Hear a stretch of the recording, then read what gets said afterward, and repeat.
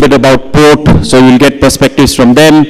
You'll also get perspectives from one of India's largest employer, Quest Corp. So Vijay is here. He will tell you what they're doing using digital to scale and to scale quickly, to scale efficiently, to scale effectively, and therefore with that thread and base, how the future of work and future of technology plus work and the future of people plus AI will look. So that will be something very amazing and interesting. Additionally, we have an AI company called Darner AI, and they will talk to you about what they are doing to increase process efficiency and some other interesting startups. And then we also have Anthony, who has come here from the US. He's also now running a podcast called Startups Dil Se. But of course, it's again a digital way to reach and to amplify network, net worth, and impact. So yeah, we have a good mix of wonderful people early in the morning, which is what I would say the digital economy and how the digital economy can amplify and create impact. And then we have the institutional panel for the day after that, which is a mix of some wonderful state actors, ecosystem players. We will have Sujit live, or we had to record it because now he's in the EU Parliament. They want to do something with Beacon and create a DPI tech layer for the European Union. So he's unfortunately there, but we have a very wonderful message from him, which we will screen here. And then we'll have the head of Karnataka Digital Economy Mission, KDEM, Sanjeev Gupta, with whom I will do a very interesting fireside chat. So he will lay out for you what Karnataka and India is planning from the digital economy perspective in the next 5 to 10 years. That will give you a good landscape and brush to paint backwards and see what practical steps you can take to respond, to react, and to capitalize on that larger story. After that, in the afternoon, we have a very interesting panel on circularity. Jan will moderate that. We have with us a very interesting startup who was also with us in the past in 2018. The company is called TrashCon, and the founder will be here. Her name is Niveda. Very, very interesting. They were able to create something amazing in the space of waste management and circularity, so don't miss that.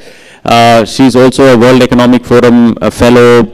She's got awards from the Danish Queen and so on. So you will meet her in person in the afternoon along with some other interesting people who are speaking that panel. And then we close off with health and wellness. Without a healthy society, we cannot have a smart and efficient community.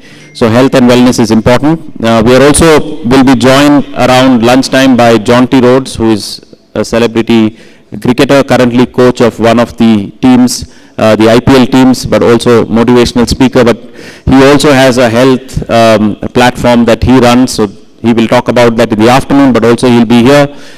John T. is also interestingly an investor, but select investor. I would call him seed round investor, so he comes actually to listen. So you will see that he will sit down and he'll be listening to some startups. In the economy of the future, ideas and people are the asset, and that is what we try to bring to the forefront with the TIA Summit.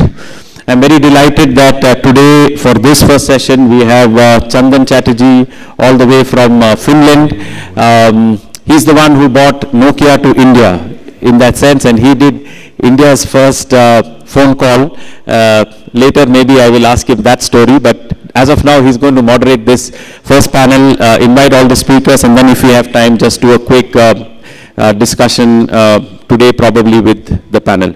So without much further ado, let's give a big round of applause to Chandan, and Chandan, the stage is yours. Thank you. Thank you. Hello. Hello. All right. Hello. Hello. Hello. Good morning. Good morning. Wow. So looks like not too many of you have had a very late night with the kind of presence I can see here. Bangalore has a great sort of reputation for bars and watering holes. So before we start, can I just take a quick show of hands? How many of you actually stepped out of the hotel and went to a bar or did something else?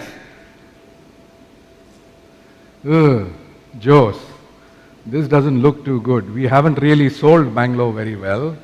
I'm sure Prakash with his, Bangalore Habba is not going to be very excited when he sees this. So we got to do better today. And welcome to the second day of the India Advantage Summit. I'm Chandan Chatterjee. I'm your moderator host for the first session. We have had a fantastic day yesterday with all the speakers, the fireside chats, the discussions, and wow, what a learning experience it was. It's just so much in such a short time. It's like trying to drink water from a fire hose. That's not an easy thing. But today promises to be another good day. And can I request all the speakers who are coming for this session to start getting wired up? And we'll start very soon. And I have amongst the first speakers today, Vijay Shivaraman. Vijay, you are already here. Thank you. While you get wired up, maybe I'll just say a couple of words about you. Vijay is, of course, the CEO of Quess, leading company in India's professional staffing services. And of course, the GCC world is something Vijay knows very well. I was reading in the Economic Times there are more than 1,800 GCCs in India. So if you want to know which multinational company is coming next to India, I guess the guy to talk to is Vijay. He knows what's happening, or he should be knowing, or any multinational CEO who wants to come to India and wants to do something here with a GCC will definitely be talking to Vijay. So with that, welcome on stage, Vijay. Over to you. Thank you. Pleasure. No pressure, right? No pressure. Well, thank you so much. It's an absolute pleasure to be here. I'm not just going to talk about GCCs, but thank you. But I'm also just going to give a little bit of a landscape of what we see as the future of work that's happening around us in India. India is in a very, I call it India's best decade. This is going to be a fantastic 10-year run for India on what's going to happen, not just in technology, but in businesses overall. But fundamentally, I think what I see every day at the work that I do is around talent and what talent does. And let me just give you a glimpse of why that's important to me and important to what I do. And that's who we are, which is Quess Corp. Now, Quess Corp is an organization that I was fortunately part of the co-founding team in 2007. We started this company in the interest of saying that we should be able to provide HR as a service. This was way back in 2007, where we never used the word even entrepreneur then. We were nicely doing a startup company and we got it going. Fast forward to today, we are one of the largest employers in the country. We house around 600,000 people. And in that, we do a whole range of services that involve talent in some form. So I don't know if you can see this, but I'll try to call out a few names here. So today, like Chandan very kindly said, you walk into a GCC office of any large conglomerate that set up their tech center here. You will see our technology contractors working for them, developing their next gen software. You walk into some of the leading retail brands in the country, whether it's a Samsung phone shop or whether it's a Bata shop, or you walk into some theaters in the country, you take a credit card from most banks, you take a loan from most banks. The guy who comes to your house and the guy who walks in to takes your form filled is most likely an employee of Quess. You may not know it, but when you look closely into the ID card, you'll find out that he's an employee of Quess. Right? So the impact that we do today in driving talent, you walk into any large company and you see a security guard that checks you, most likely an employee of Quess. You walk into many of the largest airports in India. The guy and the girl or the lady who is taking care of the housekeeping and the janitorial service there, most likely an employee of Quess.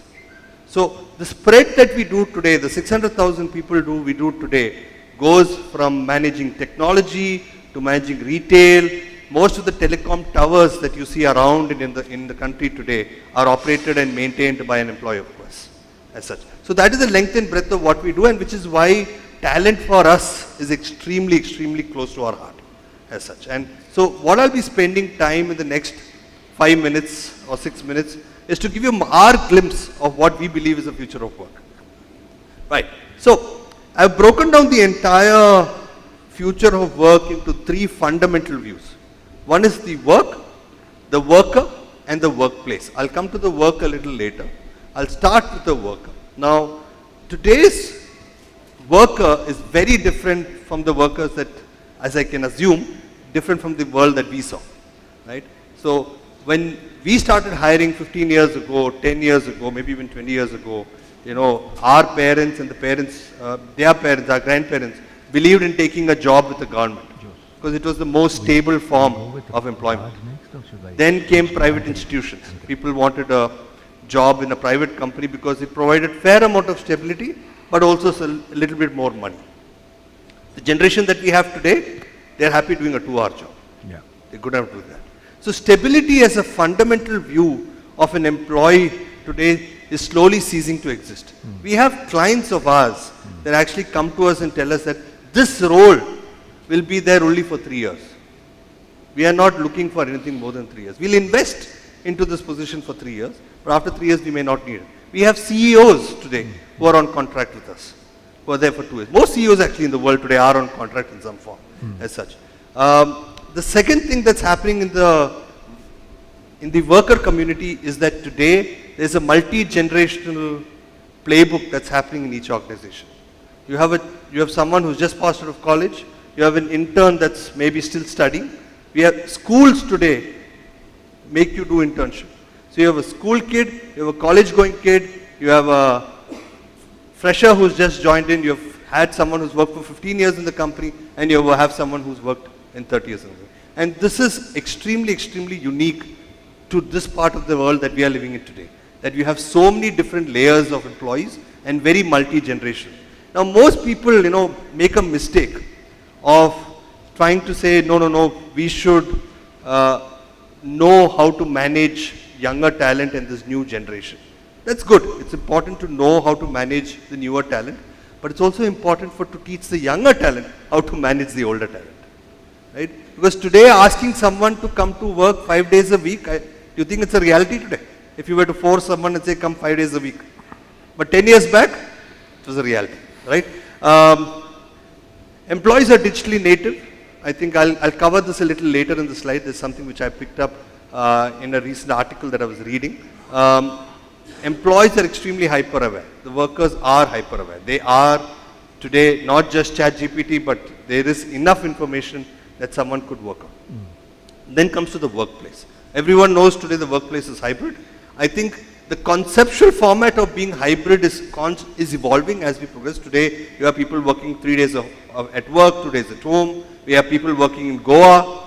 We have people working in Bali for a company in India. So today, it's become borderless, it's become hybrid, and it is focused on experience driven, which is why if you look at most organizations today, the whole rise of WeWork as a concept or co-working as a concept was not new. It always existed. There was always companies like Regus and all of those firms that did that. But it became more important in the view of today's work life, largely because of the fact that workplace became an experience place to go learn, to go mingle with people, to understand how workplace operates, how you learn from leaders, to have mentors, to have coaches. So workplace became extremely experience driven. So when we go back to our offices, if you see a brick and mortar office anymore, you'll most likely not have a very happy set of people. You need experience in the workplace. And then of course, every workplace is today digitally enabled. You know, it's the toughest thing to get in an office today is a good conference. It's always booked. Right? So, this gives me rise to the new format that's coming out in the last few years, and I think this is going to evolve. The workplace and the worker has created a new formal pyramid in the world. So what we knew as a full-time employment has gone out of the window. Today, no job is full-time. You may think that you're a permanent employee, but it's only a matter of the next recession to happen and you're laid off. So the concept of full-time employment is gone. However, You do have a permanent employment culture, which happens in organization, which historically used to be between 90 to 85 to 90%. Now that's coming down to around 60%. Then you bought the rise of contractual manpower. This is something which in the US and Europe it was very common. Contractual employment was something which they had far achieved much before where India was. But today India is growing significantly into what you call as, and the 600,000 people that I have are all contractual employees. So I think how the pyramid has changed to become now also having gig workers in the system. So when you define work pyramids in organizations, it's important to know which job has to be permanent, which job has to be contractor, which job has to be task-led, which is freelance-led as such. So this moves into how the worker and the workplace creates a new culture paradigm. I'm not going to talk too much about it, but 6 things. I don't know how many of you have caught up on paper recently, but the work-life balance thing is coming back into big play. It actually toned down a little bit in between, but now after a few recent deaths, I think it's come back in a big way. I think collaboration is going to be huge. Merit-based reward systems. You know, this is something which I've always believed, it never took place in the past. When you hire someone in a company, you hire someone at an individual level. I hire him, I interview him or her. When you exit someone from the company, again you exit someone at an individual level. You tell, it's an exit interview to one individual person. But for some reason, engagement at office is generic.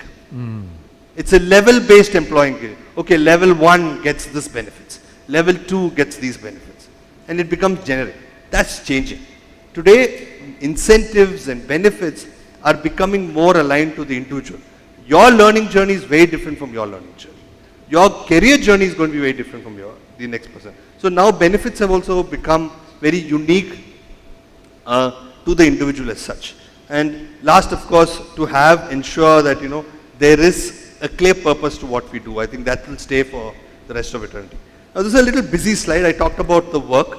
I'm just going to call out the ones which are in green. You can read through the rest, but I think these 4 things which I believe are extremely important. In organizations today, understanding social expectations is becoming critical. Knowing not just your business, not just, if you're coming to office as a leader and you're telling yourself saying that I don't care about these new theories, you're losing out a huge chunk. Knowing what is socially acceptable today is critical. Second, I think this is going to be the single most important thing in the workplace today is productivity. You know, what ChatGPT is doing or what AI is doing nothing but enhancing productivity. That's it, bottom line.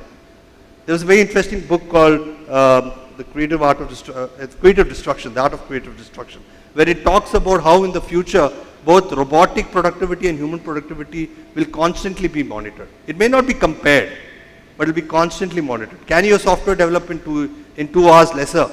Can your worker do more in 2 hours? Productivity will be the key thing. If you do not align productivity as a fundamental metric, then as an organization you will tend to lose it.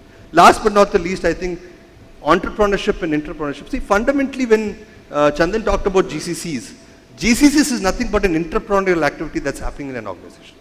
Saying that I will move my tech workforce to a country and develop products and services there. It's an intrapreneurship activity.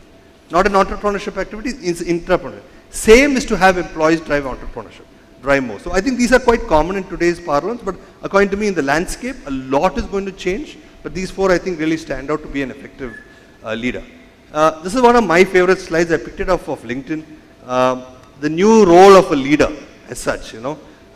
You've got one set of leaders that want to be more agile in their career development. You want them to be individual contributors and do fantastic work. You want them to be team leaders and do fantastic work. I talked about earlier about being digitally native. The concept of knowing is gone. If someone comes and tells us that I know how to do this, it's not impressive anymore. Because Google is there. Anyone. I could create a bomb if I want to. Right? It's Google is there. But learning is going to be the key activity. And I think that's going to change the paradigm of a leader, of how he or she is able to learn effectively than just knowing. Culture, of course, is important. DEI is, of course, important. I'm sure these are topics that all of you are well aware of. Burnout systems are unique. I think if I may say, I think the tipping point of every individual today has come down by a 5-10%. It was not as resistant and resilient before, but there is a lot of support and help, a lot more than it was there before. So I think in a lot of ways, understanding what is the tipping point for an individual today becomes a critical path for a leader. Wealth planning, today a 20-year-old is now got ESOPs. It didn't exist in a generation before. How do you plan wealth? How do you plan legacy? I think these are conversations that are happening in a leader's mind today. Humility, I think, given, like I said, creating purpose, a leader without humility is no leader at all. And of course, today, one of the most important things, at least with regard to the more developed countries, and India is definitely getting there, is to be an active caregiver at home. There's a lot of support that's required at home, and I think this is a billion-dollar industry on its own. So, last slide, business strategy, extremely important for you to focus on as you develop the future of work strategy for your companies. Know your talent. You don't always have to hire full-time talent. You can hire contractual, you can hire gig, you can hire task-based. Know what exactly you want to achieve from the talent. Keep learning, drive innovation. Innovation is not about disrupting. Innovation is just about being more efficient. That's about it. And work environment, know what your employees want and create that experience for the employee. It is individual, it is not generic as such. So I think in some sense, my favorite hero is Dilbert. It's a person that I've always looked upon to. And I think he's always more relevant than anyone else in work life as such, right? And so that's my last slide. Stay humble. For everything else, there is Jene. Thank you. Wow.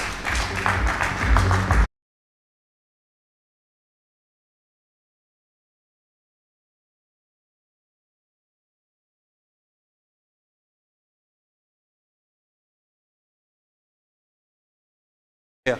So it's a great question today. When the workforce started evolving into gig and freelancing, moonlighting became an option of employees to take up more jobs than one, right? So fundamentally, let me look at the things that happened because of moonlighting. One, you stand a risk of data.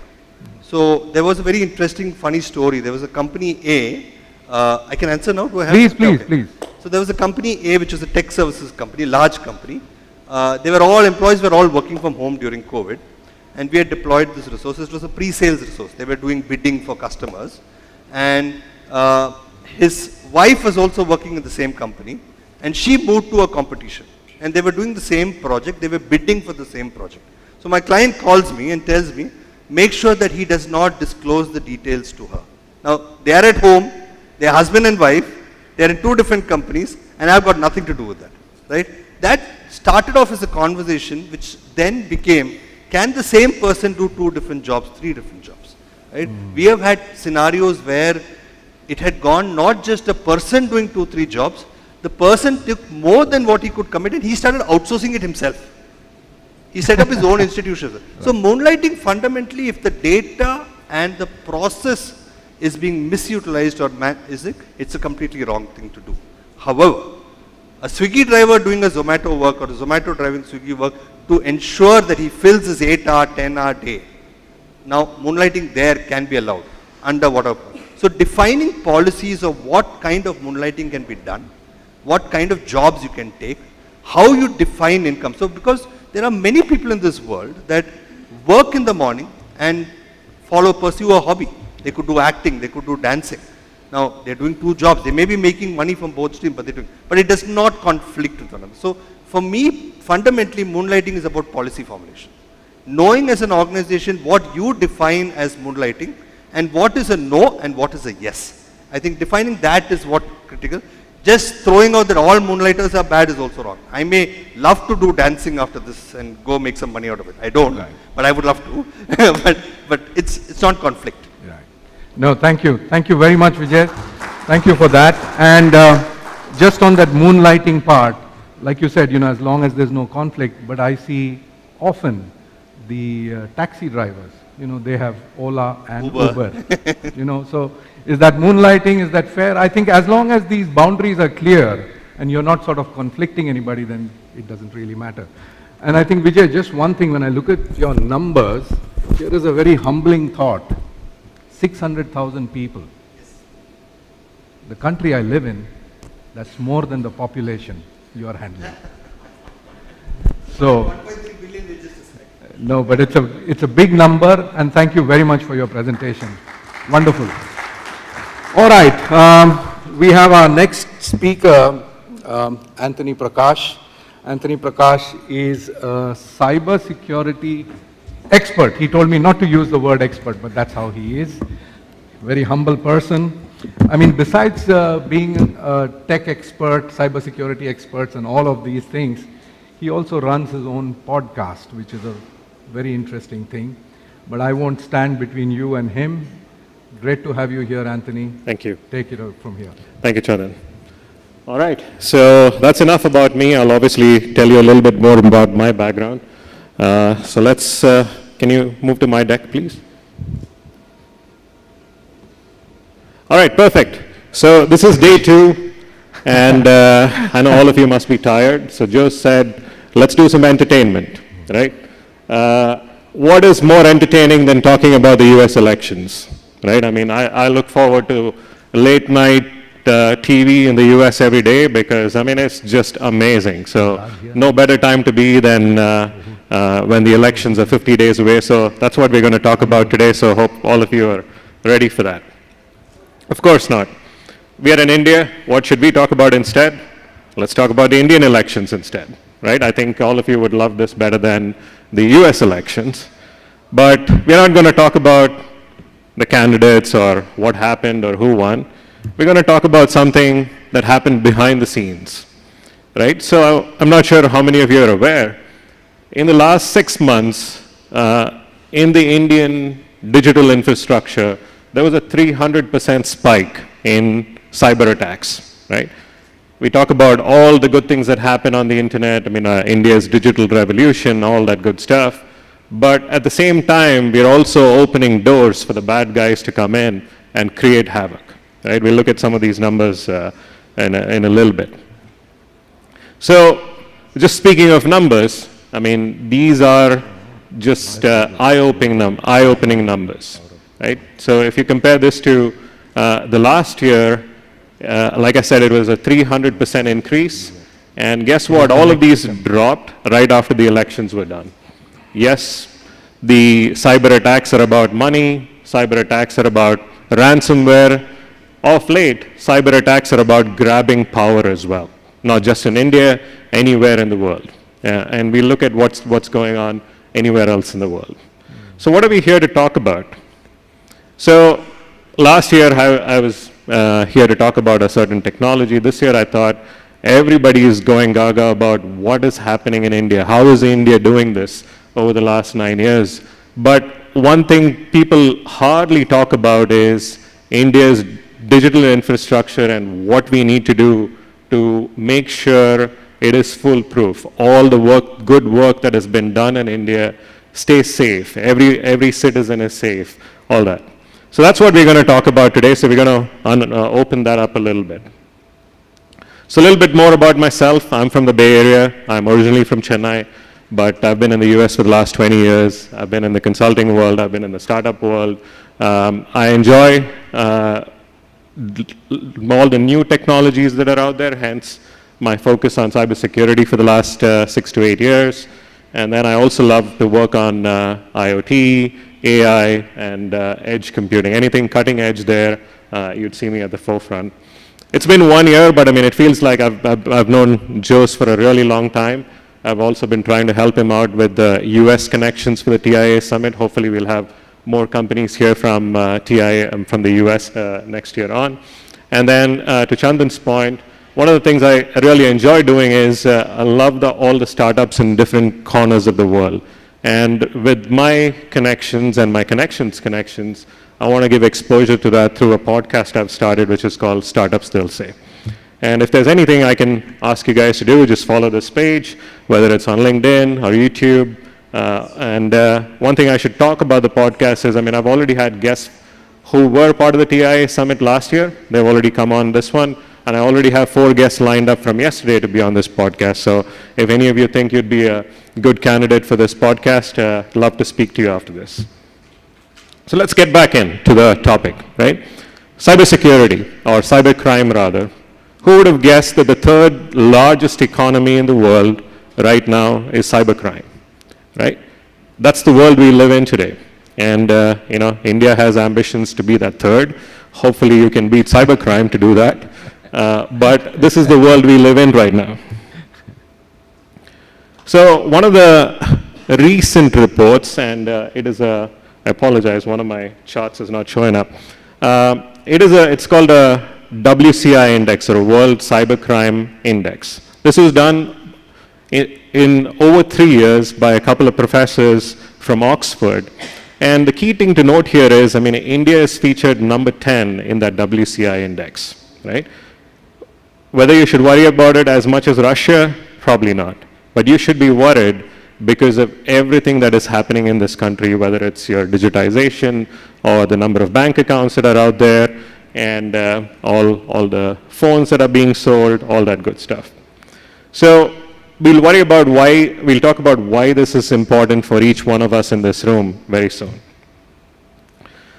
So this was a chart that was supposed to show up on the previous slide anyways. So if you look at cybercrime index versus what people spend on cybercrime, the key takeaway in this one is you'll see that India is actually not spending enough as much as it should be compared to the rest of the countries.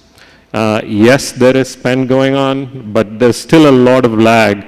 And one of the things, I've noticed with the CIOs in the US in the last 10, 20 years is cybersecurity is always an afterthought. When somebody talks about cybersecurity, they say, we'll look into it later. We'll look into it when the time comes. That's always been the case. People are making more note of it. Hopefully India does enough there. Another way to validate it is just comparing it to the percentage on the GDP as well, right? So this is more a call out that, even with that baseline, India is not spending enough on cybersecurity. I spoke about the digital revolutions. The numbers speak for themselves, right? On one hand, India should be super proud of what it's done in the last 9 to 10 years, right? The numbers speak for themselves. To the extent that this would have normally taken 47 years to achieve this growth, India has done it in 9 years. Everyone's happy, all the leaders in the country are happy, but guess who else is happy, right? The bad guys. They're like licking their chops saying, oh my God, I have so much more to attack right now, right? So there is an opportunity, and we're here to talk about the opportunity. What is the opportunity? What is about a $6 billion market right now is actually going to be 3 times that over the next 5 to 10 years, right? So for everyone in this room, whatever side of the equation you represent, there's a big opportunity. So, oh my God, I apologize for this. That's what happens when you use a brand new tool. So I'm using Canva for the first time. I checked it like 100 times before I came here, but technology is technology. Anyway, so the key takeaway from this particular slide is it is a Cisco report that talks about the readiness of cybersecurity.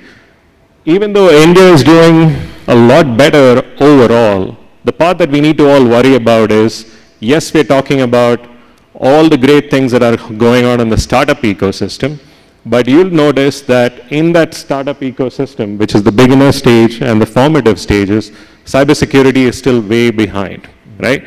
If everyone has brilliant ideas, but you're not worried about cybersecurity, then we have a big problem. So what approach should we take for cybersecurity? Luckily, India has already been following a certain proven blueprint, right? Collaboration between 3 different entities. I think a couple of people spoke about this as well yesterday, which is how can government, community, and businesses all working together in unison to bring this together, right? So that's the easy blueprint that is there. So let's talk about each of them. The government, right? If anyone's kept track of what the budgets have been for this year in cybersecurity, it's almost double, if I'm not wrong, right? At least from a central government perspective. What the state governments are doing is very different. Who read the article about commandos? There are going to be 5,000 commandos in the US. I, for one, think 5 years to get those commandos out there is way too late. But again, at least it's a start. But what more can the government do, right? I mean, it needs to start at the grassroots level. Everyone needs to think about cybersecurity at the school level, at the college level, right? People need to think about it. R&D is something that is lacking big time in India. There needs to be a lot more funds on R&D. What can we do from a business perspective? Most of us here are business leaders. Some of us are government officials. I'll just touch upon two things here. Just the approach we take. I mean, as much as India's approach to digitization has been different, the approach that India can take on cybersecurity can be super different as well. Most of the countries have gone on the defense, on the back foot when it comes to cybersecurity. I think India can go on the offense, right? Go on the front foot, right?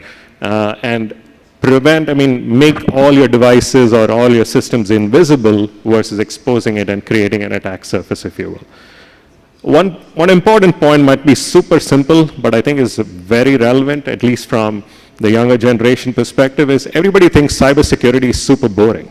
You know, everybody thinks, oh my God, I mean, I don't want to be a cybersecurity guy because that's not very exciting for me. I want to develop apps. I want to build products. Us as a business or us as business leaders, we need to make cybersecurity fun for more young people to enter that crowd. Why? Because there's a massive skill shortage all across the world. Last year, there were at least, even in the US, there was a 300,000 shortage of cybersecurity folks. And it's going to be even bigger in India once these attacks are going to be on the rise. What is each citizen's role? If you wear a different hat, each of us need to take cybersecurity very seriously. It starts with setting your passwords, right? Your first password can't be PASS1234, right? You should teach that to your sons. You should teach that to your grandparents, right? It starts with simple things like that, right?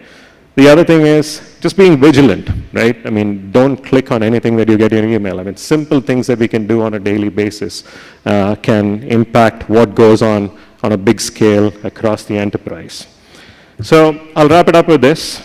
So what I wanted to get out there is there's a massive opportunity waiting. Hopefully in a couple of TIA summits from now, we're going to come here and talk about what India is doing great on the cybersecurity front and what we're doing to revolutionize it. So is India ready for the ride? I think it's all up to you. And one last thing. So I was entering my hotel last night and I noticed this sign outside. Right, so given that this event is all focused on climate change and sustainability, I was proud I did my bit. I was going to tell you which hotel I was in, where you can find this, but you're all smart enough to figure out which hotel I was in. Right, with that, thank you for the opportunity. Hope to see you guys again next year. Hello. Thank you. Hi. Thanks. Hello. Thanks, Anthony. That was really a good topic to take up. And if I may just ask you one thing, you mentioned about India and the challenge, and we all know India is kind of leapfrogging into this whole digital revolution. We saw the number of mobile phones. Cybersecurity from a cyber software and prevention perspective is one thing, but one challenge we see in India, because many of us are first generation learners, not digital natives, is frauds. Yeah. There is rampant frauds. So maybe a 1 minute thought about how do you tackle that? Yeah, I think there's always two sides to it, right? I mean, if you saw the WCI index, and India leads the world when it comes to frauds and scams, right? That is because it is so easy for people. I mean, to your point, digital native. So I think number one is education. Education. Right? Mm-hmm. It needs to start at the grassroots level. Mm-hmm. And I think the second one is people who are actually caught doing it have to face serious punishment for it. So others would not even dare to do it, right? That's where the government needs to come in and do something about it. Yeah. I don't know if we have enough laws to take care of that. I mean, much like anything here, it just drags on in the courts. So, but punishment needs to be immediate, and I mean, people should be really scared to do something like that again. Good thought. And I think, for those of us who follow the serials, I'm sure many of you have seen this Jamtara. And what I hear is what used to be a more unorganized, disorganized sort of scamsters has now become more organized with some maybe political patronage and, like you said, the punishment regime and the whole legal regime is not hard enough. Thank you very much. Of course, thank you very much. Thank you. Give them an applause. All right, moving on. My next speaker is Kumar Saurabh Johnny, co-founder and CEO of Darner AI. Kumar is a tech entrepreneur who is now building an AI-based solution called Garth. And let's get him on stage. Kumar, welcome.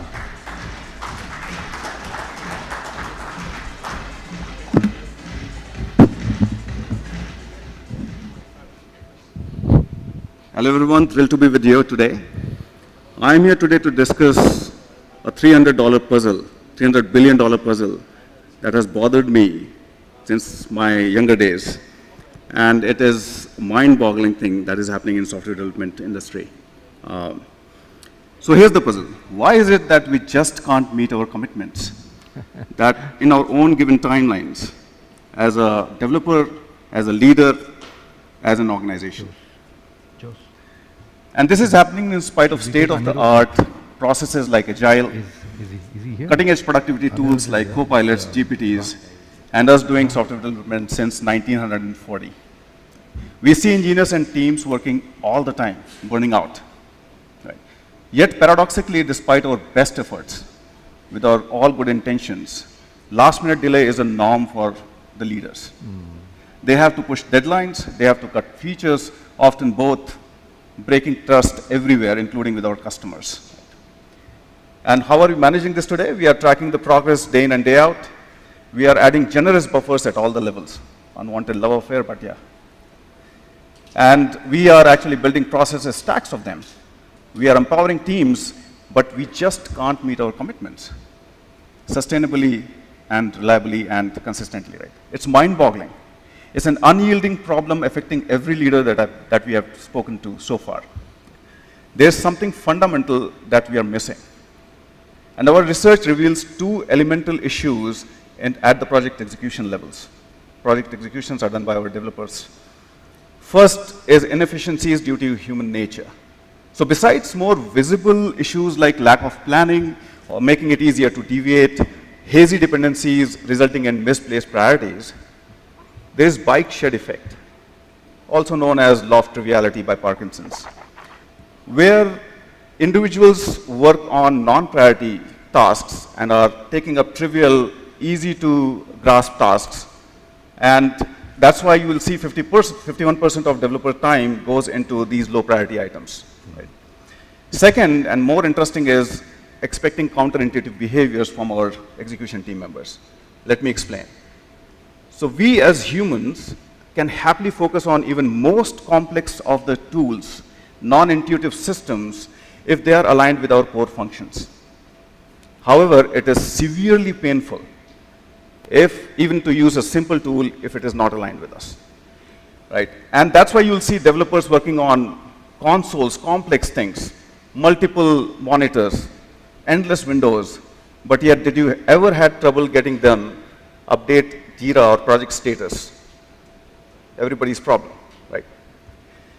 And we hire highly skilled people. This is another example. We hire highly skilled people and we expect them to, raise the issues as soon as possible. It's not in their nature. Unless it becomes unmanageable, they are not going to do anything. Hence, you will have unwanted delays that you see today. Right? So, execution teams you see is focused on developing software. But your management teams are forcing them to work with their tools, their core functions today. And that's where the conflict is. Right? Understandably, it is going to be very, very costly, painful, and counterintuitive. Right? Non-core tools today have triple the context switch cost than usual. So no wonder Chaos Report reports that our project overruns are 40 to 180% all the time. So what do we do? Any silver lining? Yes, that's why I'm here, and so is Garth.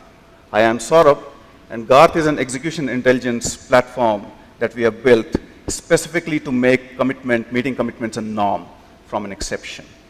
So Garth helps execution teams to focus on burning and executing priorities at rapid pace while bringing reliable data and execution intelligence and decision intelligence to the management teams. Please meet MK, my co-founder. We have wrestled with this puzzle, yearning to solve it, and now with a stellar team that is sitting here, we have built Garth. So how does Garth work? Garth is working at the root of the execution. It integrates your existing tools holding all the commitments like Jiras, mails, chats, etc., and sets up what we call a priority flow.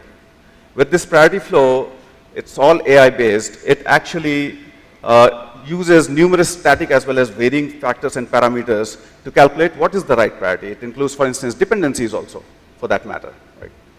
Second, next comes adaptive smart scheduling, where Garth adapts to the individuals and smartly schedules, plans and schedules all the items that are needed to be executed for every engineer in your organization.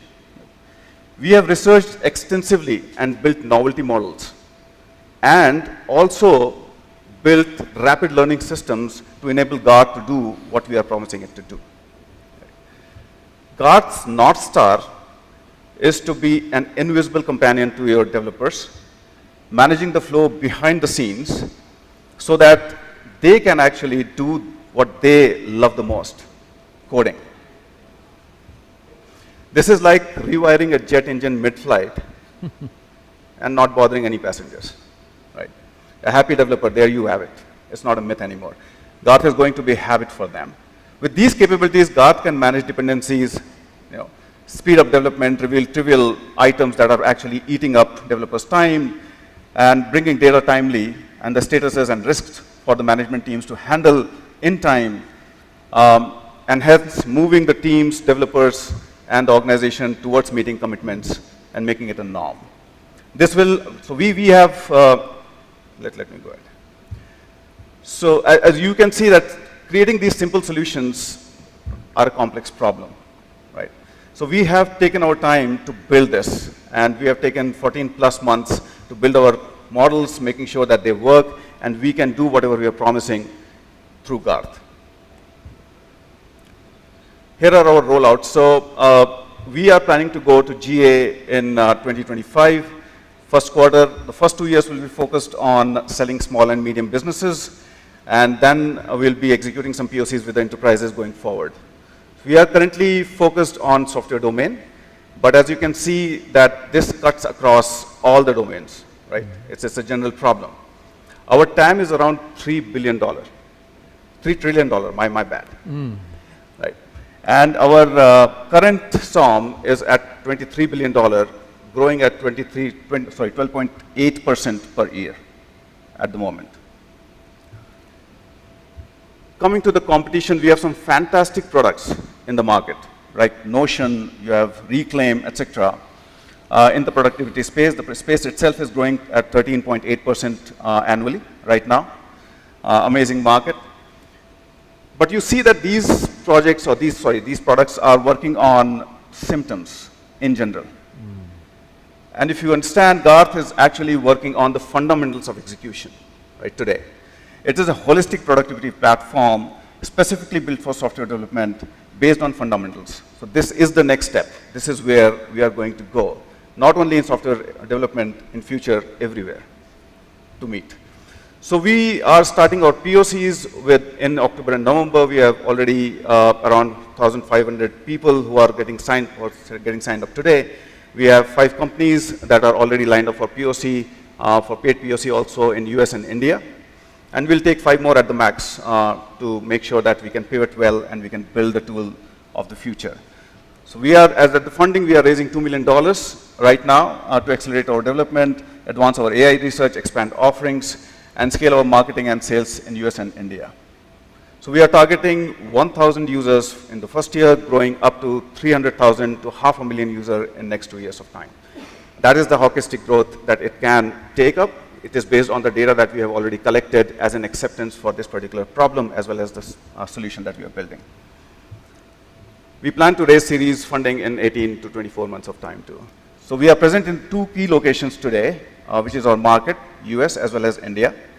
And we are looking at Finland to be a European hub for our researchers also. Right.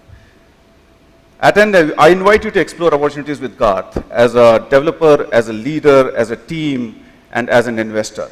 The market is immense. The impact is immense. Wouldn't you want meeting your commitments and your team's commitment along? Thank you for your listening to me, and have an awesome day. Hello. Thank you very much. Thank you. Thank you. Thank you. Thank you, Kumar. Wonderful, and I would say a wonderful insight into picking up something like this. I only wish we had Garth a few years ago. You know, you're We'll have it very attacking soon. something very, very key, you know, in terms of productivity, in terms of prioritization. And it kind of reminded me, you know, this room is full of engineers, but of course, most of us are now in management roles. And there's a constant conflict, you know, a lot of this is about prioritization, it's also a lot about behavior. And it reminded me of something I heard some time back, and let me take a couple of minutes to say this. There was a management consultant who made a fantastic bonus one year, and when he made that bonus, he had always been thinking that, hey, I will go hot air ballooning when I get this. So he went hot air ballooning. Hot air ballooning is not an easy sport. So when he was up in the air, there was a bit of a weather situation, and you know, he kind of got drifted. And he was getting worried. So he said, might as well lower. So he was looking around, and he could see a bit of a factory kind of a place. So he started lowering his balloon. He came down to the balloon, and he saw a person there on the yard, and then he yelled out to him. He was about a few meters above. So he said, hey, can you help me? I'm lost. And he said, do you know where I am? And this guy looked up at him, and he said, you are 20 feet above ground, and you are 30 degrees north, X degrees, you know, latitude. And this guy in the balloon was very irritated. He said, you must be an engineer. I said, so this guy said, how do you know? He said, what you've told me is perfectly accurate and technically right, but completely useless. So the guy on the ground, he looks up at him, and he says, oh, I understand. And he said, you must be in the management. He says, why? He says, well, you come here uninvited, and you are completely lost, you don't know what you're doing. You ask me where you are, and I've given you the right answers, but somehow it is my fault. So, you know, this is about roles, this is about people, how they say. So Garth is something very timely, Kumar. Great to know, and great to have something like this. And with that, I move to the next speaker. And the next speaker is Anirudh. Sorry, are you wired up? Yep. Yeah. Oh, great. Anirudh is the founder and CEO of Port, a math graduate, and solving a very interesting problem. Yeah. Apparently, once Anirudh is done, we don't have to exchange telephone numbers anymore. So I look in interest and look forward to listening to you. Over to you, Anirudh. Thank you. Can you hear me? Okay. All right. Okay. So what we're building at Port is simple. Our goal is simple, but the journey is going to be very complicated. We wish to eradicate phone numbers from this world. Okay. All right. So we wish to eradicate phone numbers from this world. Okay. The track for today is building a resilient and secure digital ecosystem. My objective for today is to make a case that an ecosystem built around phone numbers is neither resilient nor secure. Now let's get into the problem with phone numbers. Quick raise of hands, how many here have had spam calls? How many here have been extremely annoyed and wanted to shoot the person spam calling you? Yes, that's clearly a pain point there. How many of you wished or questioned, how the hell did this person get my phone number? Yeah. Yes, fantastic. So the first problem with phone number is we have no idea who has them. And whoever has them gets unrestricted access to us. Yeah. And for all of you people here, important people, that is extremely annoying. The second problem with phone numbers is you have no control over who can share them. If I give my phone number to somebody, not only am I giving them access to myself, I am basically letting them share it with anybody else they want to share it with. I can give my phone number to a business and I can be sure that they're going to sell it to 3,000 other people.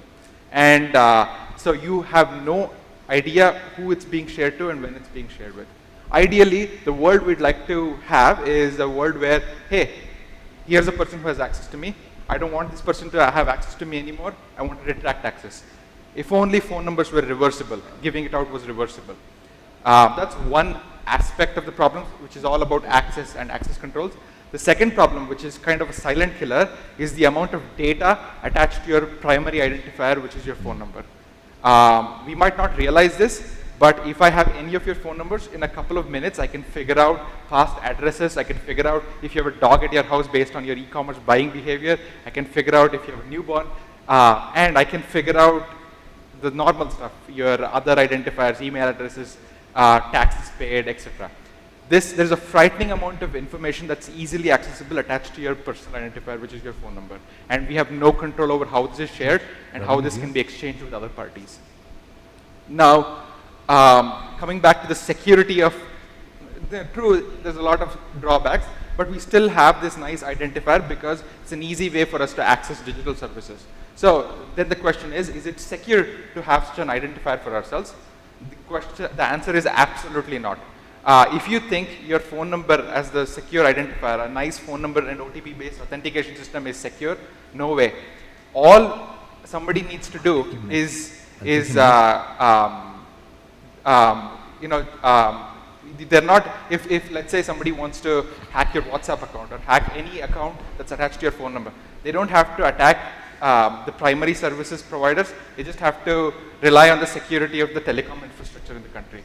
So it's just as easy to take over your accounts as it is to take over your phone number, and that's not a hard thing to do at all. So how do we solve this? How do we create a world where we are in control of our information, we are in control of who has access to it and how much access they get to us, and we are in control of how this information is shared? Well, the problem I just described, even though it resonates more with phone numbers, is not just a phone number based problem, it's a problem that is associated with all contact info.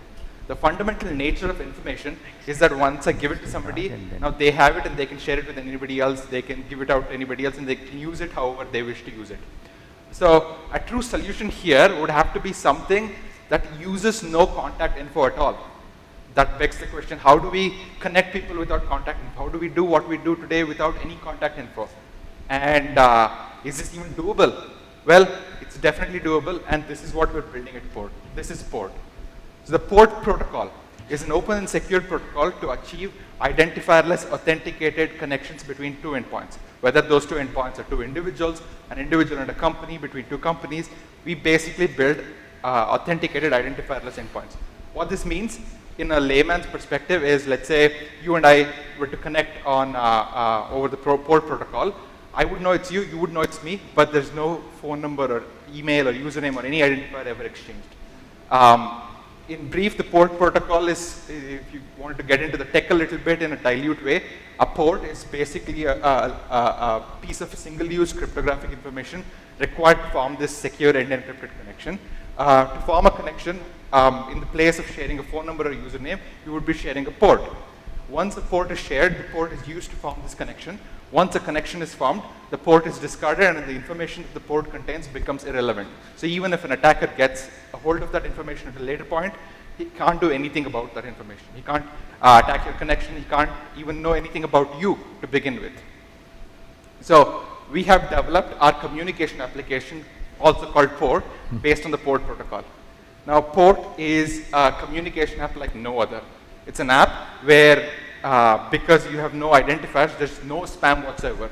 When there's no big red target on you, which is your phone number, you'll realize people can't bother you when you don't want to be bothered. So you get no spam. The way you connect is these ports can be attached into QR codes, links, it can even be put into NFC, and you just share it to connect. So if I were to connect with somebody face-to-face, show a QR code. If I were to connect with somebody online, I send them a one-time clickable link.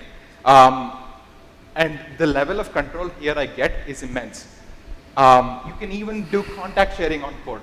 One of the main ways people connect today is by sharing my contact information with somebody else, or one intermediary sharing one person's contact info with somebody else. This whole system is also achievable in the port protocol, where one person can connect somebody with somebody else, but you have complete control. You can decide, hey, I'm letting this person connect me with somebody else. I'm not going to let this person connect me with somebody else. Oh, this person's just connected me with 100 people I don't want to talk to. I'm deauthorizing him. With port, you get complete control from being able to control who can access you, how much access they have to you, and if they can connect you with others. Clearly, it's something that's appealing to important people. Plus, if you do end up connecting with somebody you don't want to talk to anymore, just disconnect and walk away, and they won't be able to bother you again because there's no identifier to bother you. Unlike blocking somebody's phone number where they can pick up a second phone and still call you and bother you, with port, none of that's possible. So, with the port protocol, the end result is you get a much more secure, safer, and more reliable communication framework. A framework where spam does not exist, a framework where you don't have to worry about your personal information going into the wrong hands or being misused, and you're always in complete control. Now, here's my super port, which is a port that works more than once. If you guys want to connect with me, I have it here. I'll also have it at my desk there. Feel free to connect with me. You need if you don't have the port app just yet, scanning this will make you download the port app. So this is port. And obviously, it's a paradigm shifting narrative which has its own challenges. Now, we have a bold vision of trying to get rid of phone numbers, but at the same time, we need to make it market viable in terms of there being an economic incentive to actually switch over to, switch out of phone numbers into something better. Right now, with this communication app, we're having no trouble attracting important people to move over, but true results only come when we can convince businesses not to spam people anymore, when we can convince businesses to respect people's boundaries and connect with customers on port, where they know if they do something wrong, the customer's just going to immediately disconnect with them and walk away. So this is something we are exploring, and what we are realizing is most people, when they end up landing on a website where you need to do an inquiry and the business asks for a phone number or any sort of identifier, most people hesitate to connect with the business because they know the second I give this insurance website my phone number, I'm going to get 3,000 calls afterwards trying to sell me insurance. Yeah. So our hypothesis is when businesses are open to connect with customers through an identifierless mechanism, you end up getting a lot more traction, you end up getting a lot more inquiries, and you end up making a lot more conversions. The people you're trying to attract are people who can pay for your services. The affluent, the people who value their time and consumer attention are people who don't want to just publish their personal information out there. So I suggest you all to try out Port. We're just a couple of weeks out.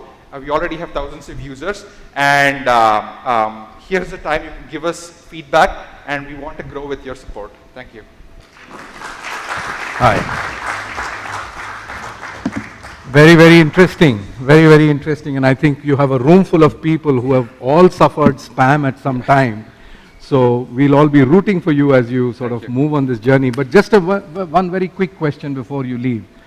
You said one of the things is how to change the behavior. Yeah. And in this context, you know, all of us have address books, we have contact lists, which are not going to disappear. It's not going to disappear. How do you take care of this migration? Yeah, so the way I look at this particular problem is it's in terms of a disease, it's more like a cancer than a simple disease, in that you can't just swallow a pill and have it cured. It's more like slow, continuous corrections that are required, which is going to be a long and hard process.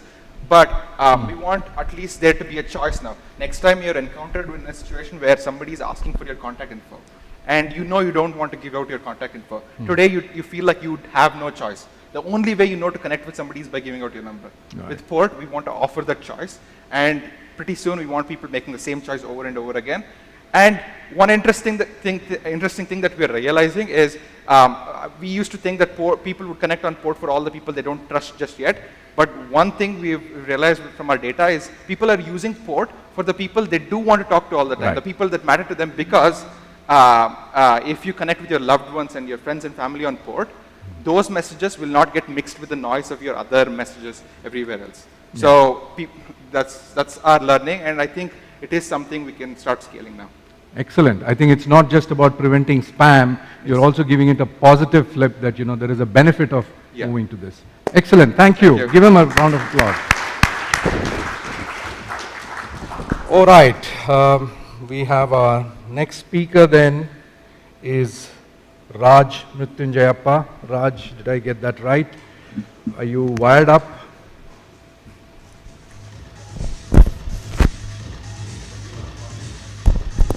So as Raj is getting wired up, Raj is the chairman and CEO of Talisma Corporation. Talisma, I guess, needs no introduction. It's a solutions company which is working on customer solutions and EdTech. And Raj is a very seasoned executive, having worked in very senior and important roles, comes back to Talisma after an initial stint. Over to you, Raj. Thank you. Yeah, appreciate it. Good morning, everyone. Good morning. You still awake? Just checking. Wonderful to see, wonderful here. Jose does a great job every year. This is getting better and better. I see this. The screen's got a lot more bigger this time. So I don't know if my presentation deck actually makes justice to this, but let's see. I think this is a fabulous topic, and I think this is great in the context of what's going on around us. I mean, I don't know when this topic was picked or where it was done, but I think this has become more and more relevant now as we speak.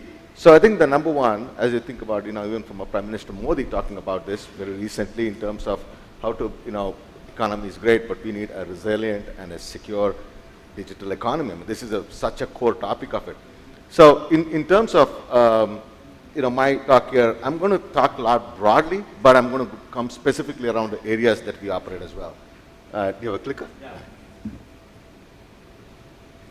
All right. So first of all, we want, digital economy is a broad topic. It's way bigger than we can cover, for next 2 days if we speak. But in general, while all of these things are happening, I can relate this to what we do in Talisma. So we work with educational institutions very closely, government in terms of education, also in the financial services. If you think from that standpoint, this is actually a very core, very near to what is happening. And we work with a lot of young students, and the idea of young students in terms of how they think of data breach. They have not even thought about this. And you think all these people are putting up their data on Facebooks and Insta and everywhere else, and and other than their username, password, everything else is there, right? I mean, that's the only thing left. So it's actually quite an interesting scenario if you think from that standpoint, what is going to happen to this digital economy. And if you think about, well, the growth is fantastic. I mean, you think about from a per capita, I don't know, some of you who are visitors to India, so welcome, by the way. So you may or may not know this. We have doubled our per capita for every 10 years.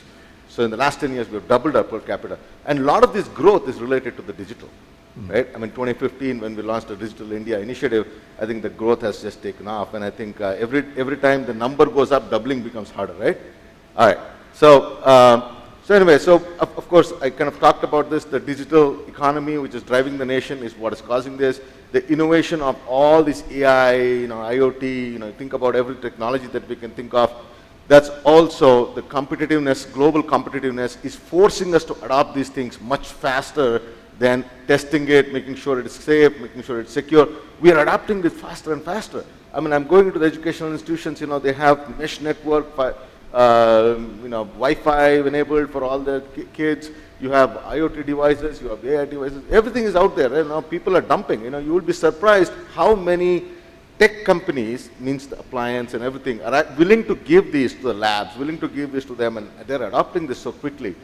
Nobody's testing it. Nobody's checking what's going to happen with all of this, right? So it is quite interesting. While this is great, there is a downside to it. What's the downside? The secure environment, right? So what is resilience, by the way? I don't know if the word resilience was actually defined very well. Resilience effectively means that our ability to prepare, our ability to be thinking ahead of what could be the reason for this failure. Resilience is about, preparing for the eventualities, right? I relate this to a car.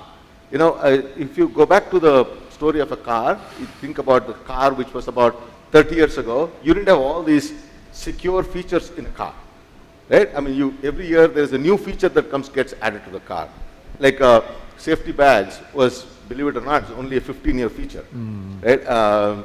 And you think about now the ADAS 4 that has come in, it actually can say don't go, as you go near, it actually starts beeping. So security in a car keeps growing and growing and growing. I mean, it's still a car, it has 4 tires, and all it does is takes from place A to place B. Why is this so important? It is important because the things around you is becoming important. Life is becoming important, everything is becoming important, so is digital. It's no different. I mean, you improve the security as you go through it. Every year you're going to go through this. And I'm going to talk about, so while the adoption of digital is growing significantly, the risks of digital also growing significantly, right? Oops, sorry, I pressed something wrong there. Oh, there you go. I'm going to skip that. So, and is this isolated problem? Is this an isolated problem? You'll be surprised. This is the kind of, it cuts across every industry. There is no one specific industry which is isolated from this problem, right? And you can see in the education and the financial services, the 2 sectors that we operate, you see it's pretty much, the DOS attacks are actually quite high. So why does it matter? Why does the students' data so much matter for institutions? I mean, for somebody to go hack into and break into and take the data out, why does it matter? You would think, I mean, financial services you all can understand, but why does it matter of a student? Right? And you'll be surprised how many attacks happens on this.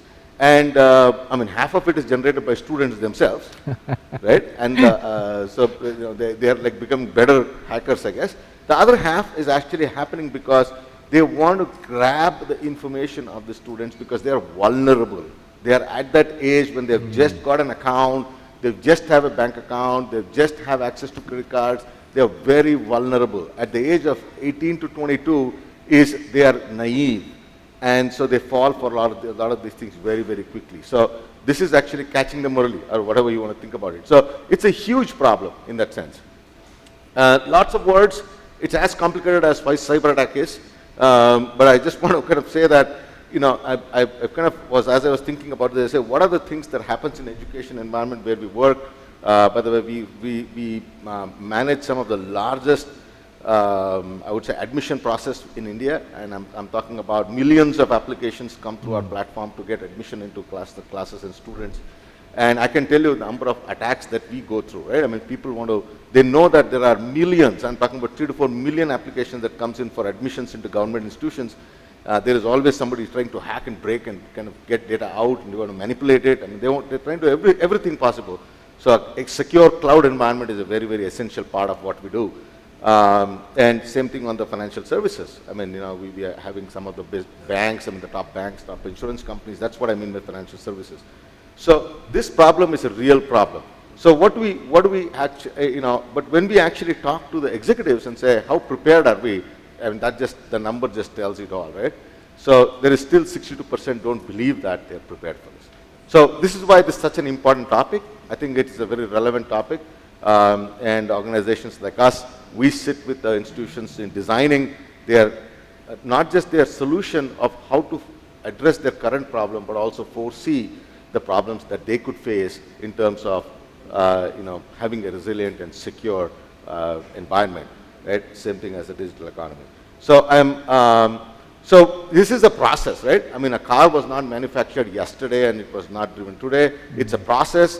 It goes through an evolution. And once we start riding this journey, I mean, we advocate this to the educational institutions as well as financial institutions. It's a journey. You can never actually fix everything overnight. It doesn't matter how much money you want to throw at it, right? Because you really have to understand how to go through this process. And for us, we think it has a long tail, which means that even if you throw all the money at it, it takes years of constant, attention to this and having a lot of, deeper into this. And one of my roles I've played in the past also is the Chief Digital Officer. So I have gone through over 70 enterprise applications that includes Oracle, SAP, you can name it all. I've actually managed all of it. So I kind of know the challenges of an enterprise application. So with that, I actually wanted to close this. And again, great thanks Jose and TIA for having me here and sharing my thoughts on this very important, relevant topic. And I'm sure as we're thinking about our own personal stuff, I heard the previous speaker speak about the port and your mobile number, which is very, very important. I think even beyond that, make sure that you're not, putting out your more than necessary information on Insta and Facebook, and and don't put your fingerprint out there and think and just anticipate what's going to happen to you. Okay. So thank you again. Appreciate it. Thank you, thank you, thank you. Thank you, Raj. If I may just keep Sure. you for another minute. Yeah. You mentioned something very important. These are all processes and they have taken years. I mean, especially if you look at today's car, it's a 100-year-old invention where we are today. But we are also, you mentioned about Prime Minister Modi and, all this digital economy. We are kind of leapfrogging some of these things. Yes. We are trying to do these things much faster. So I asked this question earlier and I'll ask you as well. Cybercrime, all of these things are really important topics at the enterprise level, but at an individual level, I mean, there cannot be an economy where we see more scams and frauds. 1 minute pitch about how do we manage that side? Yeah, I think it's a very relevant question, and it all comes down to what is your world? How do you operate in a digital world? Right? I mean, some people choose to do a lot more digital. I mean, shopping is a great example. Everybody does shopping online. You choose UPI, you choose this. So I think it depends on how exposed you are in terms of digital footprint that you have out there. But more generically, if I have to address this, I think the idea that we have about I don't need my wallet, I'm going to have everything on my phone, and my phone is going to be secure, I just warn you that that's a wrong idea. Okay.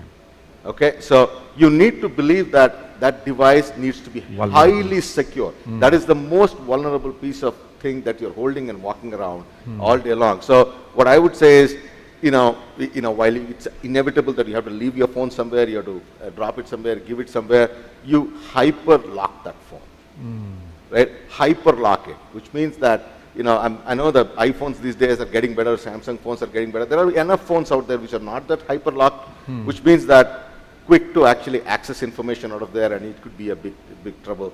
So the most usable device that we all carry is your mobile. I would say secure that first. I mean, then comes everything else. That's my advice. Thank you. Thank you. I think thanks a lot for Sure. sharing. Thank you. Round of applause, please. All right. Then we are now down to our last speaker for today, Ravi. Ravi is from FIDE. I think we all know FIDE as the World's Federation for Chess, but this is not the World Federation for Chess. This is something we are already familiar with. We talked about this yesterday. It's the foundation for, now you got me, it's the foundation for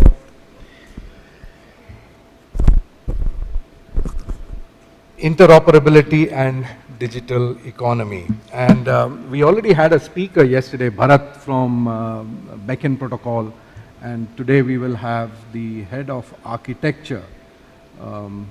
Please come on board. Ravi, over to you. Thank you. I'm audible?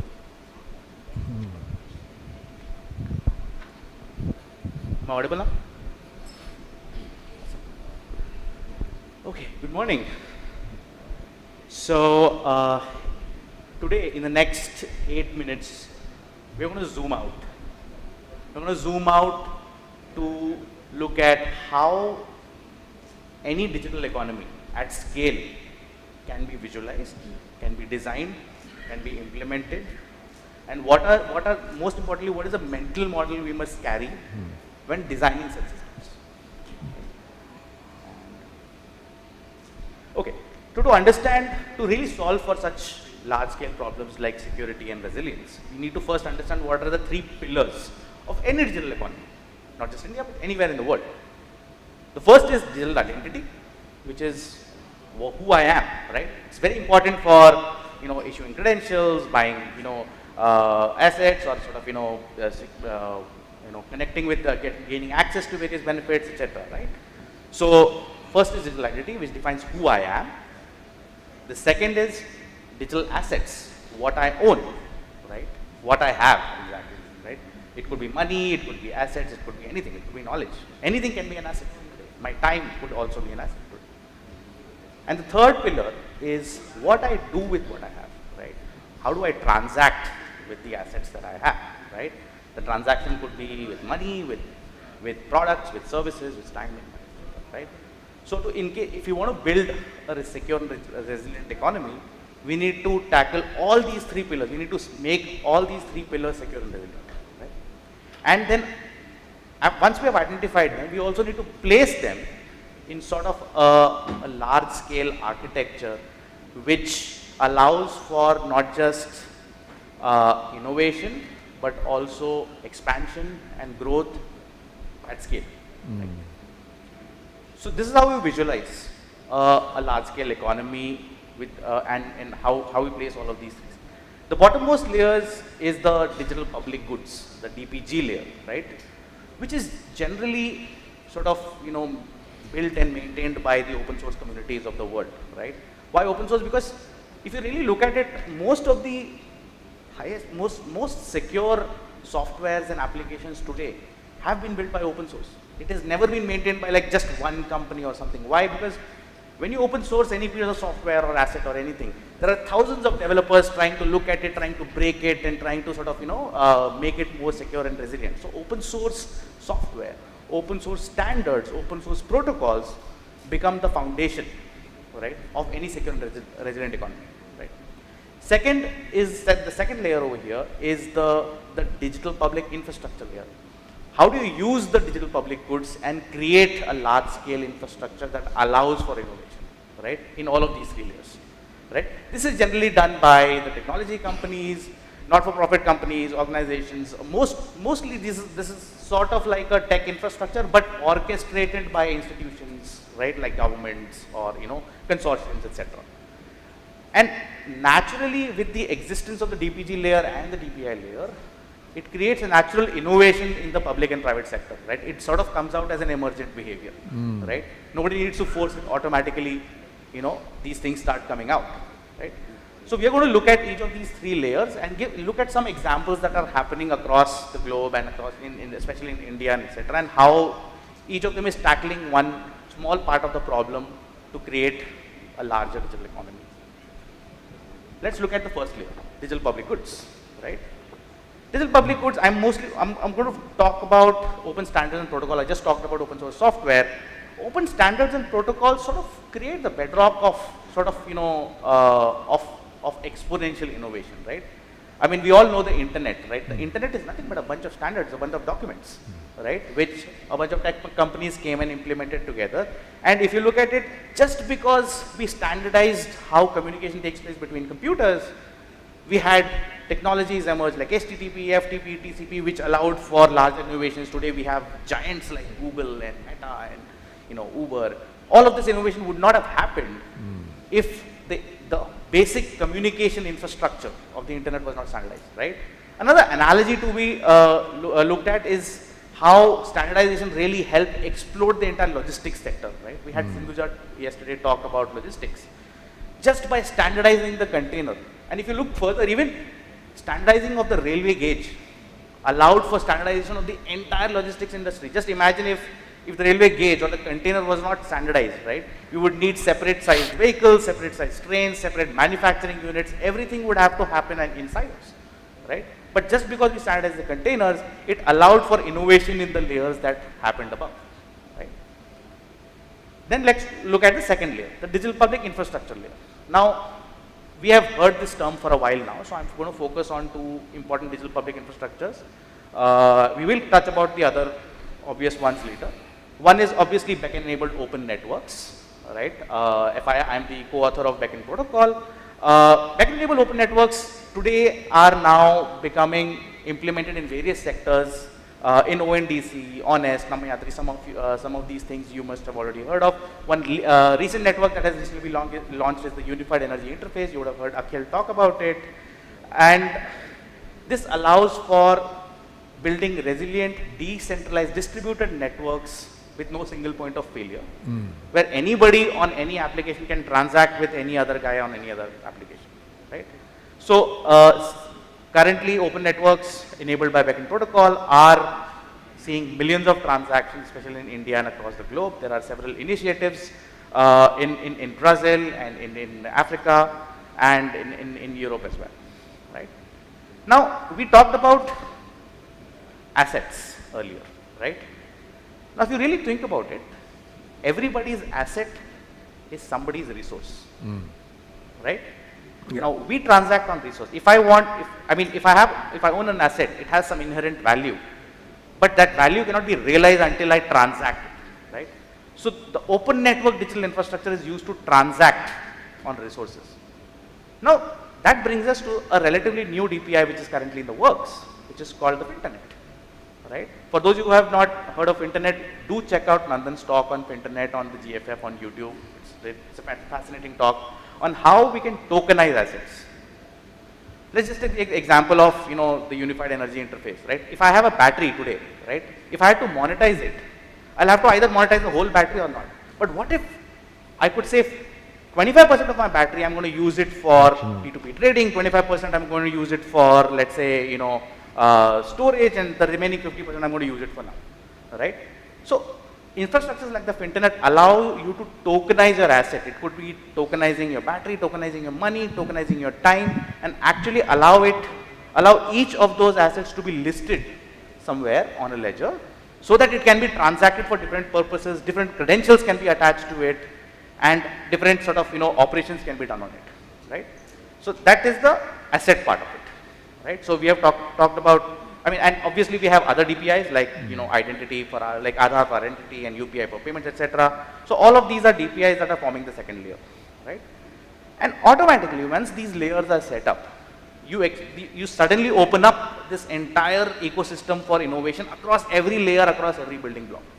And these are some of the examples of the innovations that have happened, right? Just by leveraging all of these DPGs and the DPIs, right? And to summarize, how to build a resilient and secure economy, first and foremost, right, as some of our friends also talked about today, is to first change our mental model, right? It is not about one person solving everything. It is an entire ecosystem that has to come together and collaborate together to solve problems at scale. Imagine any ecosystem as layers and building blocks, right? Understand what the layers are, and then define which layer are you operating in and solve for a very simple problem in that layer. And abstract. When you are designing a resilient infrastructure, always look at domain agnosticity and not domain specificity, which means that if you're solving a problem in one domain, it should be portable to another domain, right? And this is more for developers. Whenever you're building something, don't scale whatever that works, because that's a typical sort of, mental model of every sort of, startup today. Okay, we'll build something, we'll build a small MVP, and then we'll figure out how to scale it at the end, right? But if you want to hit scale, you can't scale whatever is working. You have to build what works at scale, right? Scale has to be baked into the design itself, right? So these are the 4 design principles on how to build a digital resilient and secure digital economy.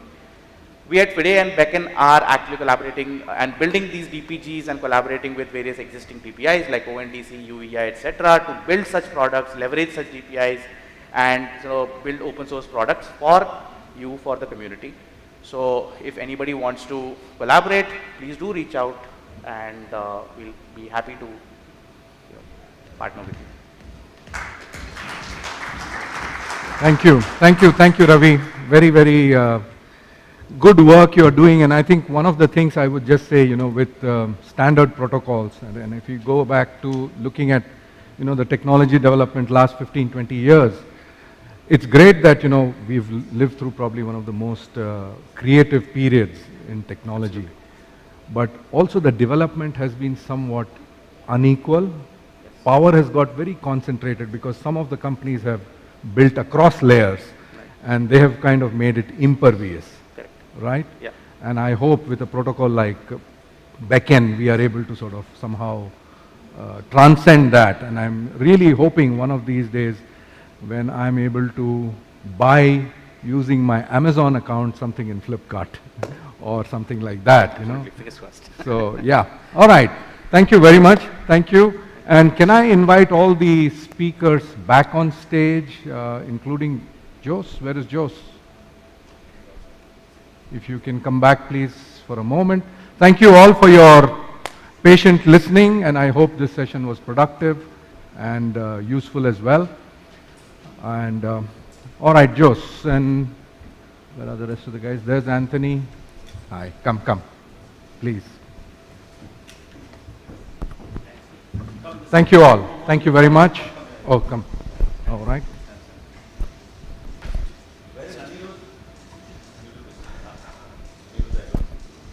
Has he stepped out?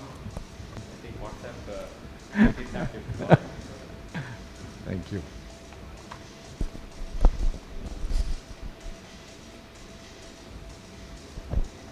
Thank you. Thank you all. So we have a 15-minute break. Excellent. Thank you very much. A big round of applause to Chandan for that excellent moderation. I think you will remember that nice story about management and engineers. All right, so now the time is 10:35. We will start at 11, so please come back. Very interesting people are here. We have a member of the Senate from the Berlin state. So she, Dr. Anna, she will be here. We have head of KDEM, Karnataka Digital Economy Mission. We have people from Finland, from the government. We have some very interesting speakers. So hope to see you all back at 11 o'clock. If it's getting late, bring your coffee and come back. Thank you. We can have some music and we start. So those following the live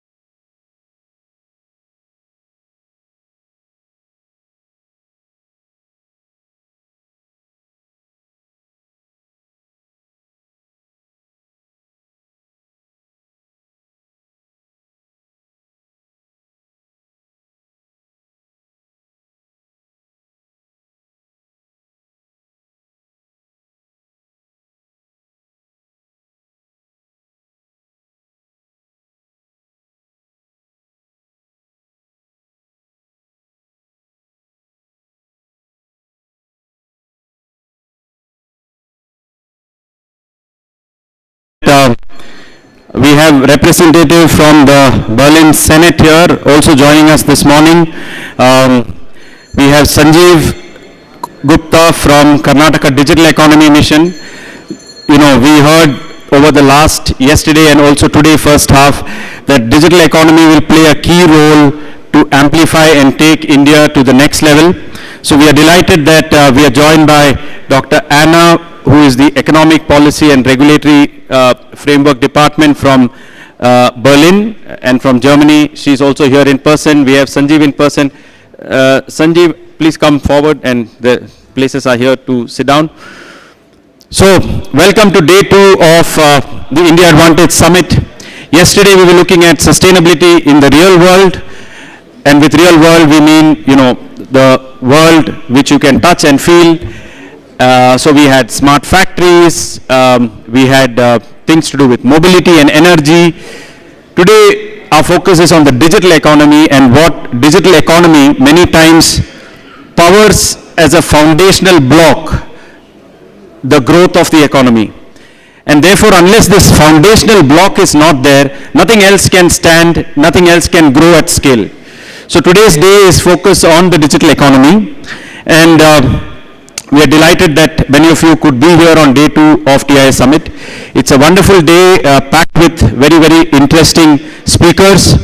We'll now have the institutional panel, and after that, in the afternoon, we have a very interesting panel on circularity. Because if you want to truly become circular, it has to also have a digital aspect to make sure that every product that is used and becomes waste can become input and resource for another production. So to ensure this cycle, we need digital visibility and digital platforms that can drive it. Therefore, circularity is on the digital day or day 2 of TII Summit. Additionally, we have the health and wellness track also, which will be today. And health and wellness also, if you have to do it at scale, you need to use digital platforms. And therefore, that is day 2 of the digital economy. Thank you all for joining us. Also, I want to say John T. Rhodes is here. He's just freshening up. He will be here in some time just at the end of the institutional panel. And also later speak at the health panel about his initiative called Life by John T., which is focused on health and wellness. So thank you all again for coming here. We have 2 important speakers whom we call, one is keynote and one is spotlight speaker. Let me start with the spotlight speaker, or Sujit Nair. Sujit is the CEO of FIDE. FIDE is called the Foundation for Interoperability in the Digital Economy. And he is the genesis author of the Beacon Protocol, and that's what we have been hearing. Unfortunately, he had to be in Brussels at the EU office yesterday and also today, because they want to take some of the ideas of Beacon Protocol for the European Union and use that for digital things that they will do. So I was asking him to come back today morning, but as a backup, we had a wonderful video message from him, so we are going to play that. And immediately after that, maybe I'll ask Chandan to give a few responses, and then we will have Sanjeev, with whom I will do a very interesting chat. And Sanjeev has the blueprint for the next 10 years in his mind. So let's see how much we can take out from his mind and find opportunities for growth. So can we have the video of Sujit from FIDE? Good morning, everyone. Thank you, Joseph, and my name is another exciting edition of the TII Summit. It's always been great being part of previous editions as a way of learning and exchanging new ideas and perspectives. This time, however, I need to do this online and using the speed of the message. But I will stay here and have speakers today. Some great ideas, solutions. And this is a representation of how far we have come along as a civilization as a whole in rising up to this challenge of climate change and sustainability. We're solving for it in different ways, in different disciplines, be it material science, energy, tech and AI, policy, and across industries. We can have in that steel, or we consciously consume food and material, or for electrification of transport, or the green energy transition itself. It's very encouraging, therefore, to see how far we have come. And so always there's this notion that if you stay the course, we'll ultimately get there in terms of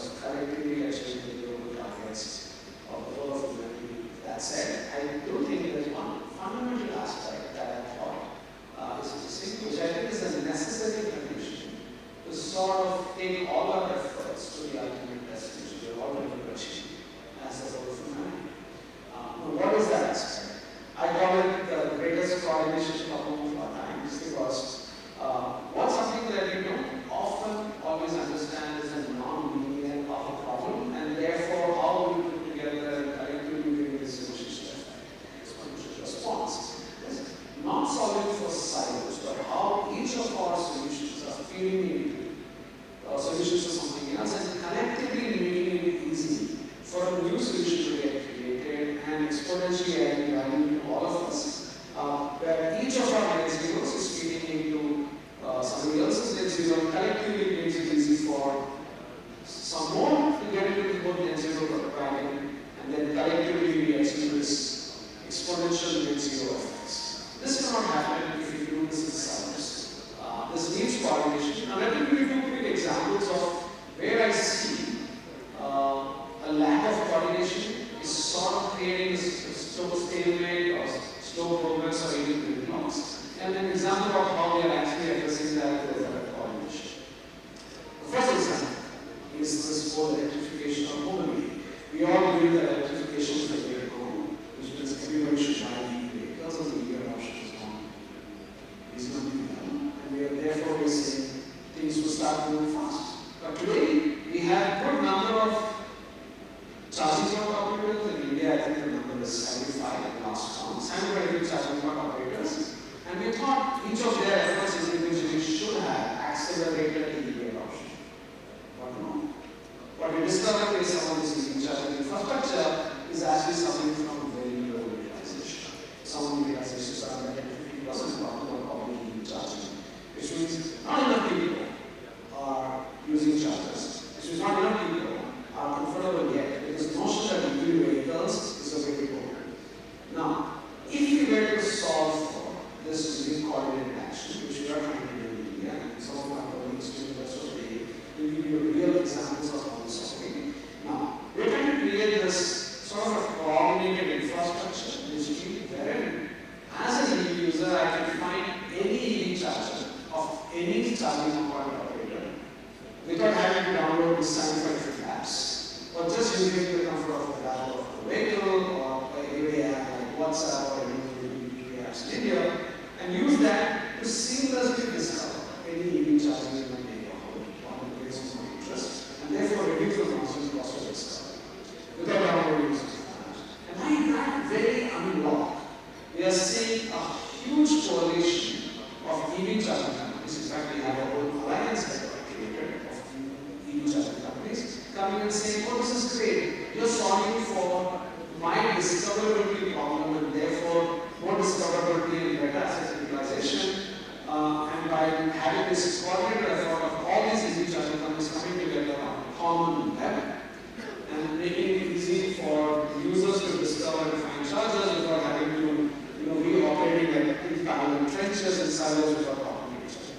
That's one example. Now, if I were to just extend the example a little further, by actually doing this, you're creating a larger coordination dividend for actually the EV OEMs. By creating this supply liquidity, this copious, dense supply liquidity for EV charging, you're actually making the user ask, if this can happen at scale and as EV charging is generally available everywhere and the ease of finding that is easy, why should I be investing in a long-range battery? So which means I can probably live with a short range, and therefore my cost of the vehicle because of the short range batteries will come down, which is actually good news for you. The range is probably selling cars and not batteries, so they can sell more cars. So this creates the next sort of flywheel effect of more adoption. And if I were to push this a little further, this coordinated action between EV adoption and EV chargers along with the OEMs creating coordination with them for better financing services to happen in this space. You'll be able to offer usage-based, more targeted, low-risk, low-cost loans, be it a charging company as a business or to the EV user, just reducing the overall risk and cost of this. If you don't do this, and this is extremely important when you have to achieve, when you have to contribute an exponential effort to solve climate action. If you don't achieve this, if you continue to operate cycles, we will be probably still languishing in very poor EV adoption and very poor utilization of each other. So that's one example of how coordination becomes important as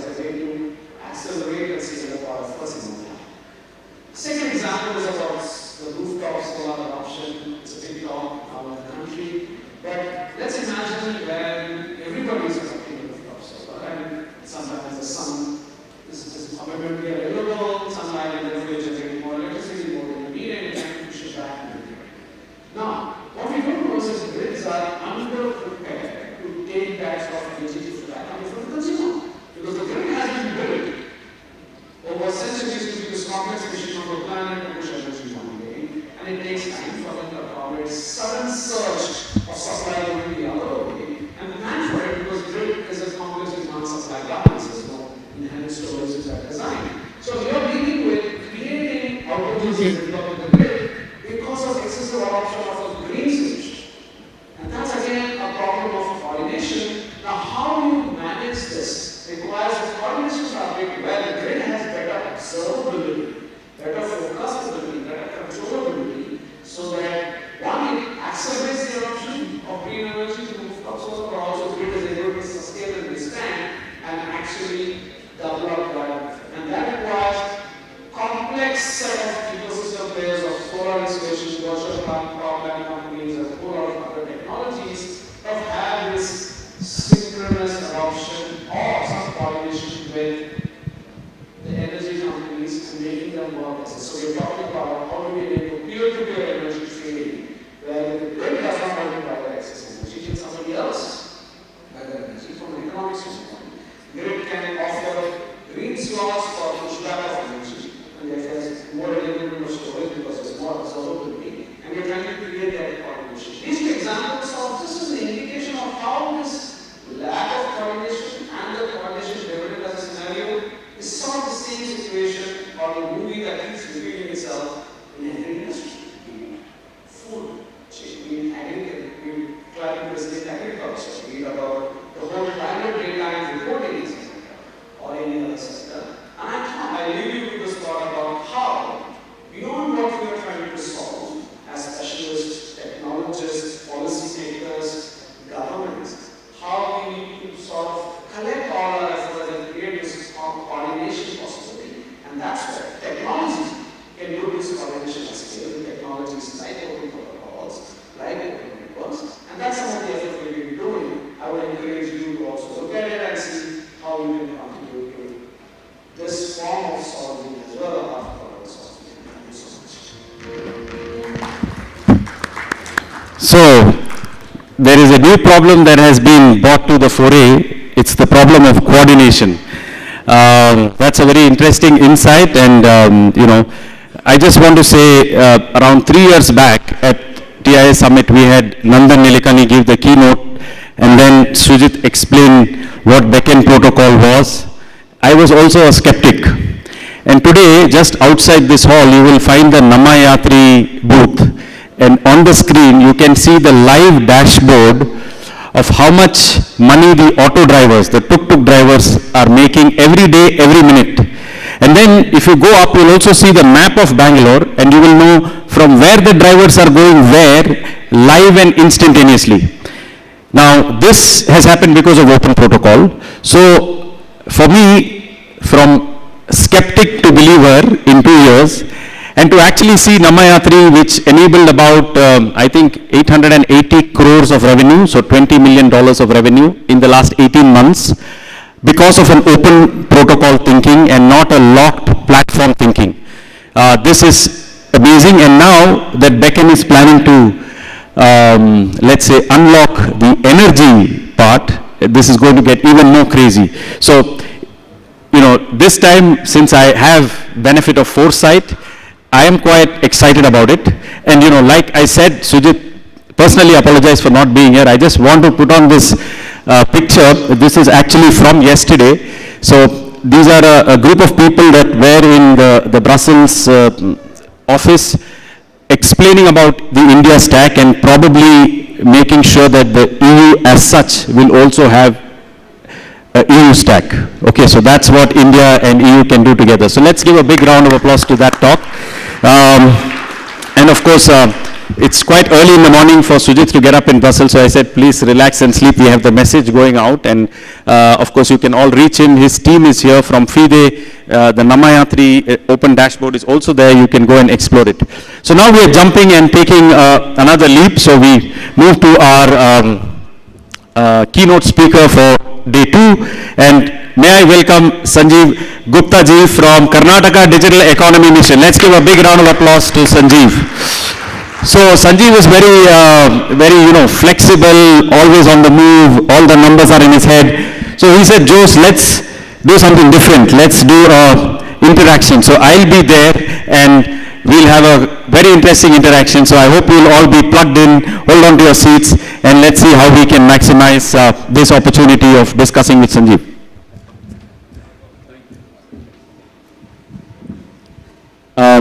So Sanjeev, because we have people from, the Choose Paris region, from Berlin, from Bavaria, from Munich, from Scotland, from France, from the Netherlands, from Finland, they may not know what is this KDEM, right? So can you just unpack what is KDEM a little bit for the basic, and then we go deeper. Sure.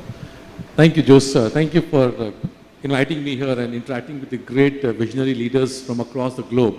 I have never seen a crowd where 80-90% is the world over leaders has come down to city.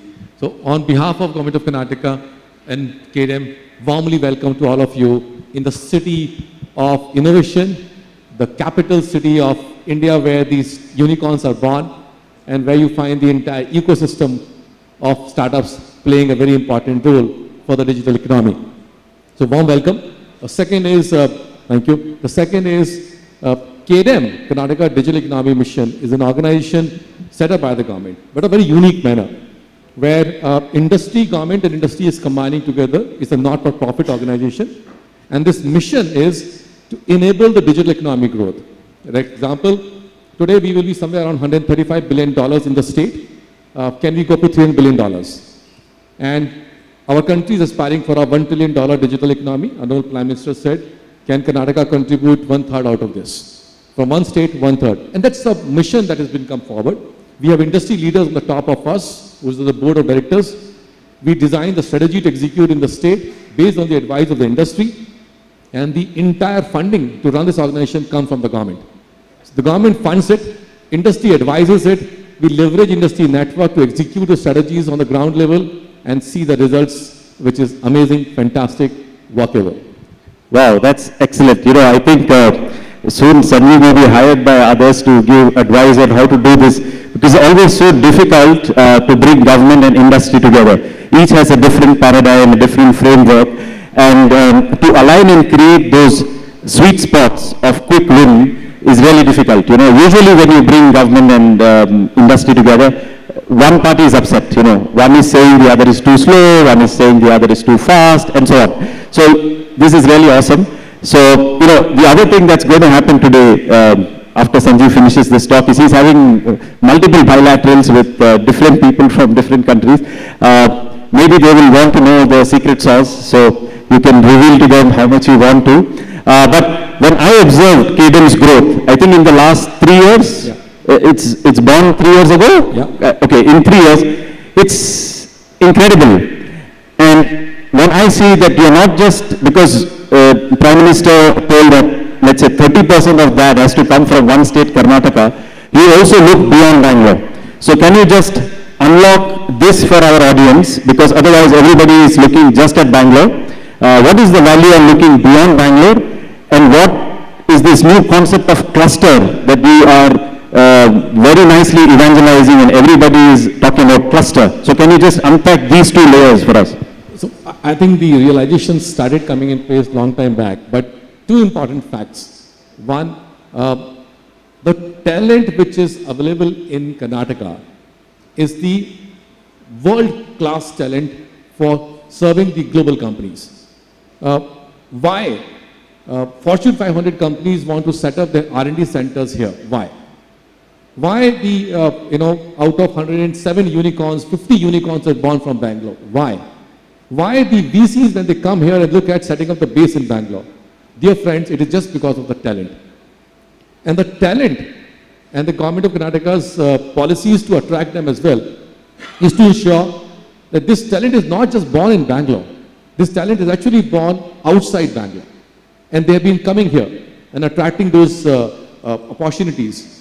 When we look into this lens, and also from the COVID, we learned that where the talent is, we are there.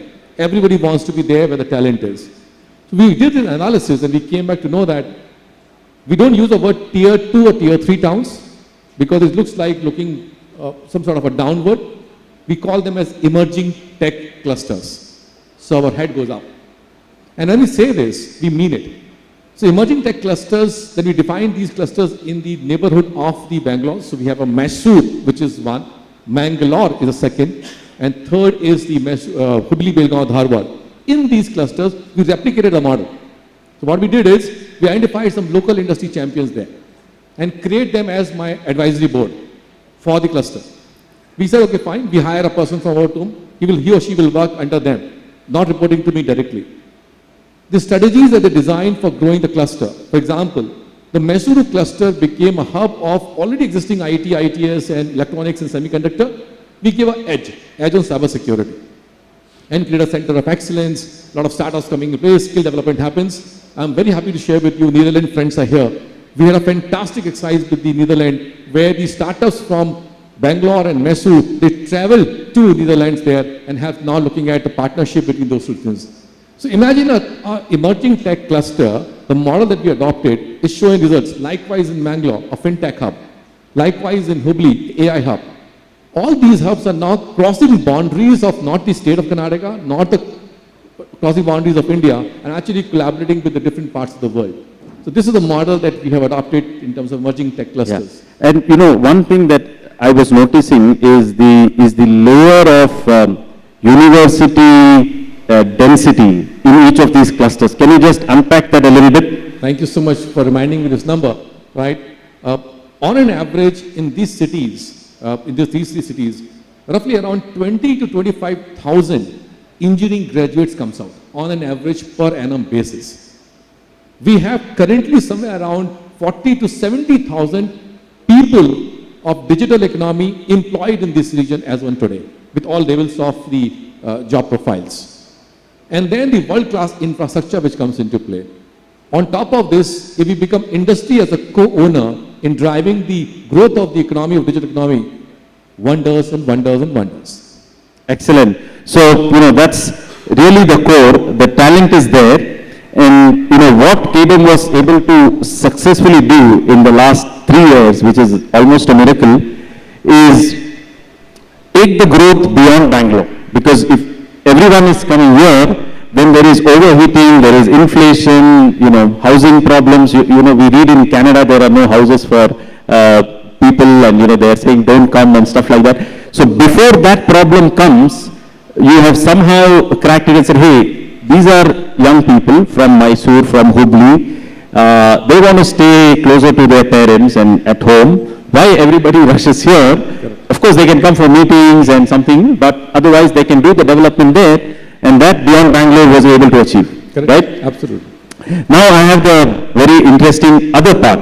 I also see that now KDM is connecting and linking with global ecosystems, because in today's world, if one says, okay, I will just do something for India, maybe we will fall behind because we need to be globally competitive. So can you throw some light on what you are doing, one, and two, what you are open to do? Because I know you guys are visionary, so even before the problem comes, you will have ideas.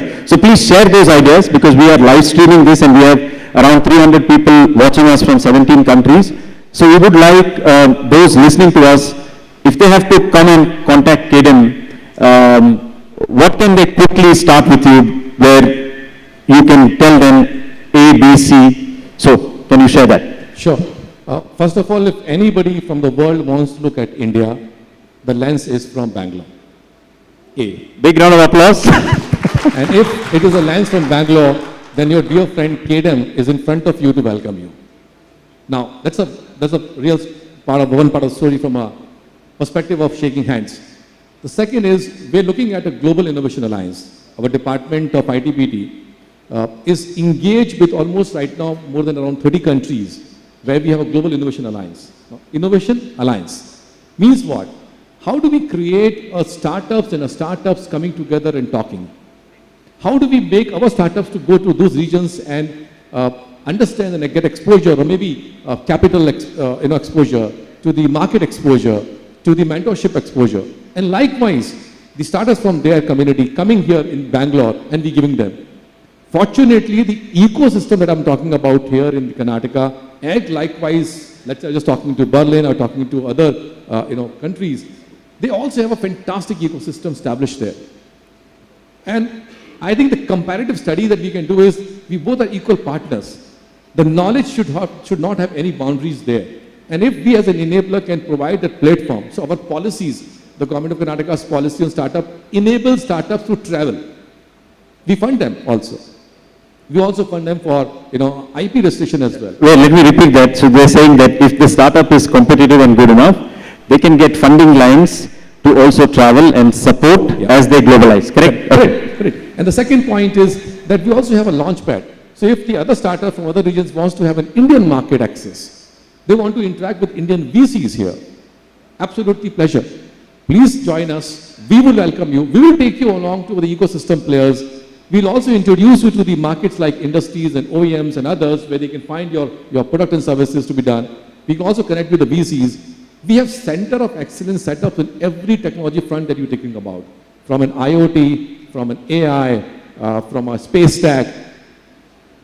As a space stack example, just to give you an example, we are the highest in terms of 32 startups which has been there in India.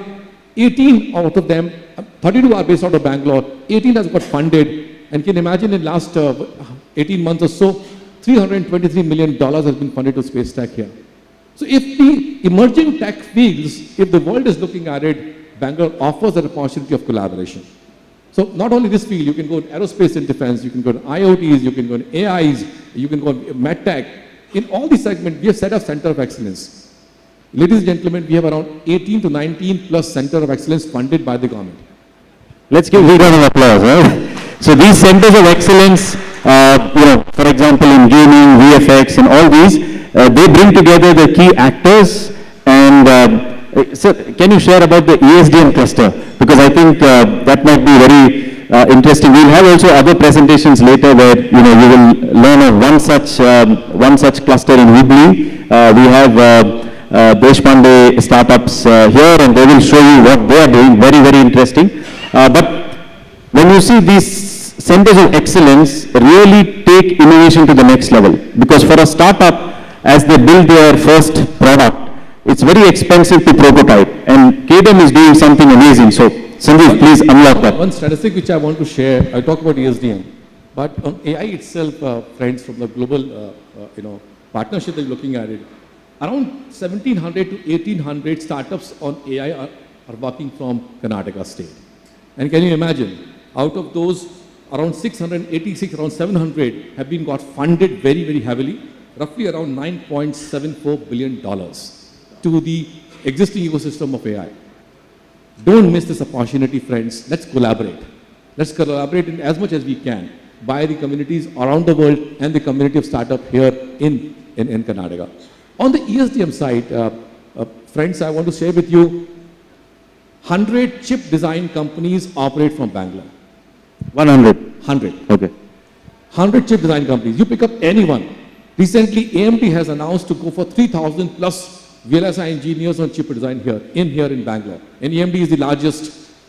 From the market perspective, they have already overgrown from Intel as well. So they are doing that. They are also setting up the offshore design centers in these cities like Mysore and Mangalore and Hubli. So today, Bangalore is the real hub, but it has crossed the boundaries to set up those VLSI skills and chip design engineers there. 100,000 PhDs has been given a jobs in these big fabless companies and chip design companies. What we're trying to do is from here to the manufacturing. And we have set up 4 ESDM clusters where the manufacturing can happen. So under your network, if anybody is looking at creating a design, innovation, or a manufacturing, we have very specific areas laid down for various purposes. And hence, we want to take it forward from a partnership perspective. You pick up an EV, you pick up a drone, your e-vehicles, flying cars, talking about of the medtech, aerospace and defense, all manufacturing of this kind is actually from electronic sides is happening here. Foxconn, the largest center for setting up their manufacturing plant here is in Bangalore. Boeing, largest design and manufacturing is going to happen here. So all these are in Bangalore. And I think at this time, we need to have a focus also on semiconductor, which is to look at how we can have more fabs coming in place. We are looking for partnership with the display fabs especially. And if anybody from your network, you can connect us with someone. We would be happy to have a very strong engagement with them, give them the understanding about Karnataka and Bangalore, and say, hey, how we can make you a red carpet treatment for you to come down and be a partner with us. Excellent. So the red carpet is laid out. Kidam will be there to welcome any partner that wants to unlock a sustainable future with Karnataka and with Bangalore. Well, all that's left to do is do something. So the time for discussion is over, the time for action begins, and we have seen Sanjeev has also come here with his team, so I can see Gaurav, I can see Suvin, I can see his whole team is here. That's how seriously they, take up this thing, and they said to me they need a separate room to discuss bilateral and, to initiate instead of waiting for another day, another meeting. Let's do it today. Let's give a big round of applause to Sanjeev and Kaden. Any final words? Yeah, thank you. And I look forward to hear from you as well. But two things, we are doing a Bangalore Tech Summit. And this Bangalore Tech Summit is the 28th year of its edition. So it's not a 1 or 2 years. We have been successfully running this Asia's largest tech event. And this is not an event where we talk of MOU signing or investments, etc. This is pure play of technology celebration. We admire, appreciate, learn a technology which has been coming up. So it is somewhere around 19th to 21st of November, and I invite all of you and your ministerial delegations. In fact, some of the head of the states of different countries participate into this event. We have ministerial delegations coming out from various countries, so it's very welcoming.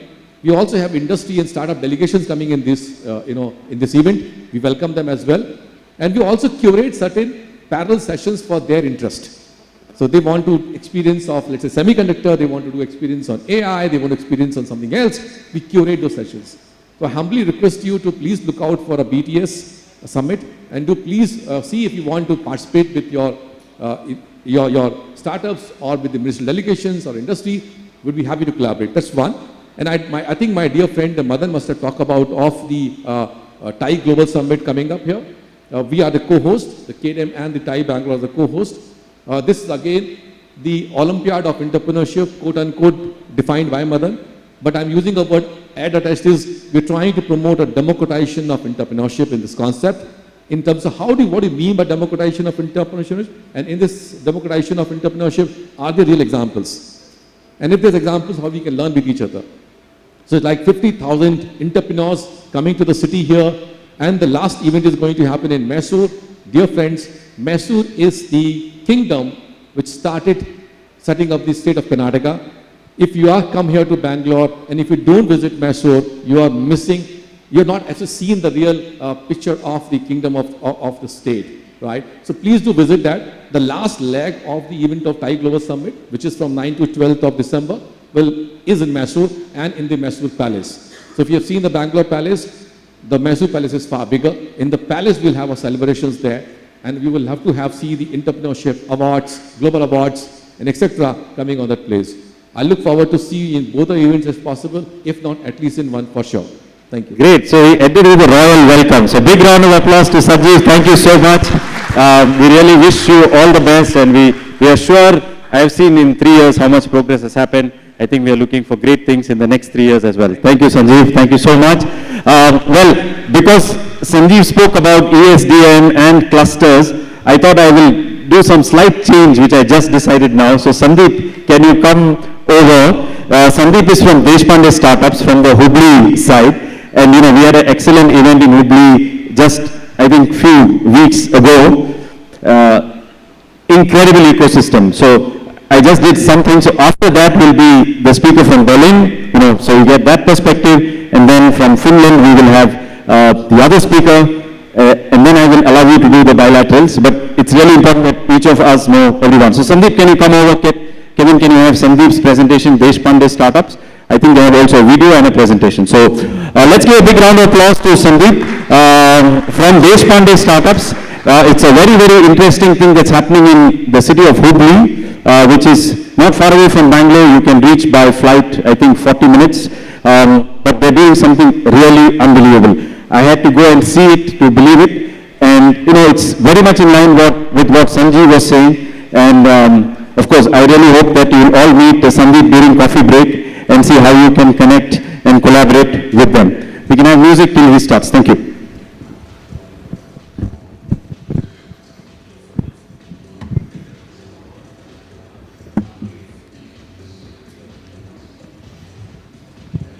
just a minute, just a minute. It's behind. Just open this. Give me a minute.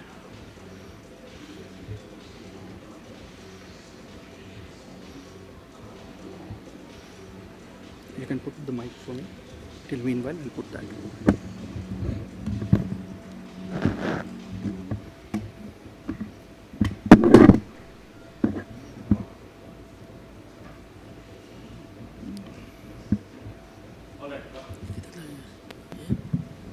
While he sets up, just a quick information. All these summit proceedings are streamed live on tisummit.com. So if any of your friends are online, you can just send them the link on WhatsApp.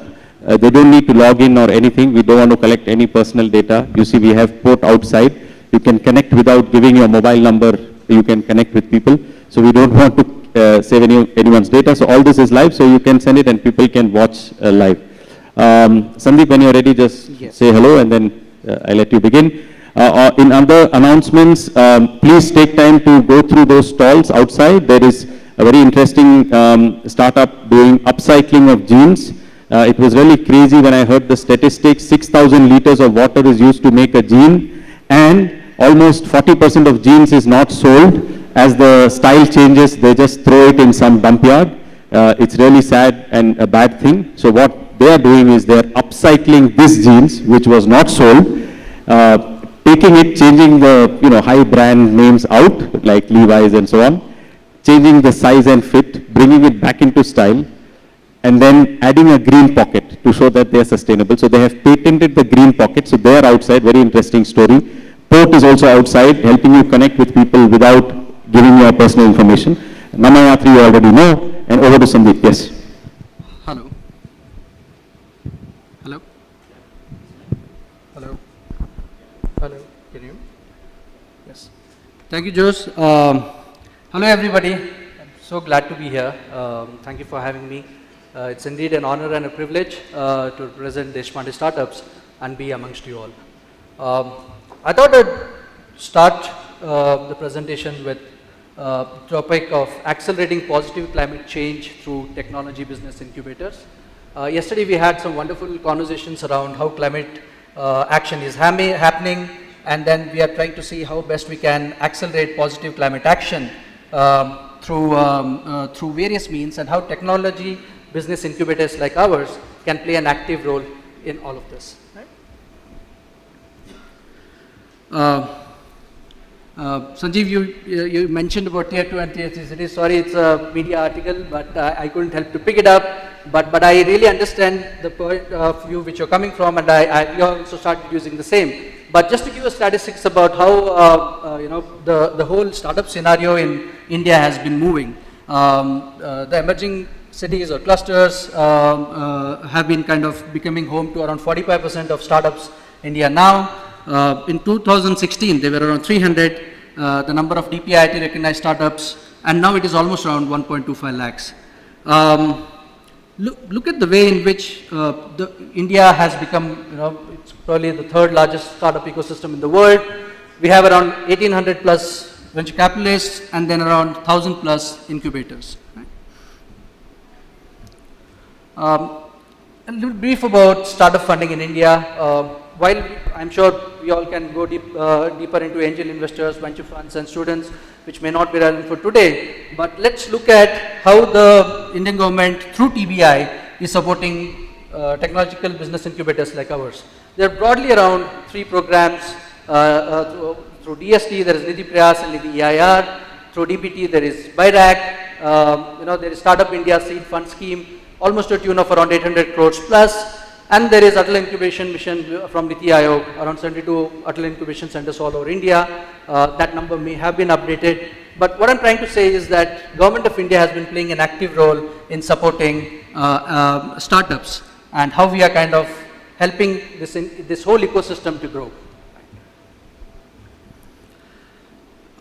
Coming to climate technology incubators and accelerators. Climate, for startups who are looking to solve climate challenges, technology transfer becomes very important, and I have not touched upon the larger scheme of things, but just relevant to today's conversation.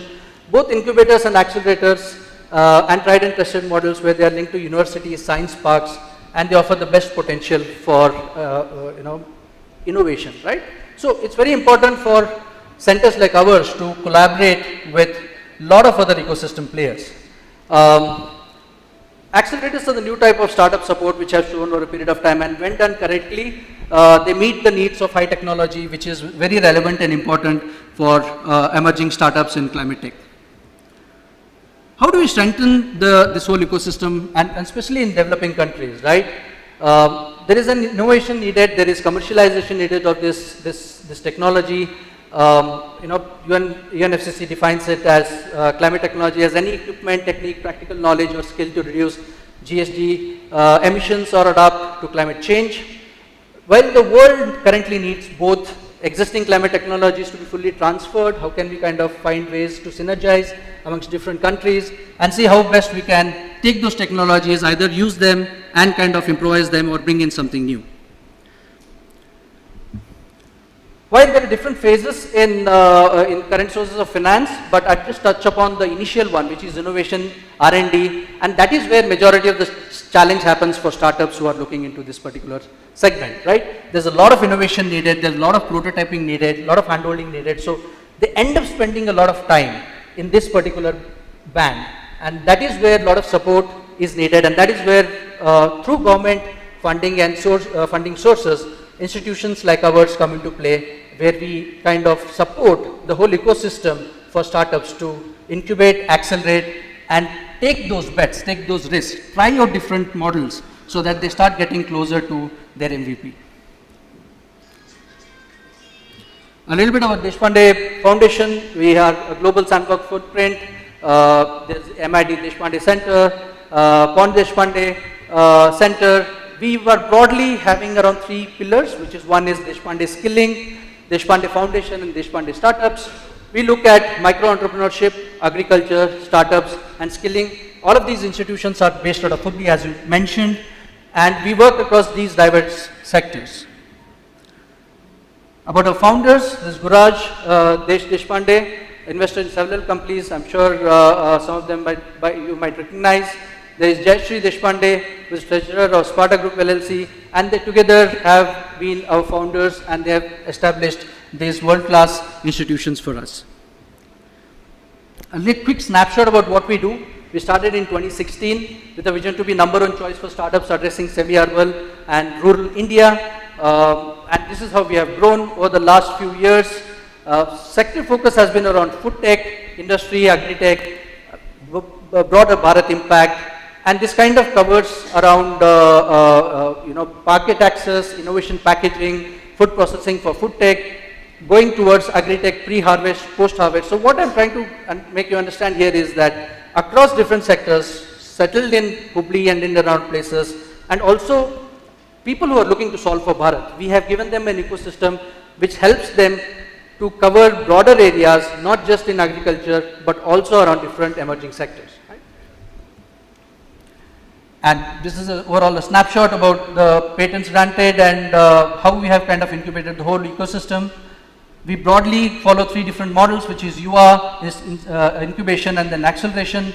UA is predominantly for student innovators, startup founders, and then the founders who are looking to scale up. This is a broad portfolio of companies or startups whom we have supported. I'll quickly skip through this. What we were talking about was the infrastructure about ESDM. We have a beautiful setup wherein we have around 1 lakh square feet of incubation space. At our place, we have around 300 plug and play workstations, around 2 acres of field studies, land for field studies. There is 6,000 square feet for prototyping, mechanical lab, electronics lab for 3D printing, and we have Government of Karnataka supported ESDM manufacturing facility, which we just heard. There are a lot of success stories linked, but taking relevance to what we are talking today about how technology can be a basis for innovation. I would like to talk about one such organization, NanoPix. They found a way to integrate software solutions with image and video processing, and they have been able to file 400 plus patents over the journey with us. There is another organization who we incubated called as Wide Mobility. look at them as somebody who is looking to use X-ray to find what sort of insects are there in fruits and vegetables, fruit flies basically. There's another company called as GridFlow, which is trying to solve for functional a pod which is used for urban and rural mobility. There is Pecural, which is looking to use technology and reduce food wastage. These are the broader partners who are supported, our ecosystem partners whom we have worked with, our academic partners. So a good thriving ecosystem for us has been because we have been blessed to have so many wonderful partners who have supported us in our journey. Right? Thank you so much. I have a video to play. I thought I was able to give you a brief about how technology has been a basis for innovation, solving for climate, as well as how technology business incubators like ours can thrive, where the entrepreneurs can thrive and make home for the next $1 billion journey, right? It's here? I have to change it. Okay, I'll do that, don't worry.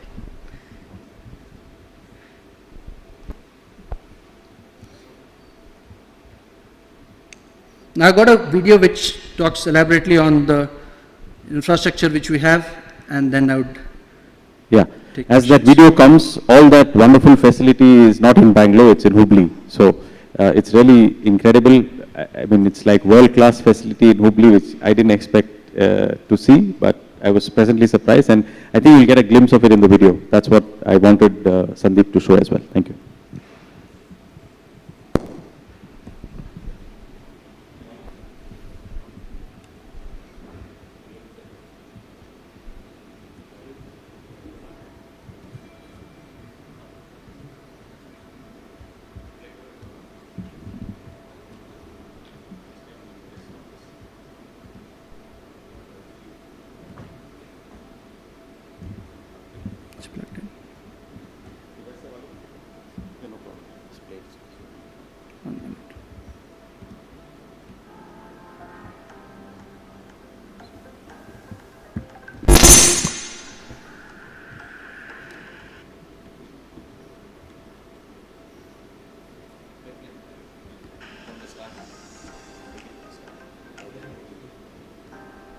It's not big.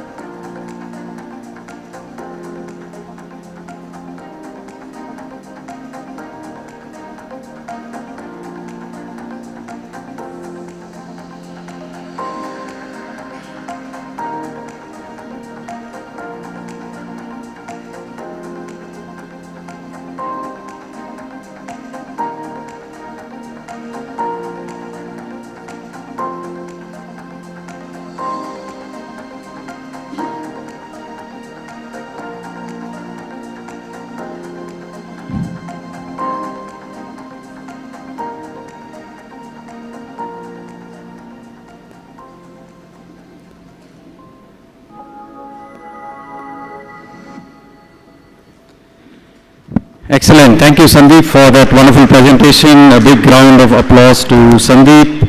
And is it linked? All right.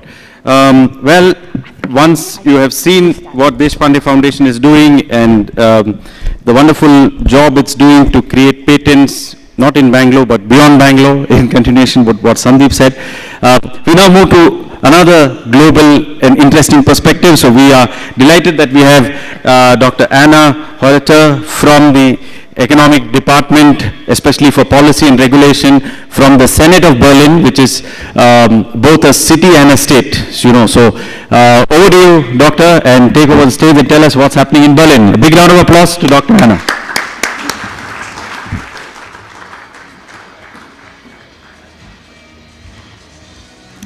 Well, ladies and gentlemen, I'm very glad to be allowed to pitch for Berlin here. The Berlin Senate Department for Economics is sort of the equivalent of a ministry in the Berlin state and the equivalent of the Karnataka government, actually. That's what the Berlin city government is. So as I'm pitching for Berlin, we'll have a bit of a different angle to the topics we've been hearing and talking about up to now. Berlin is the capital of Germany. Berlin is the biggest city of Germany, but Berlin has, well, from here I'd say only 3.8 million inhabitants. So you might have a slight sort of smile on your face now, but still there's a lot of similarity. And when I look at the cities of Berlin and the state of Karnataka or the city of Bengaluru, I find there's a lot of overlap. There are a lot of similar things, and we do have a lot of issues we have to resolve and that are quite similar. So Berlin is a very diverse city. If you like numbers, I can give you some, but I have to look at my notes. About 24% of our population are foreigners. They come from more than 170 nationalities. 40.6% of our workforce have already worked in a different country, so they come from abroad. And 90% of our workforce speak English, which can be very practical because German is not such an easy language. Well, so this diverse city also has a very diverse and very big startup ecosystem. And more than half of the VC capital that goes into Germany has been flowing into Berlin for the last couple of years. So I think that's quite an interesting feature as well. Again, to numbers, we have about, well, more than 600 startups that are being founded every year. About 80,000 jobs have been created by startups in Berlin, and 18 unicorns have come out of Berlin. So it's really very dynamic. And as I said before, it's very diverse, very different startups in many, many fields. So as the government trying to support this structure, we've tried to find some structure to actually get a better grip to the problems that we want to tackle.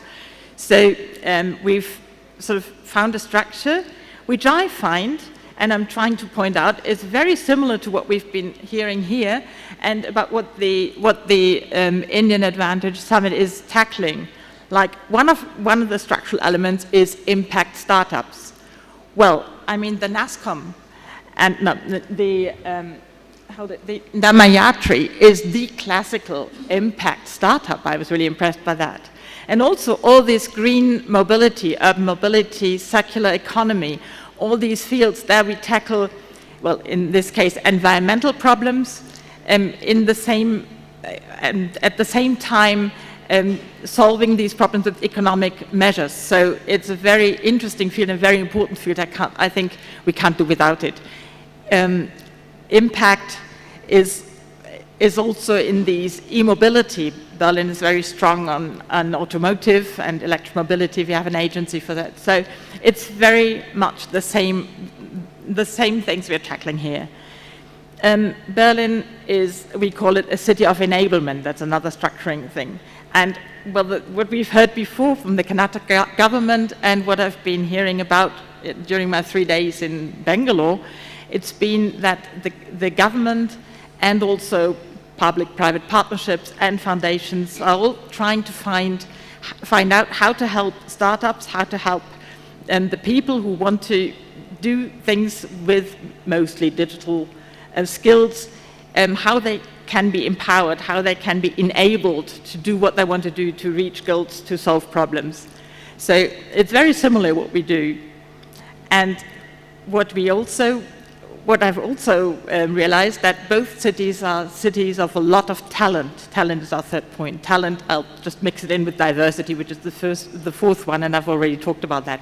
So talent, as we have a lot of universities of applied sciences, we've also have research and development institutions, Berlin being the capital, they sort of concentrate there a lot. So we do have a lot of talent.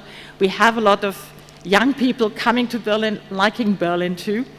And well, having been in Bangalore for a couple of days and knowing about Karnataka, Kerala and whatever, I know that India has an abundance of talent. And I must admit, we'd like to tap into this abundance of talent. It's really interesting and it's amazing. And we have I think this is the moment to do sort of some advertisement for Berlin as a city to live in. I mean, Berlin is is really interesting. It's got a very interesting history. It's got a lot of culture, from concerts to museums to everything. You can have a really good time in Berlin. There are lots of clubs, there are lots of dancing things, there are lots of restaurants. And it's also comparatively, you know what I'm thinking about, easy to get around. We have a very good public transport system. We do have a lot of shared mobility instruments. We can cycle. We do cycle a lot actually, because it's a flat city, and the streets are quite big because it's flat. It wasn't sort of it's not so old. It doesn't have a narrow old city, so it's quite comfortable to move. And it's I'm not talking about the weather. You'll find out for yourself. But well, come back to our agenda. Enablement is what all the governments do. That's what we do. That's what we want startups to do. We want talents to come. But I want to also say we do have companies that already exist, and big companies that already exist. For example, we have a suppliers industry. We have a lot of chemical and pharmaceutical industry. So we do have the Berlin Economic Development Agency, who tries to play a big role in the connection of all that. So the big word is cooperation, and that's what the summit is about, isn't it? So cooperation between, well, existing companies and startups. Cooperation between startups abroad, Bangalore, Karnataka, and in Berlin. Cooperation between companies in Berlin and startups or companies in Karnataka, and the other way around. Cooperation between universities. And this agency we have is sort of internationalizing companies that are in Berlin, but also helping companies or startups from abroad to actually establish themselves in Berlin. So there's a lot of cooperation going on, but there's always room for more. So I'll hope this will be a good place to connect for room for more. And just to stop, or to finalize my statement, I just want to tell you that on the 25th of November, there is the opening of the Asia Berlin conference, which is Asia Berlin Summit, sort of, which is an event that is very India-centered also. And you're very welcome to Berlin, and I'm glad to see the one or the other person who's here now there at the Berlin City Hall. Thank you very much, and I wish you a very good continuing of the conference. Thank you.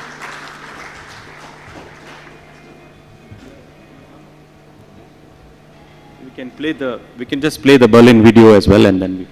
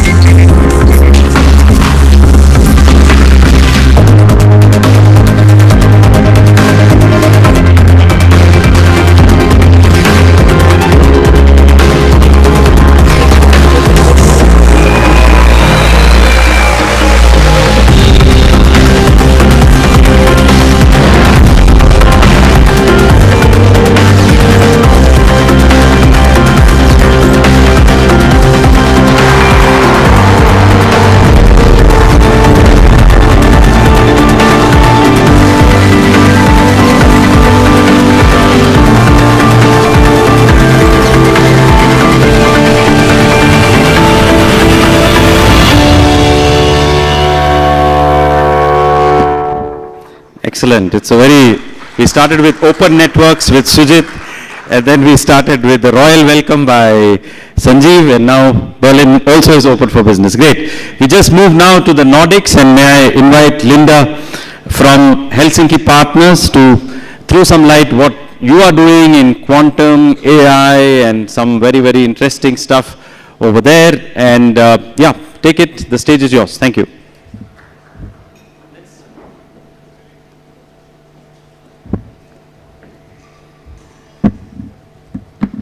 This one is there.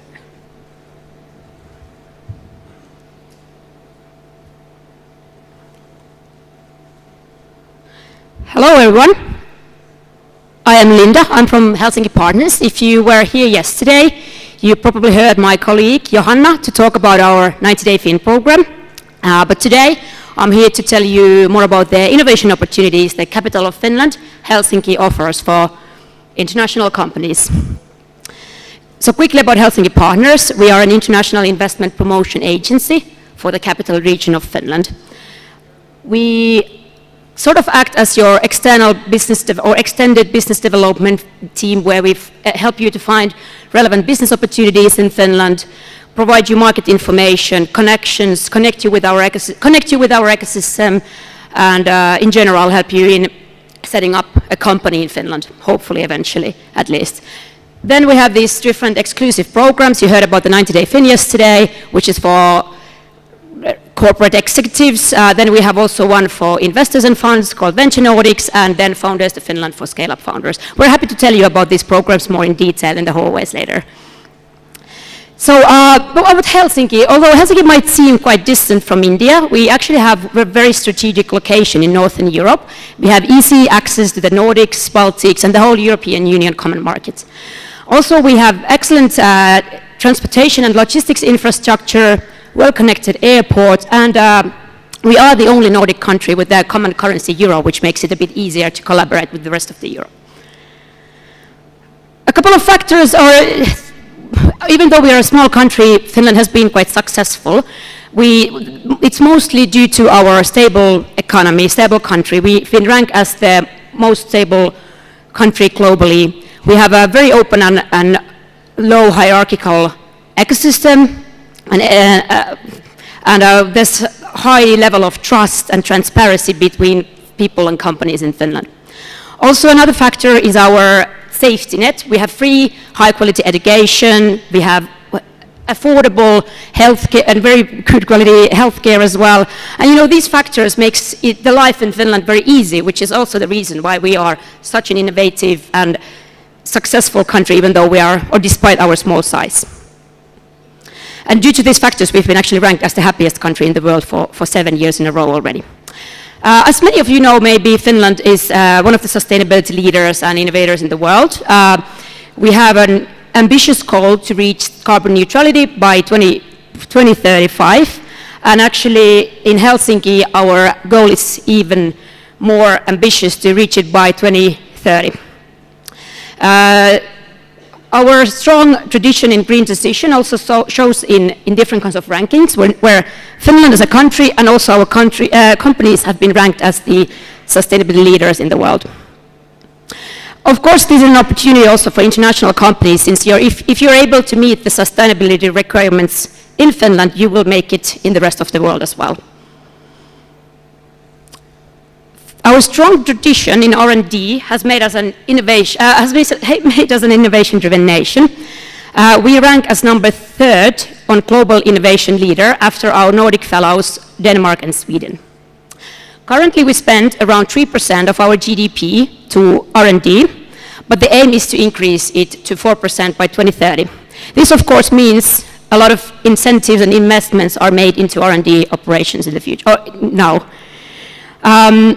What is unique in Finland, our R&D ecosystem is also supported by a strong academic ecosystem with national research flagship programs, like, for example, in industries like quantum, AI, and photonics. One example is the Finnish Center for Artificial Intelligence, which is one of the, currently ranking as a number 3 AI researcher in Europe.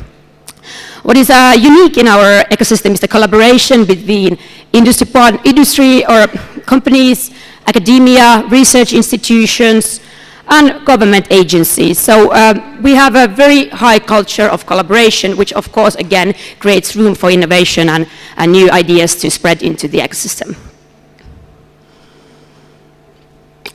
Finland is a world leader in digitalization. We rank #1 in digital skills in the European Union, and also we have the best availability of newest technologies available.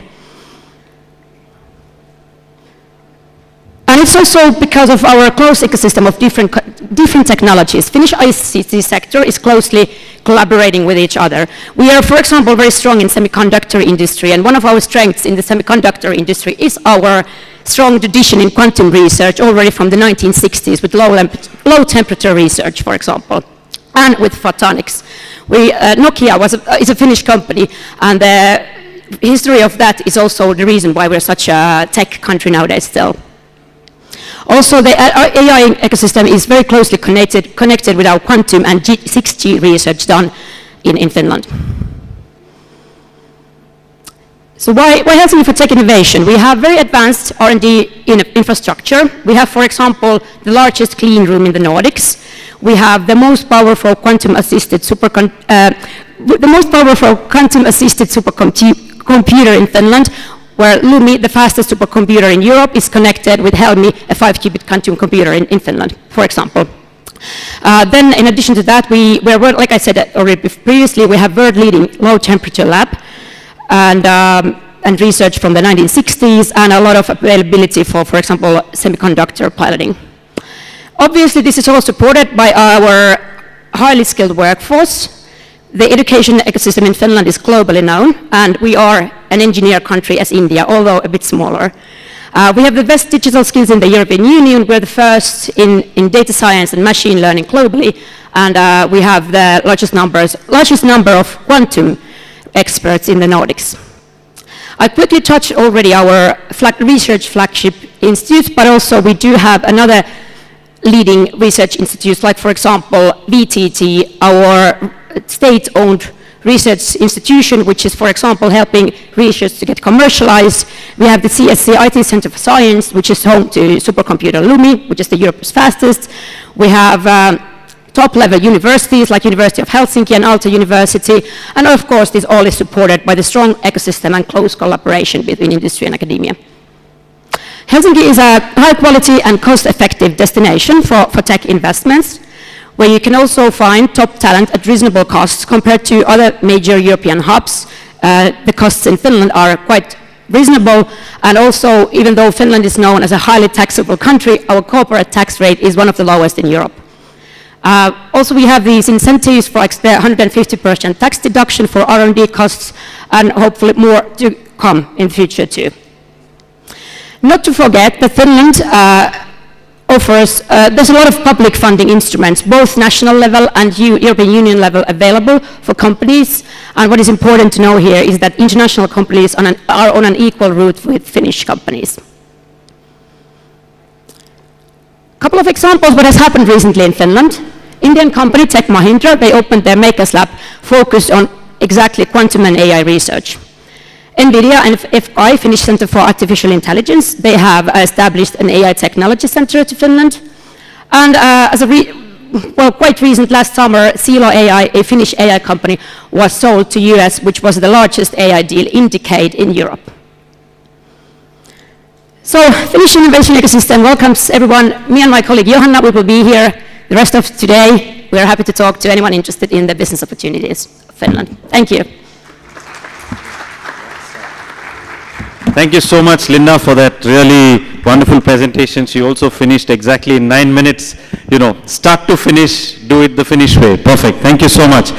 All right, now we move to another world, from the world of, states, cities, and so on, to George Kibala, who is here from the GSMA Association, and he is Director for Digital Utilities.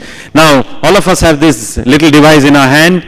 Thanks to GSMA as a protocol and as a technology, we can talk to each other and connect with each other.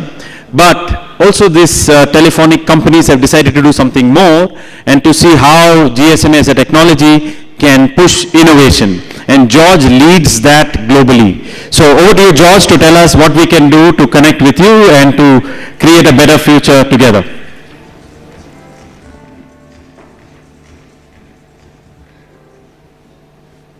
Thanks a lot, Jose. While we get the slides up, I'm going to get started because I know I'm being timed.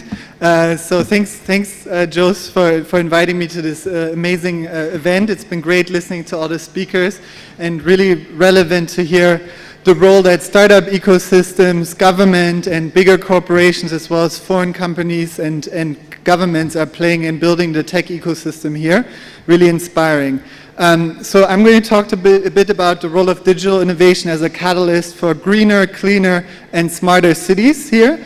But before I get started on that, I'll talk a bit about the GSMA, our work, and how it relates to some of the great presentations we've already seen here. So my name is George Kibala-Bauer, and I lead our digital utilities program within the GSMA. The GSMA is a global organization uniting the mobile industry worldwide. So mobile operators all over the world are our members. Here in India, you'll know about Jio, Airtel, Vodafone, and others. But we also unite other players in the mobile ecosystem, such as handset makers and software companies and others. Within the GSMA, we kind of have three main functions. One is our global policy work, representing mobile operators in global and national policy forums. Then secondly, we are a big events business as well. Our biggest event is Mobile World Congress Barcelona, one of the biggest tech events in the world, which brings together over 100,000 people every year. But we also have a lot of regional events all over the world.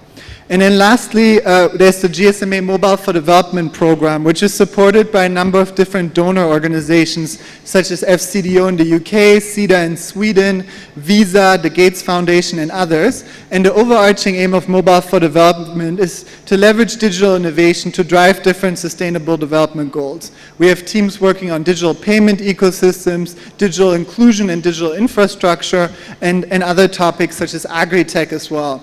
I'm a director in the Digital Utilities Program, and our main mission is to support urban resilience in low and middle income countries by enabling access to essential utility services through digital solutions and innovative partnerships. And when I say utility services, I mean energy, water, sanitation, waste management, transport.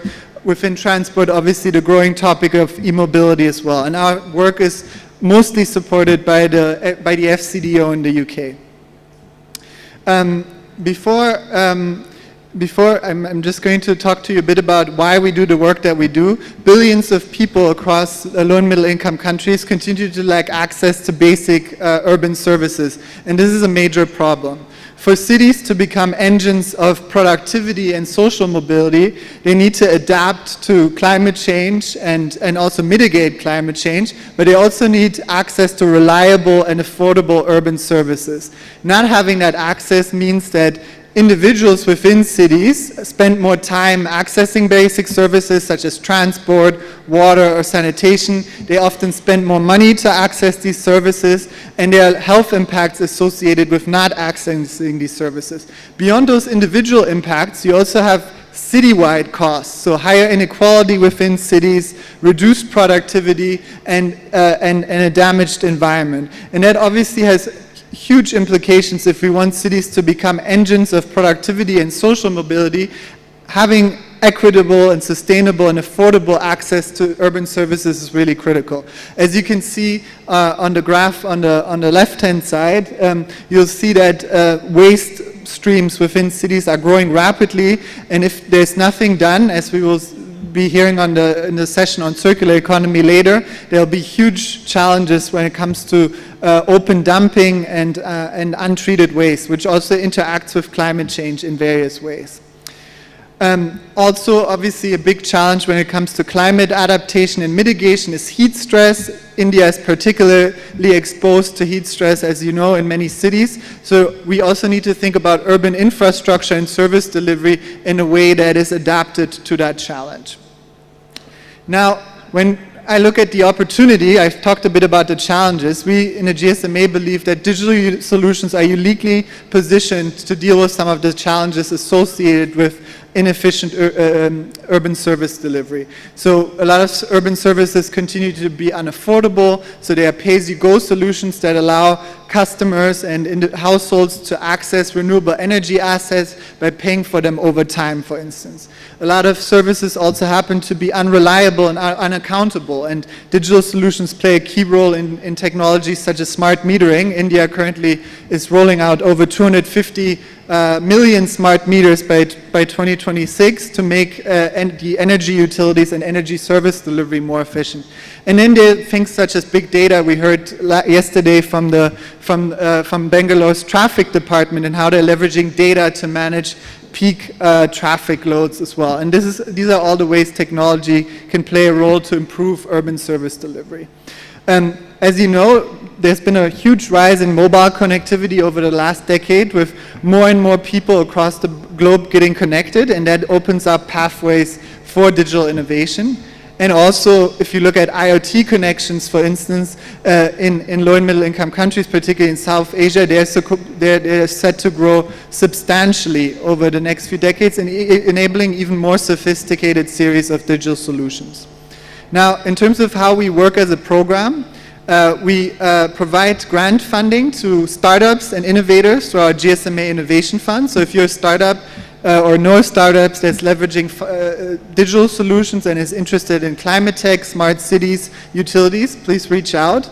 We do a lot of research and insights to better understand the developmental and commercial impact of the innovations that we fund, but also what we see in the wider ecosystem.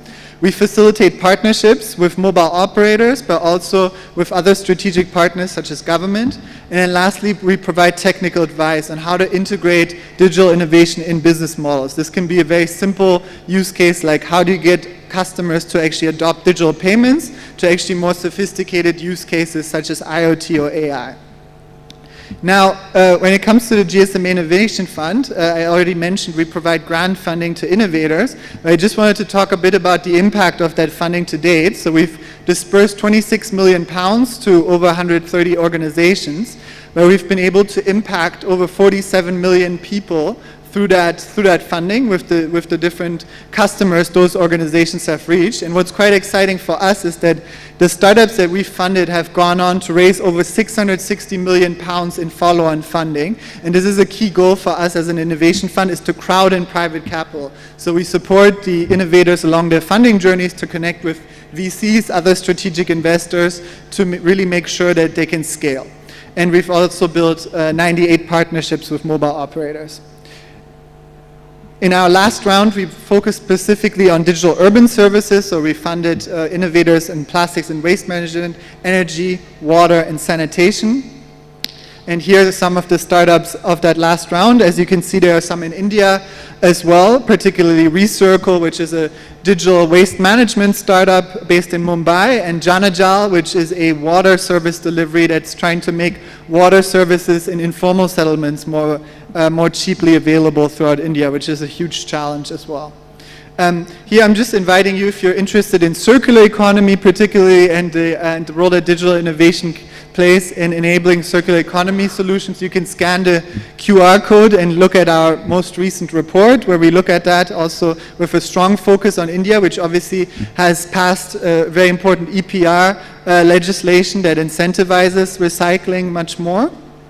And just to skip ahead a bit, because I know I don't want to go over time, digital innovation plays a really key role in the waste management value chain, so from resource use to collections to transport and aggregation to processing and reuse. And there's so many different ways that digital innovation can help connect waste producers and collections, can boost the welfare of informal waste pickers, can track and trace waste through the value chain of EPR compliance, and then also on the processing and reuse side, advanced analytics and robotics in sorting, data for planning and policy development, and supporting cities in also building waste treatment infrastructure by better understanding what kind of waste streams they're dealing with. So here again, the QR code. And if you want to learn more about our insights, I invite you to look at our reports at GSMA Digital Utilities. And then finally, if you want to connect Here's my email address and our website. Please reach out. We have a big team in Delhi, and we're going to do a lot more work within the GSMA across utilities, smart cities, climate tech, and circular economy solution. So if that's of interest to you, please reach out and be in touch. Thank you so much. Thank you, George, for that wonderful presentation. In fact, we met George in Lisbon at the very interesting summit which is called Digital with Purpose. And now I'm very delighted that we will have Luis Neves, who is the CEO at GESI, Global Enablement for Sustainability Initiative. It's a really interesting organization that works very, very closely with the United Nations FCCC office. If I have met a very, very active and energetic young man, that's our friend who is now online. I'm so amazed with the ability for him to move. You know, 3 days back he was at the UN office in the US in New York and arranging many, many side events and also part of the main event because there's a big climate summit there. He had booked his ticket for Bangalore. He was almost here, but then from a health point he had something, so he had to stay back. But thank you, Luis, for joining us online, and over to you. I also want to say that Luis is not new to India because he already has projects with Reliance and others which are very large projects, so maybe he will touch a little bit on it, but you can easily connect with him on LinkedIn and it's easy to connect. So over to you, Luis, your 9 minutes start now. Thank you. Gerard, thank you so much, and good morning or good afternoon to everybody. As I said, unfortunately I could not join you in person. My way back from New York, I got COVID, and so I was not allowed to travel, as you can imagine. But it's a pleasure being here, and I've been watching the summit. And congratulations, Jose, on the event. So, if you allow me, because I know that we are short of time, I will jump into my presentation, explain a little bit what the GES is about, and then sharing with you some of the work that we are doing when it comes to sustainable development and the role of digital technologies for sustainability.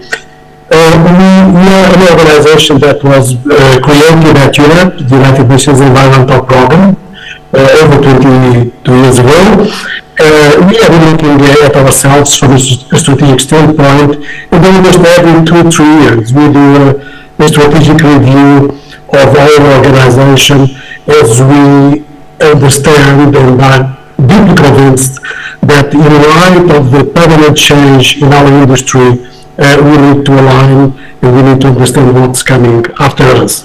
So our North Star is about to lead the movement that defines, demonstrates, and takes action on the enabling role of digital technologies. And enabling is at the center of our work. This is an overview of our membership. We represent around 3.4 trillion of market capitalization. We are not a big organization in terms of member companies, so we have around 50 members, but as you can see, all of them are big players in the ICT or digital world.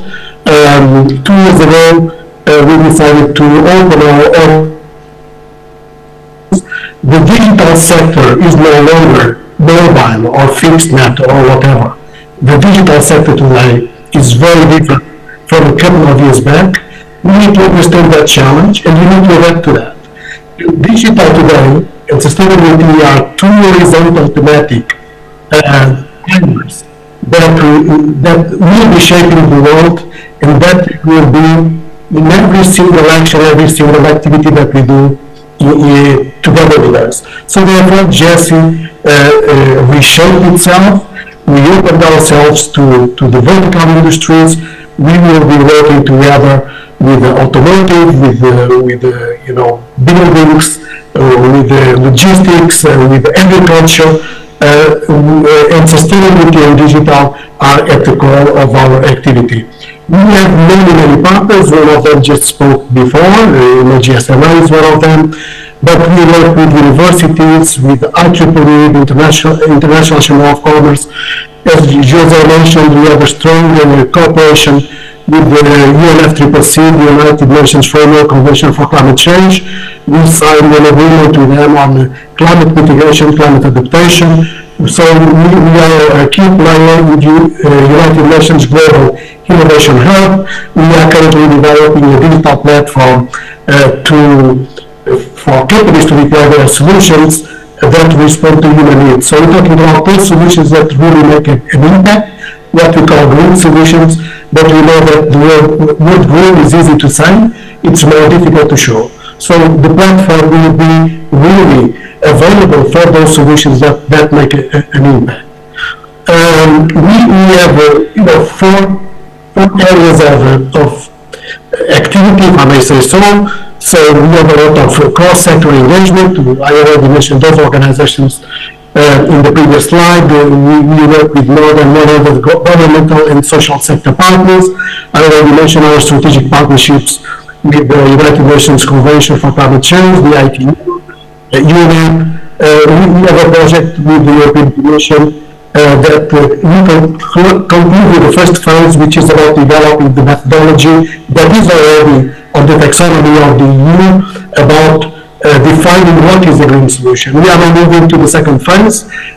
So the European Commission put out a call for tender of €2 million that GSE is now applying for to deploy the methodology across different countries, cities, and then we have also a strong partnership in Taiwan with TINA.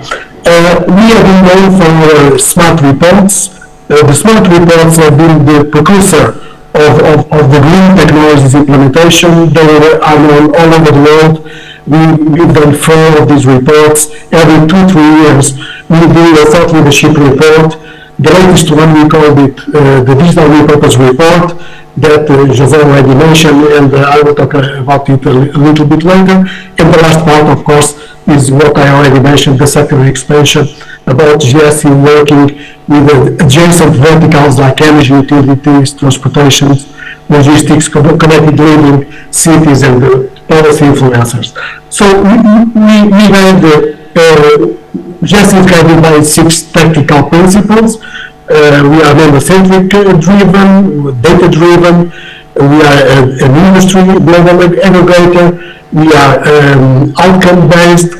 We do a lot of collaborative working with different organizations, and we want to keep our position in being an innovative thought leader in the ICT world. This is a snapshot of our current programs, platforms, and partnerships. We do a lot of work on circularity with the World Business Council for Sustainable Development and the World Economic Forum. We have our digital infrastructure with purpose initiative. We are currently working on a methodology for data centers on Scope 3. I just came from New York, where we launched our AI with Purpose initiative. So the UN General Secretary opened our session with the video that was launched. We have the Deputy General Secretary with us to close our session. We are just starting a water digitization initiative. We closed an agreement with Hydro. Hydro is the biggest water desalination association in the world. I will be speaking at their conference in Abu Dhabi in December. And then we have our platform, Digital with Purpose, which comes out from our last report. Digital needs a purpose, so we cannot talk, we need to walk the talk. And Digital with Purpose is a platform for walking the talk. And the Digital with Purpose platform has 2 components. One is the summit, where we bring together different stakeholders, the vertical industries, and the other component is the framework, which is a set of indicators which allow companies to make progress in their sustainability journey. And this is a tool for the companies. This is something that we offer companies to progress on their journey. We have a certification model attached to it that I will mention afterwards. And then we have our partnerships with the European Green Digital Coalition, the Global Innovation Hub, the SARS Public Services in Uttar Pradesh in India. We have a partnership with Reliance Industries, Columbia University, that we would like to progress within the next 3 years. And actually, I wanted to be in India today to speak with some of you to see how can we engage you as well in this initiative. This is a very important initiative which is aimed at deploying innovative solutions for agriculture, health, and education. I will not spend much time on this slide. I already mentioned our portfolio on circularity, digital infrastructure, artificial intelligence, smart cities, and water. We have many activities around the clock. We normally participate in the Mobile World Congress in Barcelona. We organize our own event on data center dynamics in New York, the World Circular Economy Forum in Brussels this year, the Digital Repurpose Asia Tech Forum, our summit in Cascais that you attended. We just organized or co-organized with the Global Convent of Mayors to Innovate for Cities in Montreal. I just came out from our Digital Repurpose AI Summit in New York. I'm going to Taiwan for our Tetronics IoT in Taiwan. Then we will be in Azerbaijan at COP29, and we have a partnership with CNN. We organized together 3 events on climate, forest, and education this year.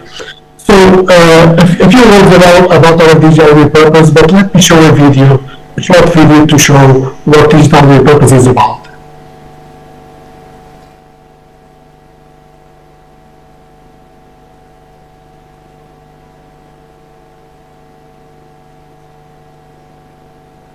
In evolutionary terms, all the technology that surrounds us today just happened yesterday. Innovations in energy, biology, chemistry, modern physics, transportation, and communications all evolved just a century, and it's accelerating. We must all ensure this evolution does not come at the cost of humanity or the planet. But the trends are heading the wrong way. Humankind... Liz, we are not able to see that video, but what I will do is I will put that video on our LinkedIn page so people can see the Digital with Purpose video. exclusive to companies and leaders committed to accelerating their positive impact. Can you hear us, Louis? So I understood that you cannot see the video. Yes, we are not able to see it. I don't know what happened. Okay, so it will be available for you on the presentation. Yeah. So let me finalize by mentioning the program. So we have the framework, as I mentioned, the summit, which is a flagship event.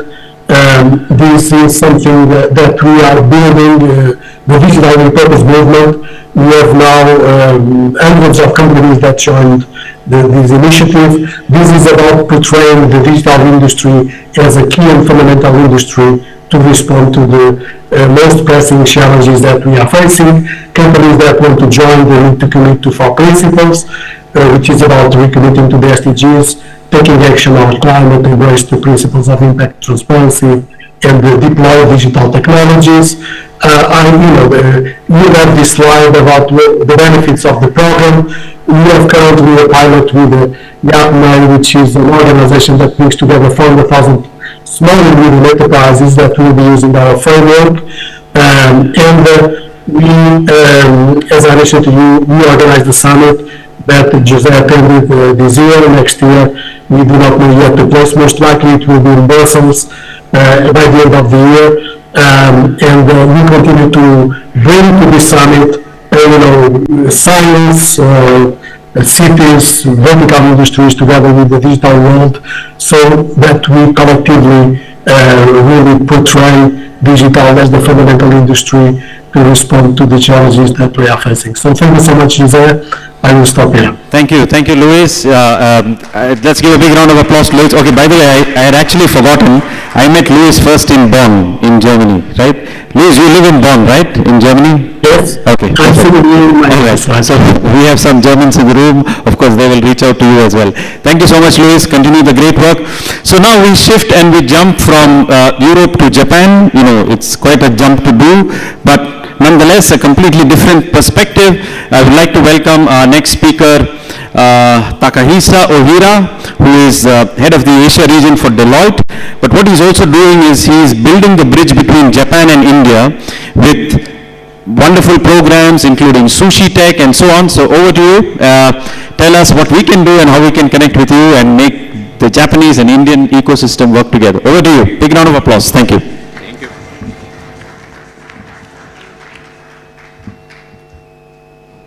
Hello everyone. Thank you for coming, and thank you for the. I'm honored to join this summit. So today I'd like to introduce Japanese startup ecosystems. So my role is in the Deloitte towards venture support. So venture support means the startup supporting. Yeah, startup supporting role in Deloitte. So I work at Deloitte India, Bangalore. So near the Palace Road. So I started my Bangalore life for this year, the April. So I'd like to start my pitch. So if you're interested in the Japanese markets or Japanese investors, please request to the LinkedIn to my accounts. So I'm happy to introduce you to enter the Japanese market or fundraise from the Japanese investors. So my life mission is making the India-Japan corridor, so business alliances and fundraising.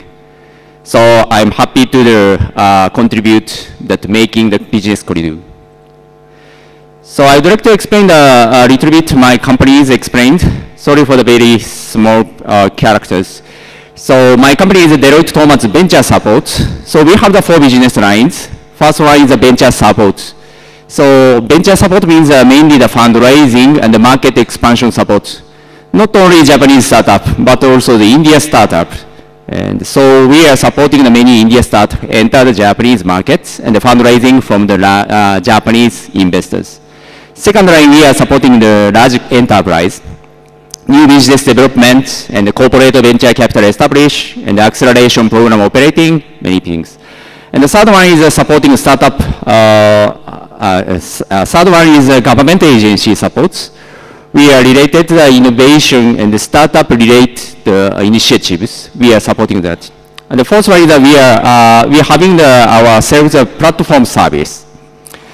So quickly introduction in the India activities. We are collaborating with the JETROs. So last month we do the demo days.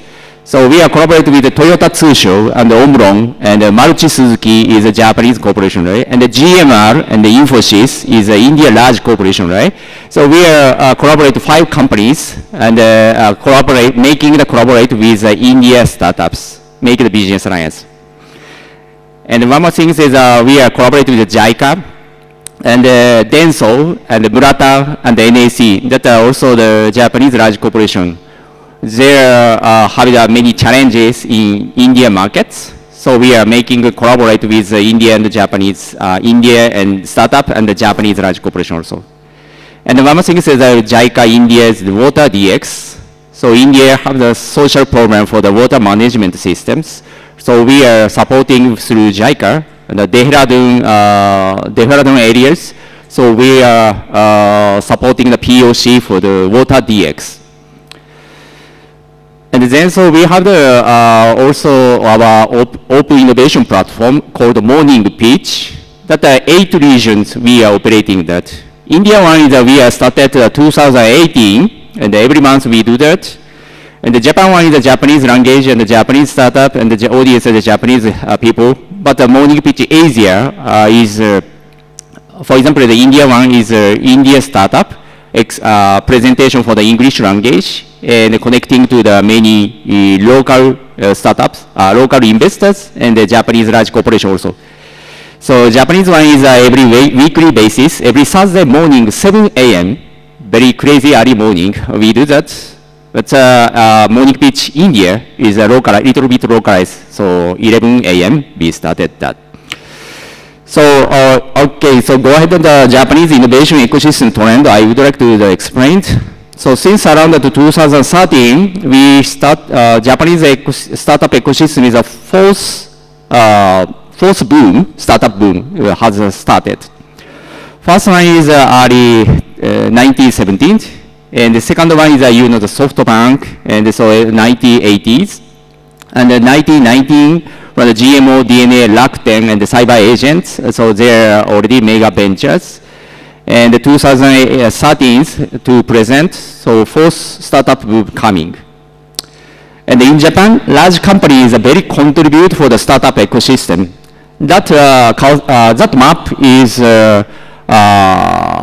operating the open innovation, like acceleration program, corporate acceleration program list. So many Japanese large corporations are operating their own acceleration program, and the CBC also.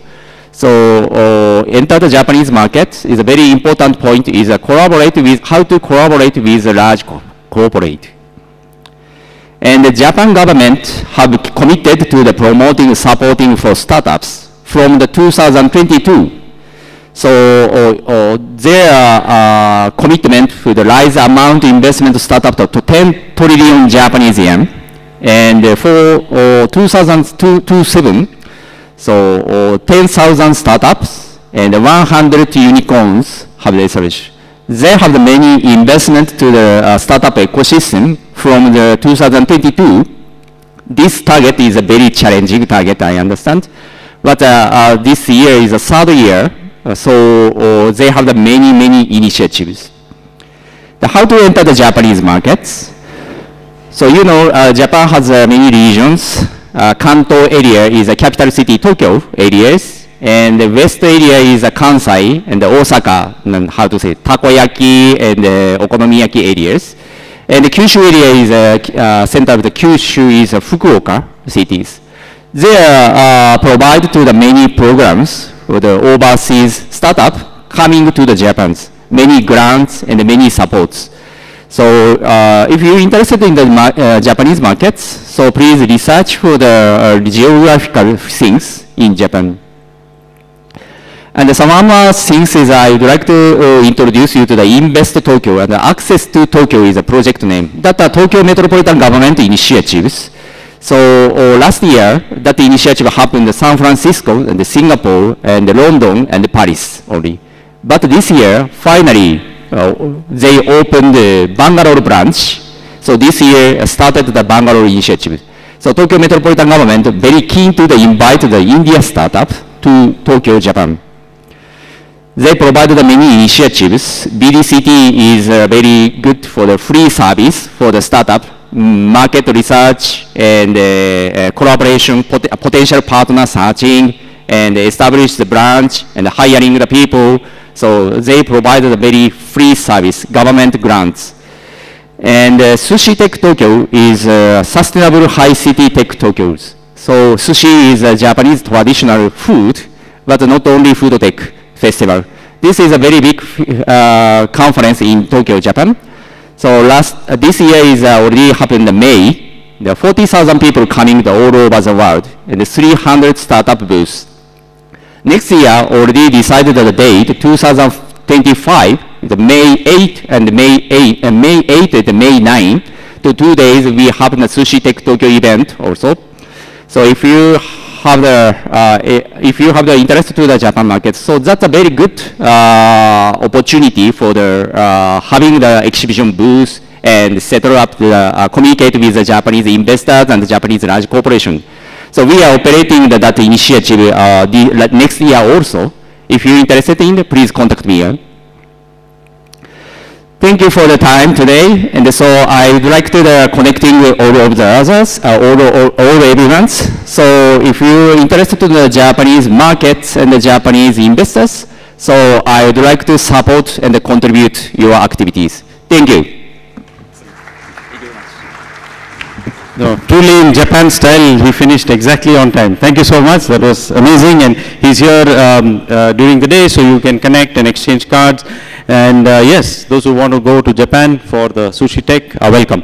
Now we have a very interesting presentation. You saw Madan yesterday. That time he was speaking from the One Bridge perspective. Today he will speak as board member and trustee of TAI. TAI is the Indus Entrepreneurs. We are lucky that in Bangalore, later this year in December, they're going to do a big summit. It will be the global festival for entrepreneurship, and he's going to give us a quick 7-minute overview on what that is. And of course, if you like it and if you think you can do something together, from his office, the representatives are there just outside with a booth, so you can go connect, make some deals for some group tickets and bring delegations for the TAI Summit. Over to you, Madan. Take it over. Thank you. Thank you.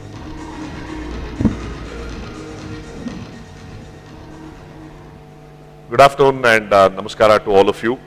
Thanks, Jose, for having us here. Perfect audience to talk about what we're trying to do at the Thai Global Summit in Bangalore in December 9th to 12th. Maybe I'll just take a quick step back for those of you who are not aware of Thai. Thai is one of the oldest non-profits solely with the purpose of fostering entrepreneurship. Started in 92 in the US in the Valley. 99 was the first chapter in India, Bangalore, obviously. And our founding president was Nandan Nilekani. And we had Kiran Mazumdar Shaw as a part of the board as well. And it's been 25 years of Thai in Bangalore. We are now in Thai as a global entity is in 61 countries, 61 cities, 15 countries, about 20,000 odd members across the world. Bangalore itself has about 1,000 odd members. I've been the president of Thai Bangalore the last few years on the board of Thai. Every year the Thai community converges in one city to celebrate entrepreneurship. This year for the first time is happening in Bangalore. Last year was Singapore, the previous was Hyderabad, then Dubai, so on and so forth. And we are very proud that it is coming to Bangalore, as Bangalore is the hub here, and we'll talk more about that. So I'll share a bit about the summit, what we're attempting to do, and how it's our event. It's just not a Thai event, it is the cities and the country's event. As I mentioned, this is happening 9th to 12th in Bangalore and Mysore. So essentially, we said this is all about lighting and igniting the flame of entrepreneurship. It's just not startups, but it's the broader entrepreneurship. So we need to be able to say that entrepreneurship is the future for economic and social growth. We also said this flame can be lit, by the way, this is Sanskrit ekam. It is only possible when all of us come together and we put entrepreneurship first. So from a design and a conceptualization standpoint, if we put these two together, we came out with this visualization for the Thai Global Summit to say it is about the flame of entrepreneurship coming together. And of course, this is red and yellow are the Karnataka colors itself, right? So it's appropriate that it's happening in Karnataka.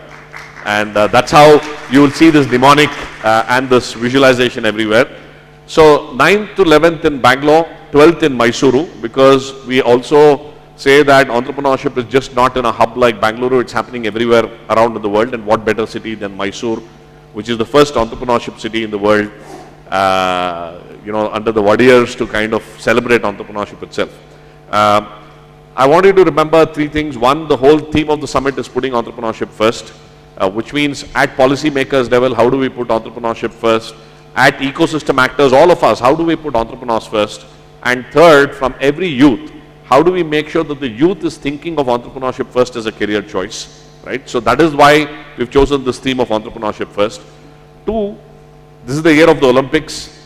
This is the Olympics of entrepreneurship, right? This is all of us coming together to celebrate and to excel, right? So the conceptualization that we are working on is, it is multiple countries, multiple states, multiple ecosystem actors all coming together. And third, obviously this is Bangalore. We want to make this the world's largest celebration of entrepreneurship, right? Which also means not just from a sheer size, but the way that we are able to present the concepts. So the idea for us is to bring in about 20,000 odd people to attend as entrepreneurs this event over the next 4 days in December. Some very interesting things happening there. We are identifying, as I said, the spotlight is entrepreneurs. We are identifying the top 100 startups in the world that could potentially disrupt. Now, whether they'll be unicorns or whatever doesn't matter, but can they make an impact on the world around us? So the process is underway. One ask from the audience is, anybody who knows an interesting startup, please ask them to apply. You can go to our site and the application is there. We want to curate the best 100. We've already got about 100 angel investors and 25 funds, and we've got about commitments of around $25 million that will be invested in these startups subject to their criteria. That's what we want to do, mentor them over a period of time. We are also bringing and doing a global award ceremony where we are identifying some of the path breakers around in the world. This is going to happen at the Mysore Palace at the closing ceremony, where we've invited our Honorable PM to join as well. Hopefully, fingers crossed, that will be a fantastic ceremony at the palace. With the Department of Industries, Government of Karnataka, we have launched Venturize as a part of the Global Investors Meet, where we are identifying growth stage startups in ESDM, clean mobility, and in aerospace and defense to apply, about $300,000 of prize money here. Again, this is the second edition, but this will culminate at GEM, but we are doing the pre-finals at TGS. We are also culminating the global pitch competition for women entrepreneurship called Fire Power Her. And the finals are going to happen in Bangalore along with a women's conclave, a women entrepreneurs conclave here. So I see a lot of women firepower here in the room. Please join and get as many startups to come as possible. Celebrating youth, DPIT, we're running a program called Futurepreneurs Program. We're doing a Thai Young Entrepreneurs Program where we're bringing rural innovators from across South India to come. And of course, a unicorn where we're getting about 50 youth startups from the US to come to Bangalore to kind of experience the Bangalore ecosystem. Investor pitches, mentoring sessions, massive expos, pavilions, all happening at the Bangalore International Exhibition Center, about 25 minutes away from here. And interestingly, Bangalore has always been the pub city. We are doing a massive networking crawl in the MG Road, Brigade Road, Church Street, Residency Road area. We're booking about 50 restaurants which will celebrate entrepreneurship, and this is going to happen on one of the evenings in the city. And of course, we move to Mysore on the 12th, where we'll celebrate cultural entrepreneurship as the theme. What better place than Mysore to do that? Interestingly, I was in the US last week, and somebody was telling me that an interesting fact, that US now has more yoga centers than McDonald's, which I thought is a fantastic statistic to share, right? And Mysore is the yoga training capital of the country itself, right? So all of these details are available on the site, specific programming that we'll see. We're bringing the who's who of the global and the startup world. Essentially, it is not so much about the speaker, but it's all about all of us. How can we understand what the future holds? How can we understand, how do we work together? How do we collaboratively make it happen? Two key initiatives. We've also launched an initiative with Atria University called the Green Flame of Entrepreneurship. We want to shine the spotlight that entrepreneurship must be for the people and the planet, and therefore how do we do a flame? Like an Olympic flame, we are taking this flame across the world. We want to have 100,000 pledges, and for every 1,000 pledges, 100 pledges, we'll plant a tree in Bangalore and make it a little bit more greener.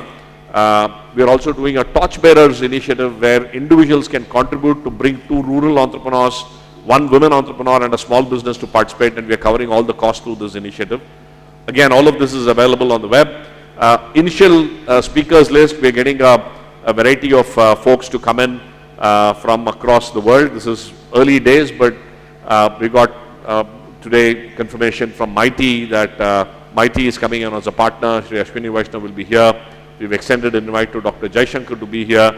It is time for India to showcase its power, so much so that I'm really tired of listening to Bangalore being called as the Silicon Valley of the East. After this event, I want Silicon Valley to be called as the Bangalore of the West, right? And I think that's the orbit shift that we need to do. And therefore, we're taking the cultural firepower of Karnataka, a whole host, with a personalized Mysore inlay artwork coming in from artisans from Mysore. And that's looking in a very interesting way. Several hundreds of these invites have been sent out, right from Satya Nadella to Bill Gates to folks like that. Supported, of course, by the government of Karnataka. Priyank Kharge ji has been extremely supportive, saying this is the event that Karnataka and Bengaluru needs. The state is the state host for the event. Several partners, Inc. is curating the entire event. We've got BCG as a partner, KPMG as a partner, all associations are coming together, all consulates are coming together. We've got JETRO as a partner, Israel delegation coming in, New Jersey state coming in. So all of you here, this is our event. Let's bring in the world to come to Bangalore, and let's make a lot of noise at TGS 2024 so that the world wakes up to this new model of Indian entrepreneurship. Thank you. Thank you, and look forward to working with the entire TIA gang here, and Jose is going to be a very key partner for us as we go along. Sure, absolutely. We will all be there because I think in entrepreneurship there is definitely a sustainable future. We as a country with so much young talent, we need thousands of businesses to get created. So thank you, Madan. That's a great leap of faith that you have taken to do it here in Bangalore, and I think we will make the flame shine brighter, stronger. So let's give a big round of applause to Madan and his team at the Indus Entrepreneurs. All right, happy to announce that John T. is in the house. So thank you, John T., for being with us. He will speak after two more speakers. Let's give a big round of applause, you know. This time he's in a business suit, so I'm also waiting to see, okay, with some casual shoes as well. Waiting to see what he's going to say. So he will speak two times, once just as we conclude before lunch, and then later in the health panel, because he's also an implementer. He also has a very interesting product, and it's something that all of you can listen to and explore later.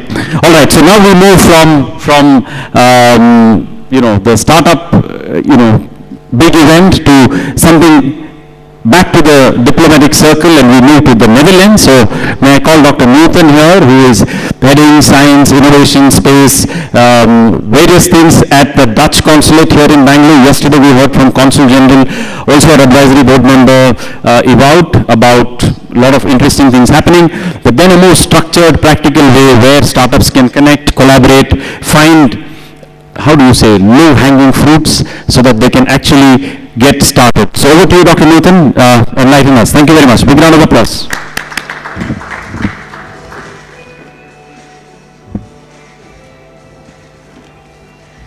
So, thank you, Jose and organizing team, for bringing us all together for this significant event, the 8th edition of TIA. And it's a privilege to be here representing the Netherlands Innovation Network. Of course, we are talking about entrepreneurship, but it starts from the brightest mind working together and the collaborations among these brightest minds. So, where does the Indo-Dutch collaboration started? So, I would like everyone to take a journey back to the 17th century to the Malabar coast of India, which is a region rich in biodiversity and ancient herbal wisdom. And it was here that an extraordinary partnership between the two countries started. The governor Hendrik van Reed and Iti Achudan, a renowned herbalist.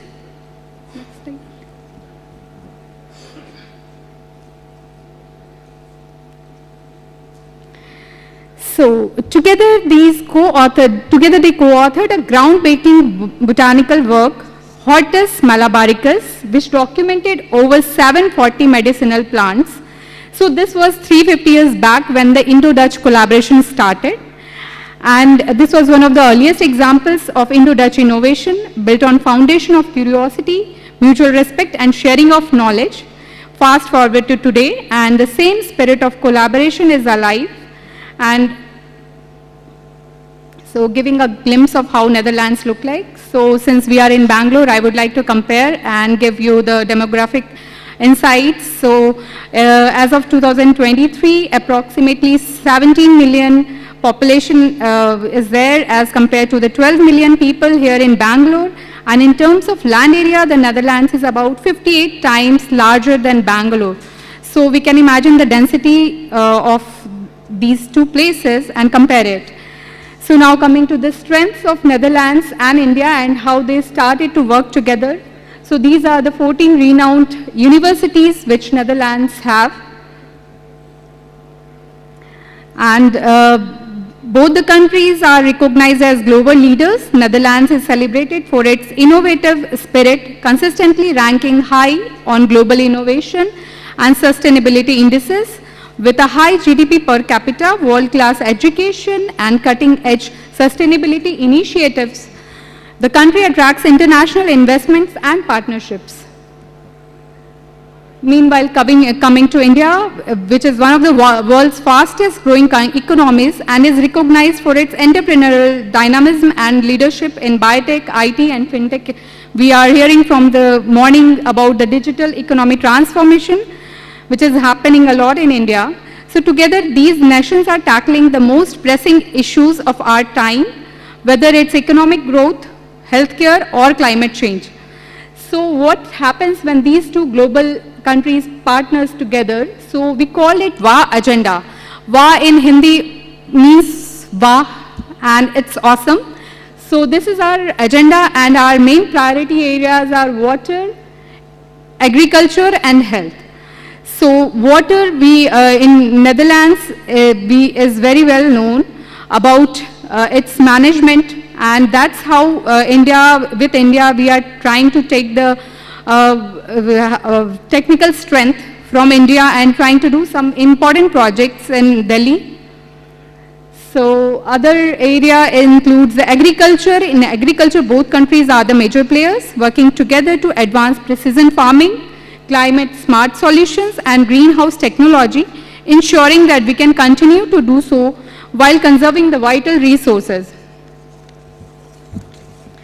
And next is our healthcare ecosystem. So glad to announce that Netherlands is second after Australia in the healthcare system. Very recently, World Health Foundation has done a study where 10 countries were the participants, and after Australia, Netherlands has been the second in position for healthcare management. So of course there is so much to learn from Netherlands. So we are tying in hands, and by integrating innovations in digital health, telemedicine and affordable medical devices with the scope of India receiving world-class healthcare through Dutch-Indo partnerships.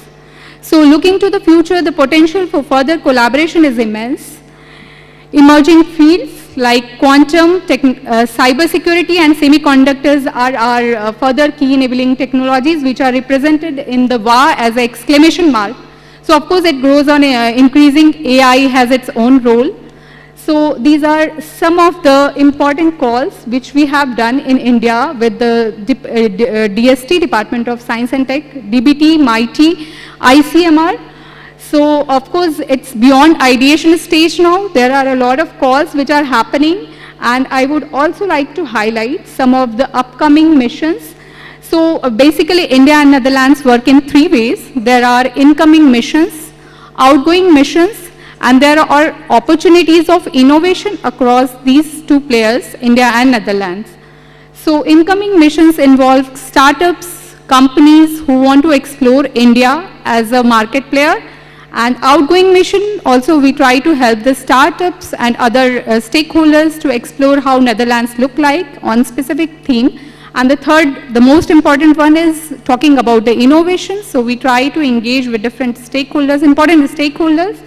So some of the important things like which we are working is an upcoming call on data for better health with ICMR is an upcoming mission.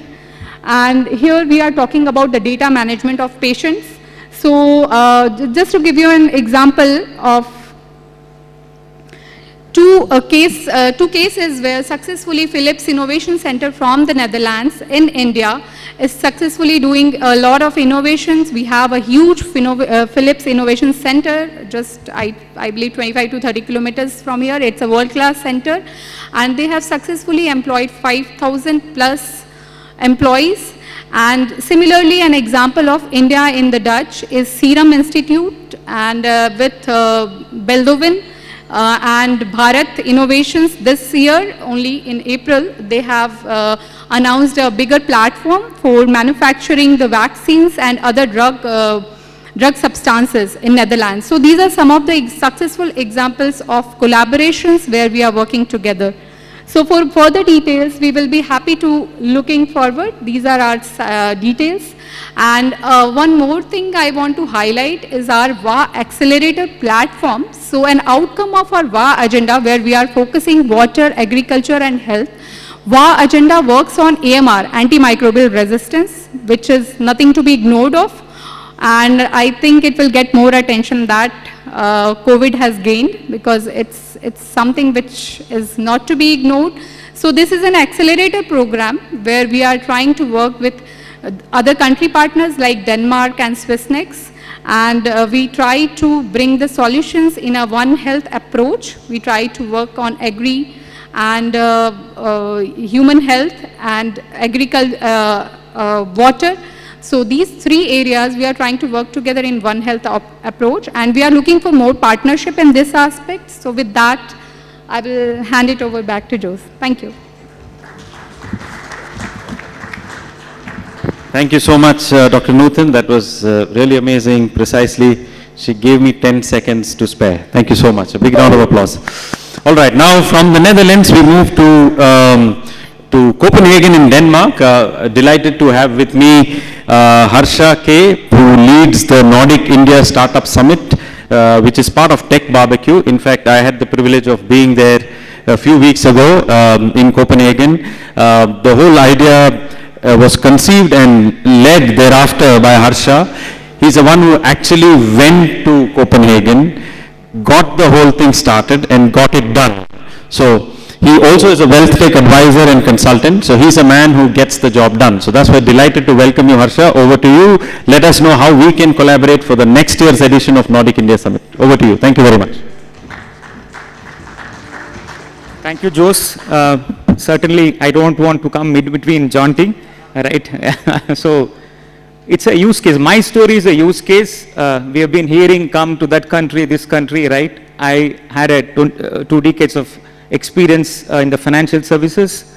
During COVID time, I was able to help an US wealth tech startup to launch in India. Given this background, I got an opportunity to migrate to Denmark on June 9th, 2023. Just think the story. I land in Copenhagen and I started focusing on startups, right? It took 3 months to get the first meeting. I repeat, it took 3 months to get the first meeting in Copenhagen. I'm talking about startup markets. It's surprising that they didn't relate to India at all. I'm talking about startup ecosystem. So then I started talking to Indian diaspora, then realized, I looked at the data, just to share some statistics. In 2023, we all know India received close to 10 billion USD as a venture capital. There are about 900 transactions, the capital in India. Out of that, only 11 are from Nordics. In 2024, till last month, about 670 transactions have happened. Out of 670, hardly few are from Nordics. So the point I'm trying to make is that certainly if you look at deep statistics on the capital received in India, predominantly it's US, Japan and Canada, right? Why is it there is no Nordic India corridor, right? That's the story which started, that's why. You can, the next slide, should I click here? Or how is it?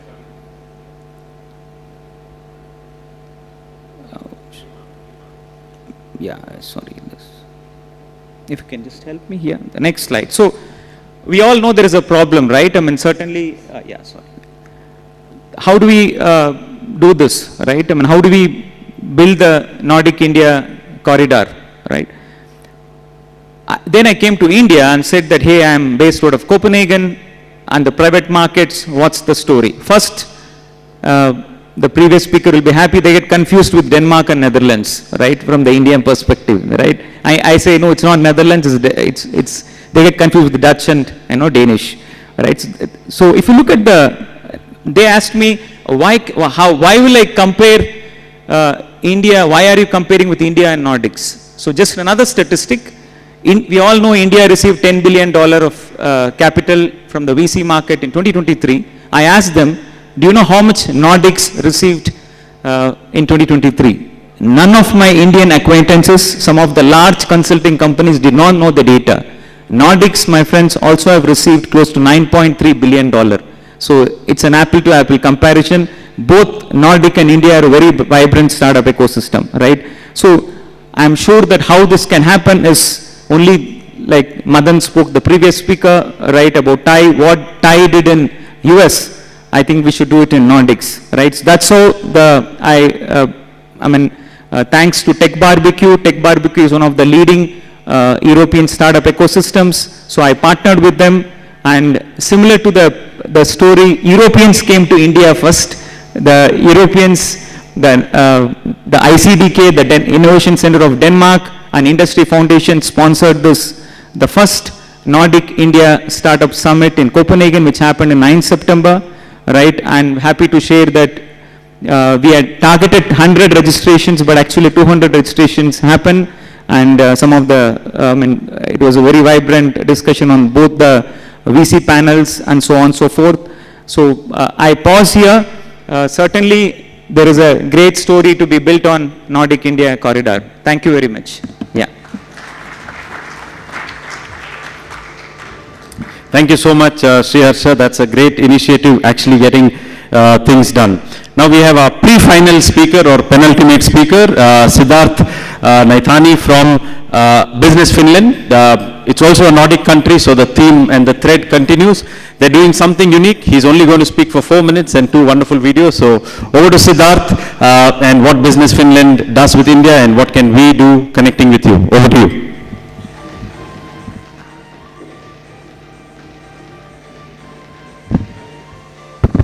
No pressure between everyone and yourself. So quick pulse on the Indo-Finnish connections. Raise your hands if you've ever played Angry Birds. And raise your hands if you've ever had a Nokia phone. Okay, I'm getting a sense of the age here as well. So I'm basically a senior advisor for Business Finland. I'm based out of Bangalore. We essentially help connect the, as my colleague Linda was saying, specifically for Helsinki, we connect the Indian and Finnish ecosystems. The setup is mainly in New Delhi at the embassy, so we're always in touch with the leading tech unicorns, the banks, the large energy companies, the ports, to find out how we can actually help them source relevant partners and solutions from the Finnish market. So I'm going to keep it short. There's 2 very short videos I wanted to just quickly play for you. The first one.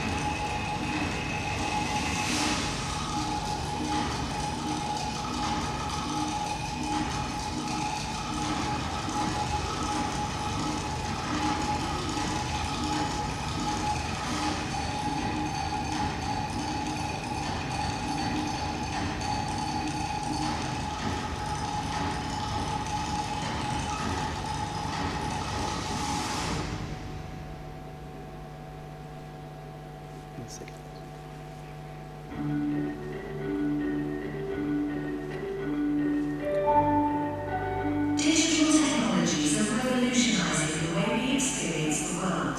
Finland is at the forefront of this revolution. Our secret is a unique government-supported ecosystem where companies, research facilities and universities form a tight-knit community.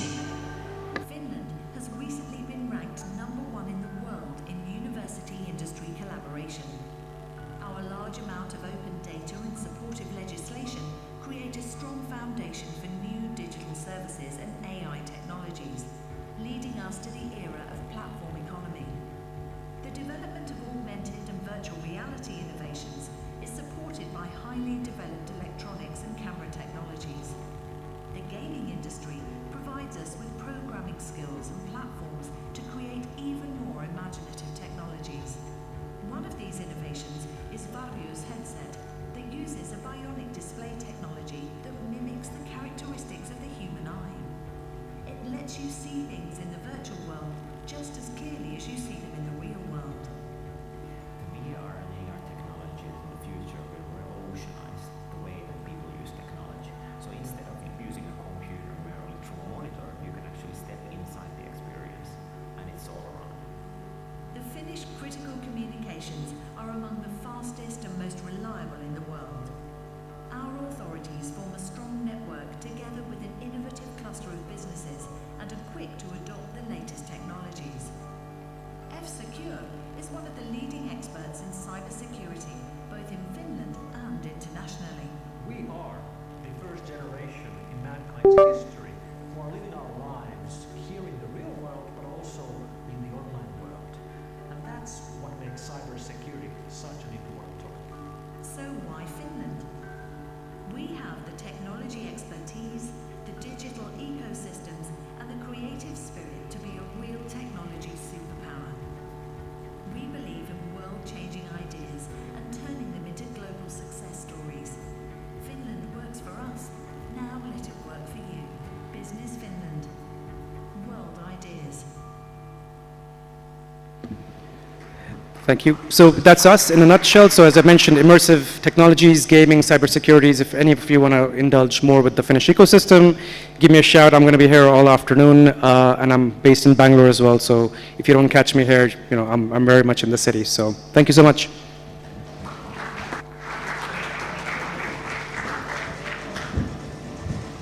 That's excellent. We finished in time. Huh? Thank you so much.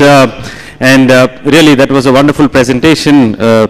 Almost we lost speed. We couldn't see all those bullet points that were going a little bit later at the speed of light almost. Thank you so much. All right, now we have to welcome our celebrity speaker for TIA Summit 2024, Jonty Rhodes, over the stage. He will be here with us 2 times. Now once just for a general thing of what he loves about India and why health is close to his heart, but for a more detailed presentation of what exactly he is doing. So he's a man of action from whatever I have seen and the interactions we have had over the, I think last 1 year.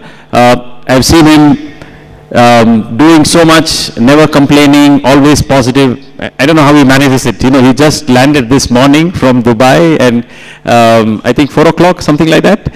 And he's already here standing fully energetic. Big round of applause to Jonty.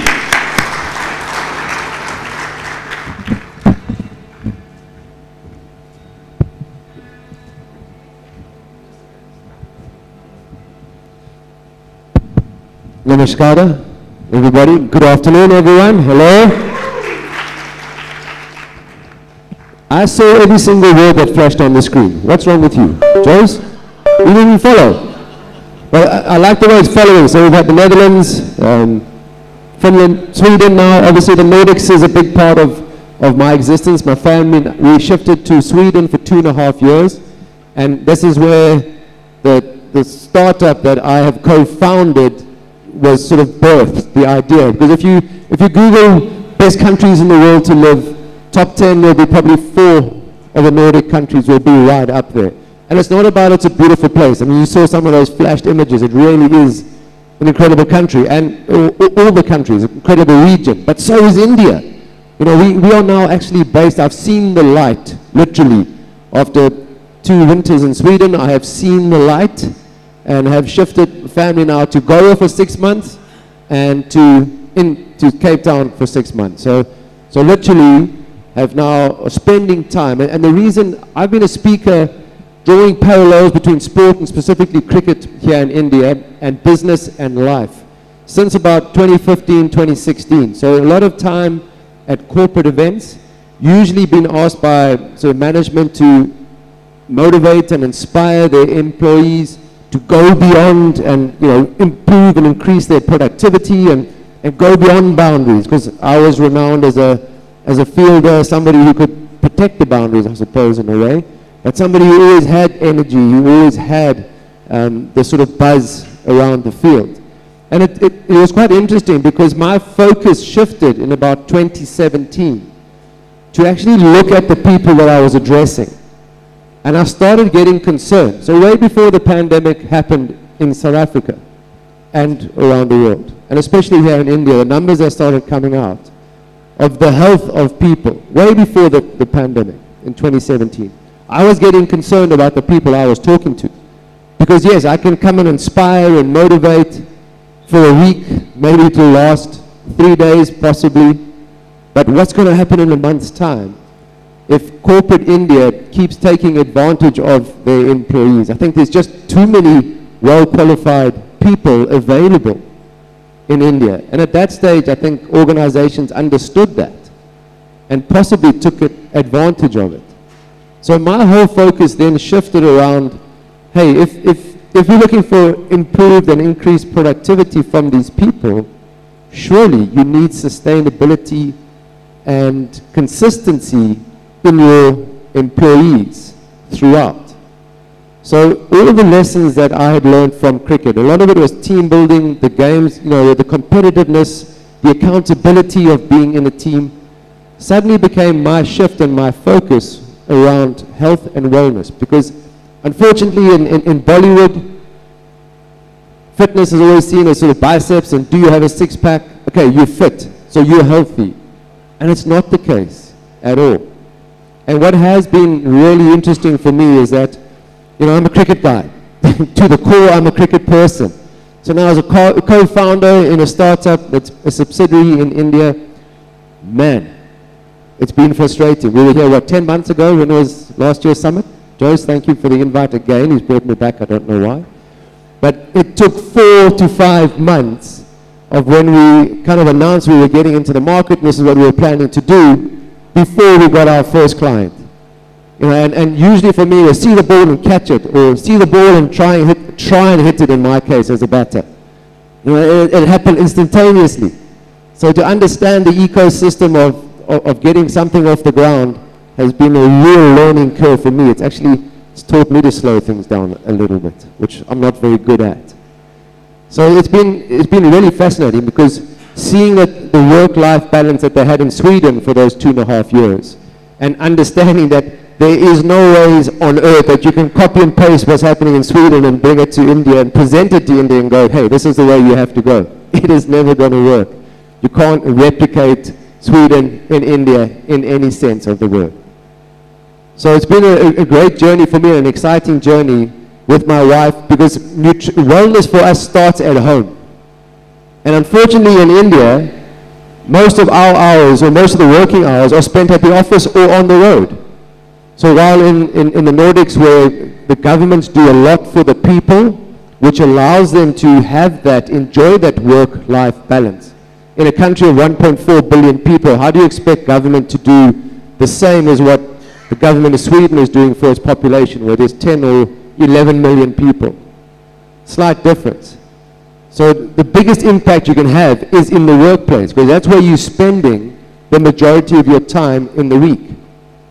So that has become my focus now. Instead of saying, okay, I'm going to go and motivate people for 2-3 days or inspire them, we've set up a platform which again incorporates fun, because that for me was cricket. It was a game. I know you play for your country, it's a career for many people now, but it has to be fun, because it is stressful, and that's where the work environment is. So how do you make it more fun? How do you connect people through enjoyment? And it's as simple as trying to say, okay, the healthy choice needs to be the easy choice. Because I've seen how people work in India. There is a real growth mindset. People are driven. There's desires from an achievement point of view. And it's no longer a case of, it really will be, that will be the West, the Bengaluru of the West, for sure. Because the growth rate here in India is incredible. So understanding the fact that there are people here who are sacrificing a lot, often not just for themselves, but for their family, for their children, you know, putting their kids, we want to send them to school and university and colleges in the US or in the UK, some of the best schools in the world. There's a real drive to be successful here. And it's generally not always for yourself, but it is for your extended family. So from a point of view where I'm now coming with a setup where we're offering a platform for corporates to engage with their employees and ensure, because a big part of culture and the brand of an organization is how they treat their employees. And it's always amazing because, you know, just one quick story before we go to lunch was that I played cricket for South Africa for 11 years. And I mean, I bumped into a world record which I didn't even know existed. I was told after the game, oh, you just achieved a world record. I mean, I didn't even know there was a world record for fielding. Fielding was something I did for fun. So I was pretty good at what I did. But the amazing thing is at the end of my 11-year career, a former colleague and I were asked to come coach under 23 sort of academy youngsters. And after our introductions and everyone spoke about, you know, their records on and off the field, my colleague, Herschel Gibbs, great batter, great fielder, he just told the young kid, he said, whatever the coaches said about Jonty and his career, statistically, there's one thing that I want you to know is Jonty's legacy. What I remember about Jonty was the way that he practiced. So no one sees your practice. There's no camera, there's no lights. You're kind of just doing it on your own half the time. And that sat with my colleague, an international cricketer, was the way that I'd practiced. So I think especially, again, my drive in this is that for a team culture, it needs to come from senior members in an organization. And it can't just be a spoken word or an email. It has to be a consistent behavior away from, when people see you when you're not expecting to be seen. And that was so important for me, is that if it is, I spoke at an event last week where a Swedish brand, IKEA, the CEO had the CEO and Chief Sustainability Officer. I mean, sustainability is at the core of a brand like IKEA. I'm not plugging IKEA, sorry, because I was from Sweden, but it just made it obvious to me that unless you get a CEO who's also the Chief Wellness Officer, we're still going to be in a stage of a lot of talking. And our approach is not just about fitness, it's wellness. So it's mental and physical health and well-being of an organization. And that legacy needs to come from the senior players, the senior people in the organization. So we've had a great start. We've finally hit the ground running. And as I said, I had no idea how difficult it is to set up, even in a country where there is this sort of startup environment where people are really keen to get going. So thank you for your patience. And thank you, everybody, for giving me another opportunity. Looking forward to being a part of the panel a bit later. And see you for lunch. Catch you there. Wait. Stay safe. Thank you, John T, for, once again being here. Because he spoke about health, now we have to see how many people eat how much, whether the dessert counter is deserted or whether it will be with a big queue. All right, on that lighter note, may I invite Sanjeev from KDM, is he here, and some of our advisory board members to please come on stage. You know who you are, Marcus, Katya.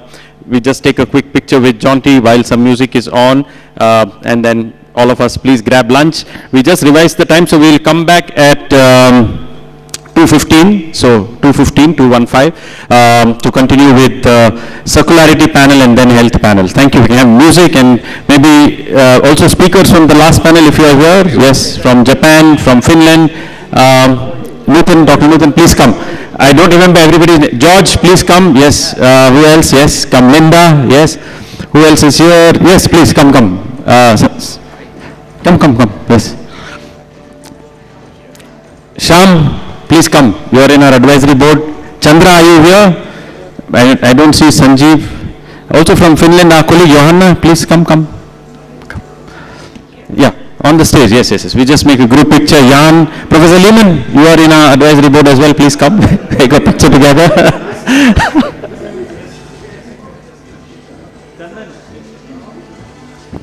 Chandan, come. Yes.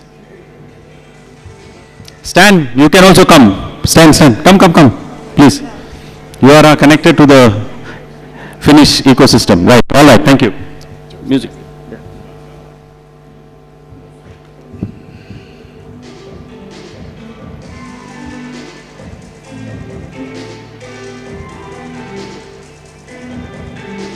Thank you.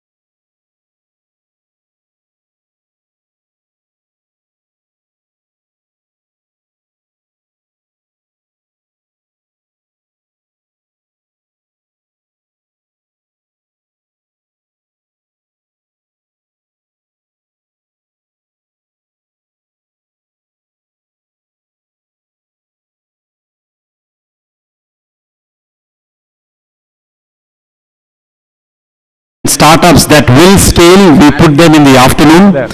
Of course, because we are live streaming this event, and for Europe it's morning, so which means they will also get the opportunity and visibility to be seen by a larger audience which is more relevant for them. That's why we have some of the good speakers in the afternoon panel as well.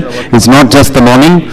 So thank you all who are here for staying with us and joining with us. We now move to the circularity panel, and it's coming on day 2 because most of our speakers who are here in the circularity track have used tech to make their circularity verifiable, validatable, maybe certifiable, and also encashable with carbon credits. So there is something very unique, which I call the 4th tier effect of doing circularity. If you can verify your circular initiatives, if you can validate, if you can certify, then you could also monetize your circularity-based tech investments. So what we have done in this panel is we have curated and put together some of the startups who are actually doing that and are doing that at scale. Some already have a very strong tech element, which you will see. I'll let them explain it. And some are just about to build that tech element. So that's why circularity is on day 2, the digital day at TIA Summit. And we really hope that circularity will actually be the way forward, not just an option. So without much ado, I hand over the reins of this panel to my good friend and head of or managing director of Moog Aerospace in India. So he runs MITC, Moog India Technology Center. Big round of applause to Shyam Kariviri. Also, Shyam used to be chairman at Indo-American Chamber of Commerce, and I had the wonderful privilege of working under his guidance. While he was chairman, I was working with him, so it was really nice to work with him and learn from him. So without much further ado, over to Shyam. Take it. Thank you.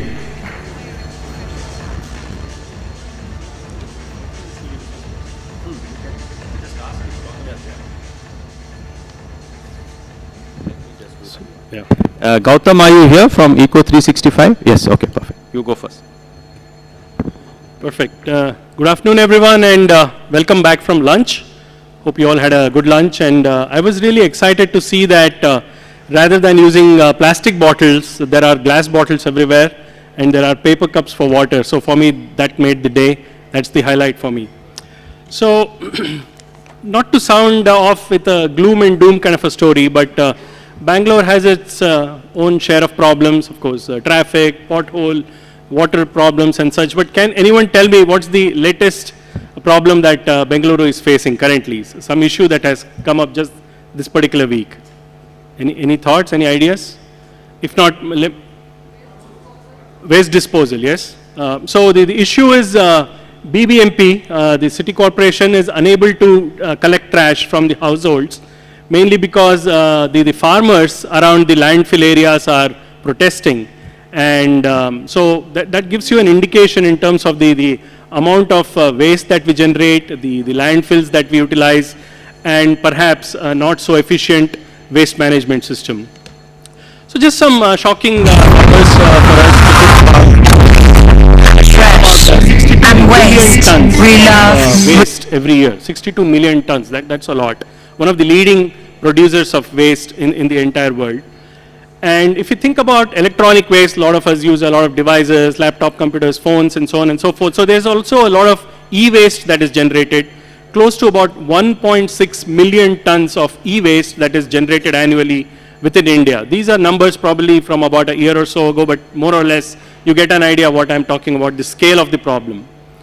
And then 1/3 of this electronic waste is actually unprocessed. So it just goes directly to the landfills.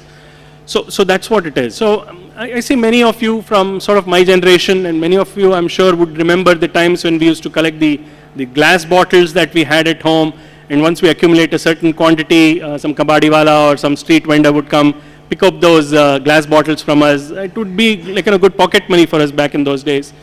We continue to do that. We sell off our old newspapers once we are done reading it for that particular day. That newspaper has no use, and we end up just giving that away. So So what we probably did and do for fun to just get a few extra bucks, knowingly or unknowingly, we are part of a system where material never became waste and nature is regenerated.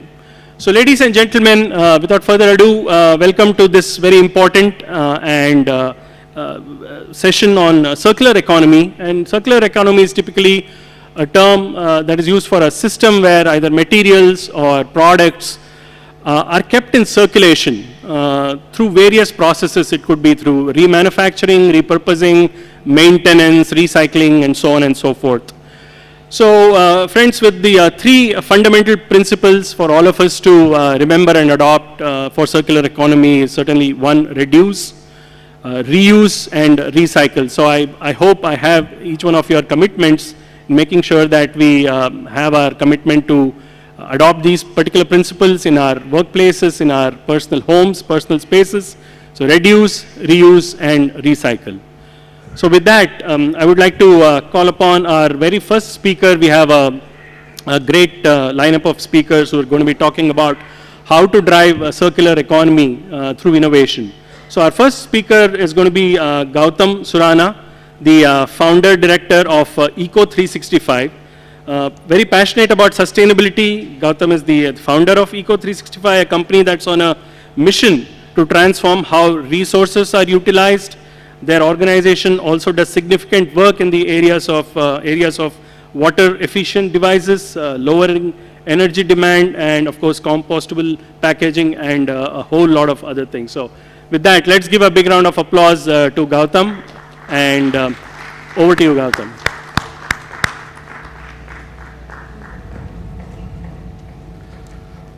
Good afternoon, everyone. Is everyone in the room? Yeah? Post lunch hour, very difficult hour. Okay, I'll try to make it as interesting as much as possible. We'll not go very deep or very technical onto the raw materials, but we'll speak about the functionality and the circularity part of it. Okay, so what we do is we produce compostable packaging.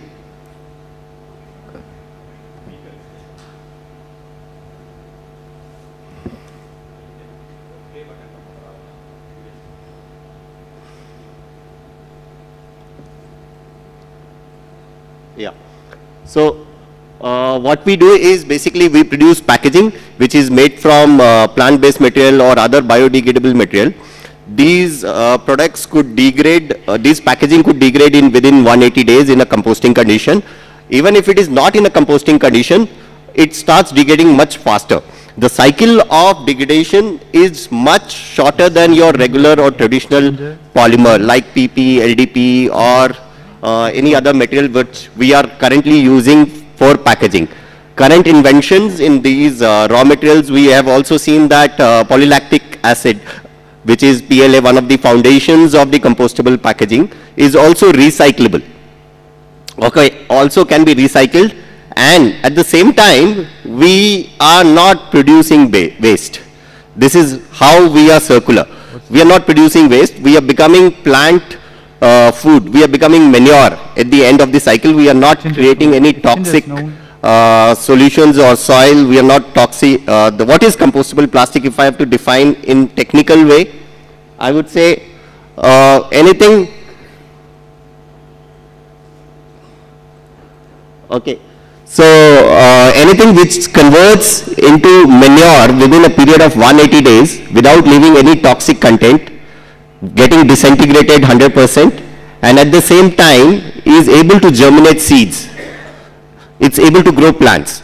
So basically we are not leaving any toxic content into the soil. Okay, so there are different forms of compostable plastic: home compostable, industrial compostable, marine compostable. There are different grades. We have compostable plastic which could degrade even in 1 week's time, which can be also used for multiple horticulture and agricultural use as a mulch film or any other application. Now, it has a very wide application when it comes to using compostable plastic. But here we will be focusing, my company is focusing only on compostable packaging. Why compostable packaging? Because it is made from renewable resources. the carbon footprint of these products are low because they are majorly plant-based, tapioca based, starch based. We also have crude oil based plastics which are biodegradable and compostable, but at the same time we have renewable source of polymers also used for making these packaging. Again, they are economical in Indian context. They are very economical. Reason is we have a 50 micron or 51 micron rule for packaging here in our country, and at the same time 70 micron and 120 micron for disposable single-use plastic. Whereas for compostable plastic, we do not have micron thickness rule. So what happens is you get more yield per kilogram, which means you get more number of pieces per kilogram. So in a way, the raw material is expensive, but when you look at the economics of per piece, it works out cheaper and economical. At the same time, it creates a sustainable brand image, and at the same time, you have these EPR burden liabilities which you could reduce by using compostable packaging. They are certified in Indian context. We have CPET who certifies compostable plastic. They do a very rigorous 9-month test on compostable plastics where they test on disintegration, degradation, germination and toxicity of the material in a lab. At the same time, we also have international certifications like TUV, OK Compost for our material.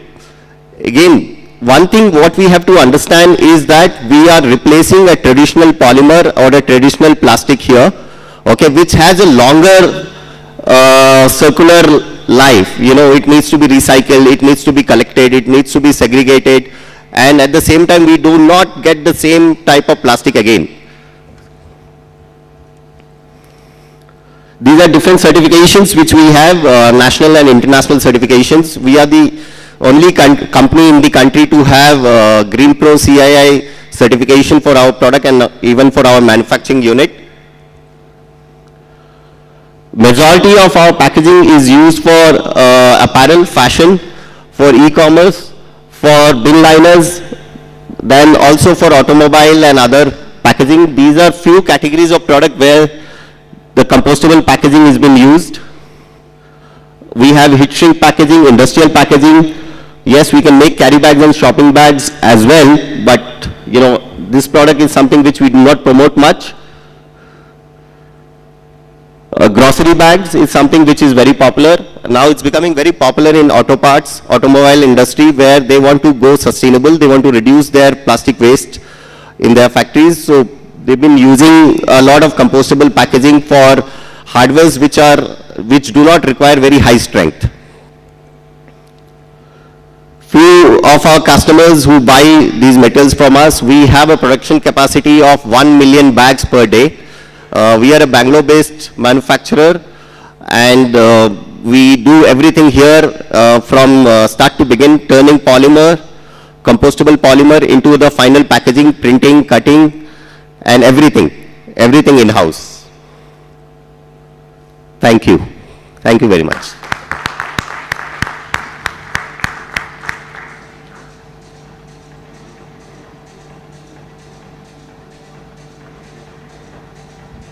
Thank you, Gautam. It was really good to hear about your company and what it does in terms of the sustainability aspect.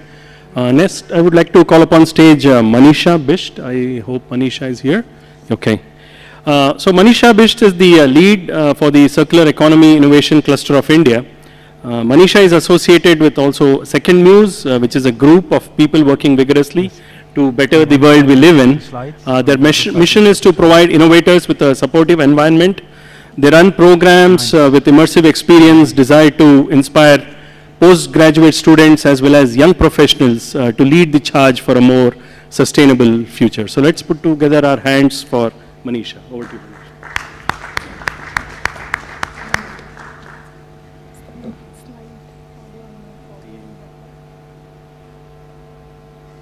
This is the advanced one. This is back. Thank you. Hello, everyone. My name is Manisha. I represent Circular Economy Innovation Cluster, which is a collaboration between Second Muse, the company I work with, and EIT Climate Kick. This is a program funded by IKEA Foundation. Before I move into the Circular Economy Innovation Cluster, CEIC in short, I would like to talk a little bit about the organization that I work with, which is Second Muse. So, we are an impact and innovation organization headquartered in US with our regional office in Singapore. We support entrepreneurs and innovators working in the field of climate, tech, and equity. These are some numbers in terms of the impact that we have created over a decade through our work. So we have been able to support 23,000 innovative ideas to prototyping and also support them through 18 million USD in funding within a portfolio of 1,400 organizations. Specifically to our work in the APAC region, these are some numbers in terms of the kind of support and funding that we have provided to organizations across these different countries that you see on the screen. So 100 organizations support through a funding of 2.9 million USD, and these are not just for-profit but also other entrepreneur support programs and also non-profit organizations working in the space of circular economy and waste management. So what this funding support that we have provided has led to diversion of 148,000 metric ton of plastic waste going into the landfill or ocean. So as you know that like India, other Southeast Asian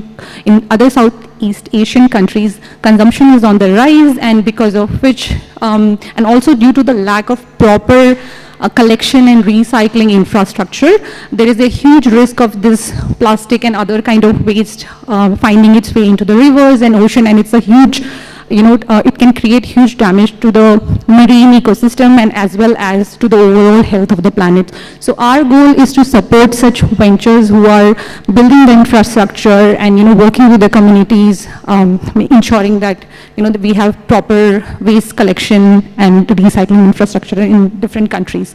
And this also resulted in these 37 organizations securing an additional funding of 63 million USD through the support that we provided them.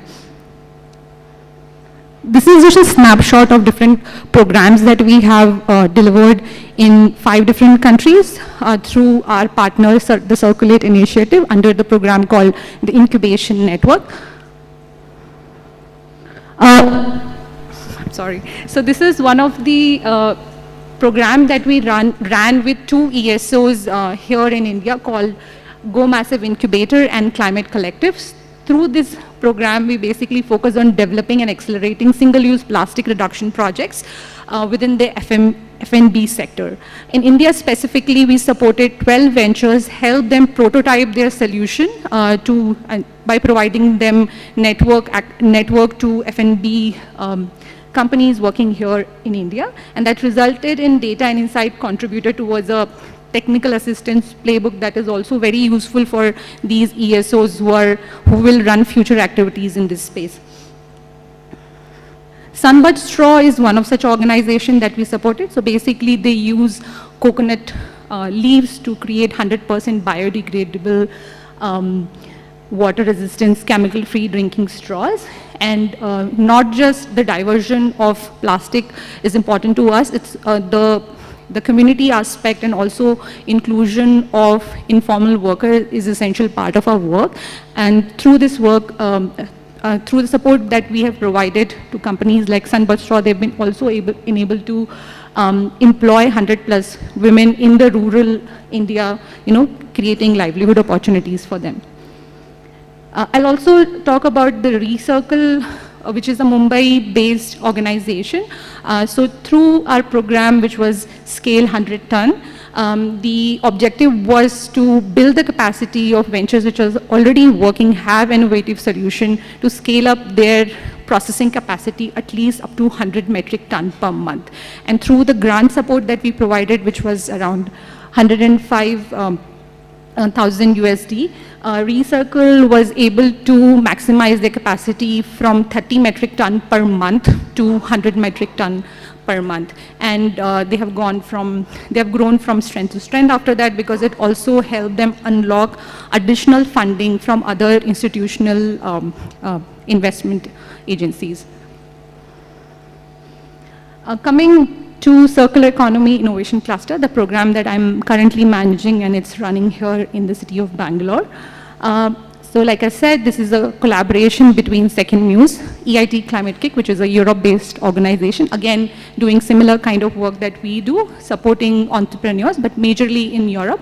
But now this time they have come to India, and with our collaboration with us, we are delivering this program here in India in the city of Bangalore. There's another cluster which is being created, again funded by IKEA Foundation in Kenya, Nairobi. Again, that is led by another local partner, Growth Africa, in that city.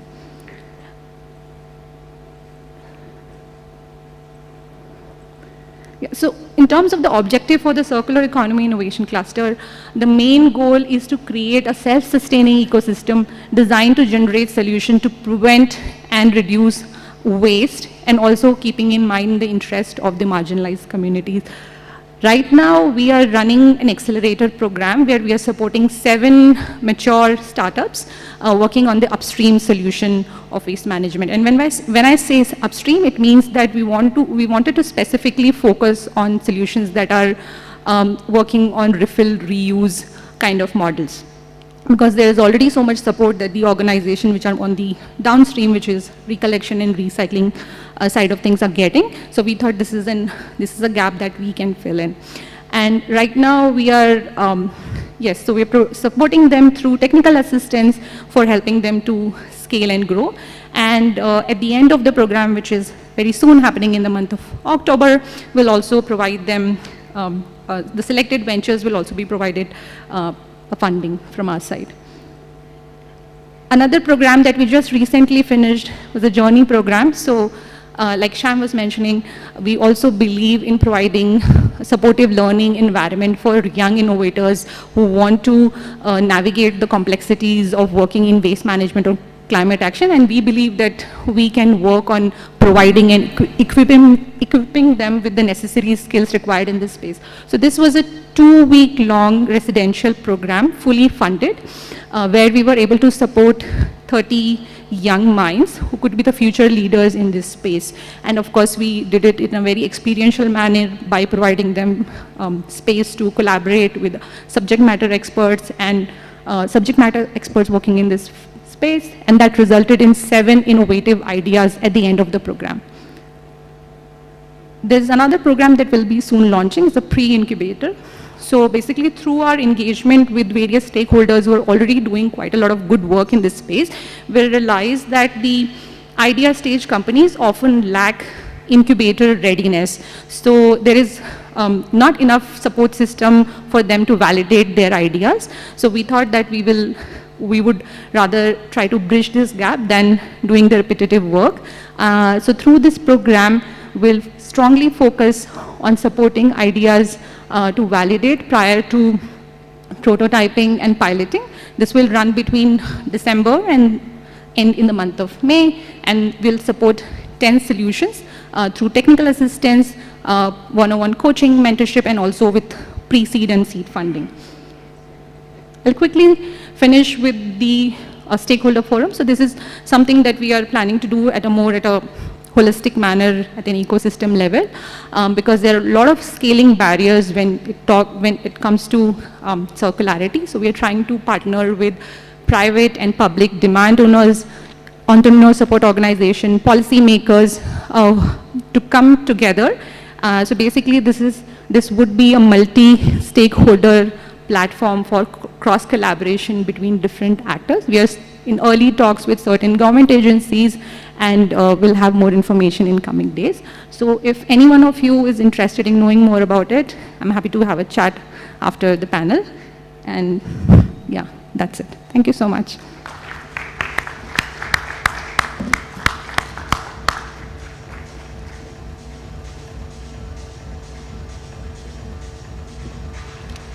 Thank you, Manisha. Really good to know the great work that CEIC is doing, and also Second Muse, the organization that you're associated with. So, just a quick poll by show of hands. Anyone here who does not own a pair of denim jeans? I expected that. I think each one of us has a pair of denim jeans, come what may. Again, another poll. How many of us are still in possession of maybe some old jeans that we don't use, but they just sit in our wardrobe? We haven't done anything with it. Anyone here who is in that situation? Good. Okay. So why am I talking about all this? So let me introduce to you our next speaker, Sujit Sudhakaran, the co-founder of the Upcycled Denim Revolution. That's the name of the company. The company's mission is to keep the world's best denims out of landfills and waste streams. Then they obsessively curate and refashion these old jeans into unique, high-quality denim pieces that make a fashion statement and that make a statement in general. So really an amazing concept. So over to you, Sujit. We would really love to hear what is it that you do with old denim jeans.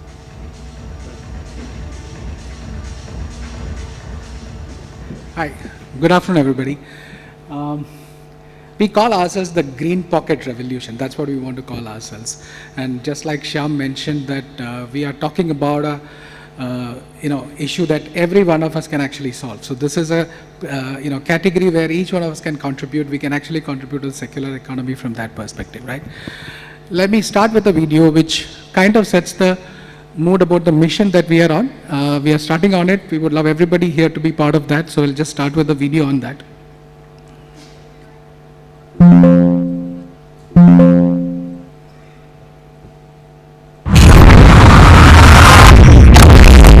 Trash and waste, relove, repeat. We're here to kick fast fashion in the balls because we know what's what. Our planet is getting wrecked and we refuse to let it die on our watch. We know denims were made to last, to weather, in our wardrobes, not in the goddamn landfills. So we're here to take matters in our own hands. We rescue, reuse, relove, repeat. Without it's a green badge of honor. No, this isn't a pocket. It's a protest sign, and we wear it to fashion is not fast anymore. On fact, the future.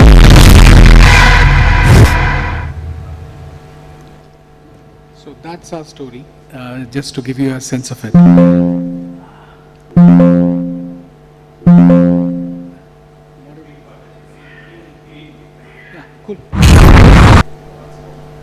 So when we set out on this journey, we realized that we are probably one of the early players trying to do this, and we kind of figured out a certain number of challenges that we need to solve from ground up very clearly. One of the first thing that we encountered was that there are two narratives in circular fashion. Do I sustainably manufacture more, or do I manufacture less and reuse more, right? So that was one part of the challenge. We believe in the reuse, manufacture less kind of a philosophy. That's what we lean towards very clearly. All manufacturing is built on time and process efficiency. Circular fashion will have to talk about resource efficiency. We need to use less to manufacture, right? Or manufacture less from that perspective.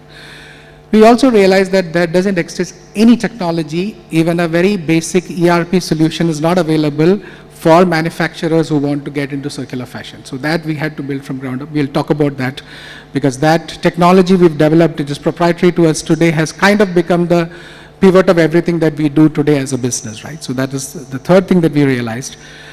Second, what we realized is the other thing was that how do we adapt the existing infrastructure that is already available? We don't want to build everything from ground up. There are some things which you could adapt, right? So that's the other challenge that we took on.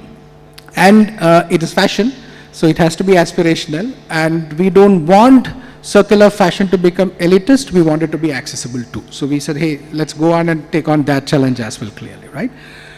So how did we solve this? The first and the most important thing we did was we built a upcycling tech for ourselves. It's a tech stack that can be used by anybody. Today we have built it ground up, so that is another thing that we've done. the proprietary process of how do we really upcycle. The biggest difference being a regular apparel manufacturer will get fabric, he will convert it into an apparel. We take an existing apparel, we'll upcycle, upstyle it into a product that somebody else can buy, right? So there's a huge change in the process. It's kind of inverted in a way. Our green pocket. I'll talk about it in a little while. That's a patent that we hold today across, 4 large regions, India, Europe, China, and UK. We are currently pending approval in the US. So there is a green pocket, which is a signifier for it. I could have turned my back and showed you my green pocket, but it's not polite, so I'm not going to do that. You can check out our products. We have a stall here. I would love all of you to come and check those out. The supply side innovation was very important because you are not going to an existing supply chain of denim mills and picking up from there. There are different kinds. There's a diversity to the supply chain, so we had to build that out very clearly. So let me start with the upcycling tech, right? We call it UnIQ. That's what we call ourselves. So what it helped us do, the first most important thing we realized is that we don't want to be restricting what we put out to the consumer by a supply side restriction. So today what I can do using my UnIQ is, I know what is the demand in the market, I can map it back to my supply chain very clearly. So that means I am manufacturing exactly what will sell in the market and not what is available on the supply side and then I'm creating something with that, right? So that is one innovation that we built around that. It allows my design and merchandising team the flexibility to create aspirational denim products. So that's the second benefit that we got from it. Streamlining the sourcing, because today we are able to work with supply chains of sorters who bring in the apparel waste, and we can sort exactly the kind of products that we want to bring into our system. We don't need to take everything. It's not that I'm going and picking up a bale of clothes from him. I'm getting it sorted using people in his system whom we have trained. So we're actually creating a new system for them also as a way of creating business for those guys. Otherwise they would probably sell it to a recycler at whatever price they get, so to say. The next one was for us to actually take what is wonderful about apparel manufacturing, which is the tech pack based manufacturing that has been done very well over many years. We've adapted the UnIQ system to map every product that comes into our system to a tech pack. So there is very limited human intervention required there, which is what is helping us doing it at scale. Otherwise you need a designer to do every single piece, right? So that's the third solve that the tech has done for us. Last but not least, the transparency of the lifestyle tracking of the product. Every piece of information about that particular apparel is stored in that system at any point of time. As a consumer, as a regulator, as businesses, you want to understand what has happened to that particular piece, we know where it is and what has been done with it very clearly, right? So that's what UnIQ did for us. We are a fashion brand, so we have to play by the codes very clearly here. This is where the green pocket comes in. There has to be a certain amount of signaling that a fashion product need to do, and the green pocket, because of its uniqueness, and since we have the patent for it, we are probably the only player in the world who would probably do it at this point in time, right? So that's the advantage for us, and we call ourselves the most exciting denim in town at this point in time, because we are fashionable, we have a very clear story that is being signified by our green pocket. So those two are a big tick mark for us as a business. We are actually waste agnostic in a way. Our system today allows us to use pre-consumer waste. This is products that have been manufactured for a certain business but have never been sold to the consumer, or in many cases have not even left a factory floor, right? So that we could take up and do that. We could do post-consumer waste, which is what people are putting out after a few uses. They probably don't use it. The same point Shyam mentioned, how many of us have unused denims or apparel sitting in our wardrobes. So that's what we could pick up. Or we could even pick up dead stock fabric, because once we started getting into this business, what we realized is a lot of large mills who create denims actually are stuck with material that they've created, but they're not able to put it out to anybody because the fashion cycles are changing and it doesn't have any demand in the market. We could take it and we could make products out of that very clearly. And we are very happy that people have shown us love, and we are sure that we'll be able to change the way the world wears a denim. And definitely this initial love is something which we look forward to from people here. We welcome all of you to come over to our stall and see and become a green pocketeer with us and probably start the journey on building a net zero future. Thank you.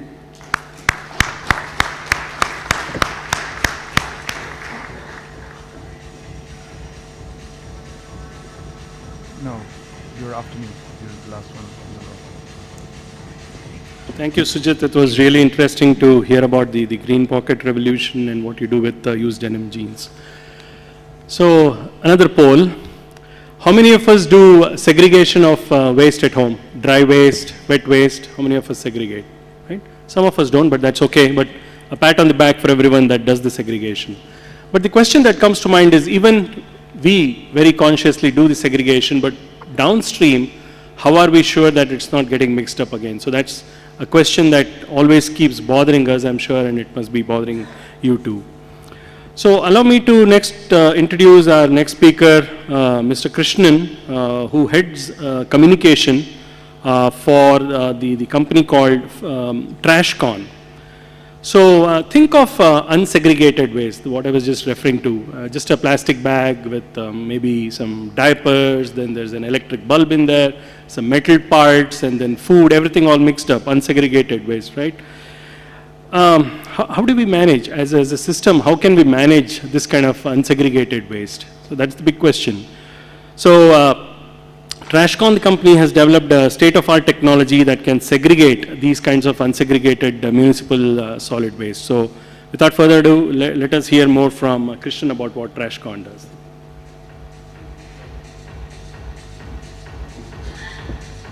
Hello everyone, good afternoon. I'm really happy to share a space where a lot of people are doing what is important for the environment right now, especially in the sustainability and upcycling space. I saw a picture of a landfill by one of the presenters earlier. How many of you have actually been to a landfill? Can I see a raise? Oh, interesting. That's a good number. And have you seen the landfill in Bangalore by any, have anybody got a chance to see the landfill in Bangalore? You have? You have? Yeah. So I see only 3 people who raised their hand. I've got an opportunity to visit the landfill in Bangalore. The reason why most of us have not seen it is because it's not in a vertical state where we can see it visibly, because there are 3 quarry sites which have been dug up about 140 feet depth each, and one of the quarry sites is probably 3 times the size of the Chinnaswamy Stadium that we've seen here. So imagine if you keep putting waste and dumping waste in the quarry, it's never going to get elevated. It'll always be in the quarry site. So now some of you have seen the visited landfills. What do you see in these landfills? What's there? What do we get to see? It's a combination of plastics, of course, cloth material, food waste, diapers, sanitary pads, plastics that cannot be recycled, and a bunch of things that we think have left from our home, we have segregated from our home, but it never saw the life that we thought it will become. It's not, there is no manure that's converted out of it, but there is, it's causing a lot of diseases to people living in that area. It's causing leachate, it's contaminating water, it's contaminating our soil. There are enough and more case studies which talk about the challenges that people suffer in the areas around these landfills. It's not just the landfill, it's the oceans too, right? So imagine, I should be here for a reason. I'm not just going to talk about landfills and waste forever, right? Imagine a world where today's waste becomes the future of tomorrow's sustainable future. That is what we at TrashCon not just dreams about, but that's our mission. So what do we do at TrashCon? We build material recovery facilities to ensure that all the mixed waste that sometimes goes from certain households or certain localities gets segregated into useful and valuable materials that can be recycled or used in a way in which it does not need to go to a landfill. So a mixed waste, all of us have seen it in garbage sites and dumping sites and all over. It gets put into our completely automated recovery facility, and it gets segregated into or recovered into wet waste, which can be used in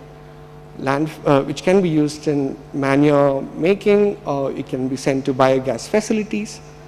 And there is a set of dry waste that is also a part of it, like cloths, but most importantly, plastics, right? The food packets, the sambar packet that you see from which has food sticking onto it, or all the food delivery packaging material which has food sticking onto it. It needs to be segregated into something. So this machine automatically recovers it into valuables like these. And the last thing being inert, which is diapers and sanitary pads, where you can't, or we have even seen shoes that goes into shoes or bags or cloth material that gets dumped into these, where you really can't do anything. So that's a category of inerts as well. Now, so all the dry output can be either sent into RDF, or we can even, I'll come to the solution of what else we can do with the dry waste. This is one of the facility in the heart of Bangalore. This is in Koramangala near Ejipura, where it can process about 100 tons of unsegregated waste in a day. And even though I shot this image on a drone, even though it looks really big, this machine can, like I said, this machine can process about 100 tons per day in a space of 40 meters by 8 meters. This is the same facility, more pictures. This is the kind of input that goes into the machine. I wish I had more time to show you a lot of images of what the waste looks like, but I'm sure all of you have seen what garbage sites and these black zones look like. So that's what you saw in the previous slide is the input, and what comes out of the machine is the three outputs that you can see. There is wet waste. We have a segregation, we have an efficiency of segregating 80% and above of wet waste, which can be sent into all the facilities that are doing, that can process wet waste.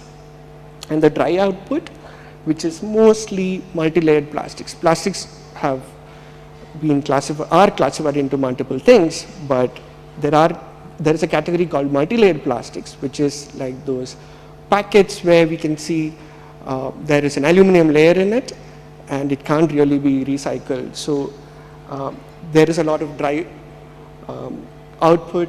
There is a lot of multi-layered plastics also in these outputs. So these are some other features where we really don't need manual scavenging anymore. People, unskilled laborers can actually work in these facilities by push of a button, ensuring that it's processed automatically. We use some of the best of the technologies that is possible. So the dry output that I spoke about, all the multi-layered plastics, we didn't stop there. We came up with another solution to do something more with the multi-layered plastics. So we have a WOW recycler machine where we process these multi-layered plastics and convert them into two kind of products, which is one is WOW boards and the other is WOW lumber. WOW board is something very similar to plywood.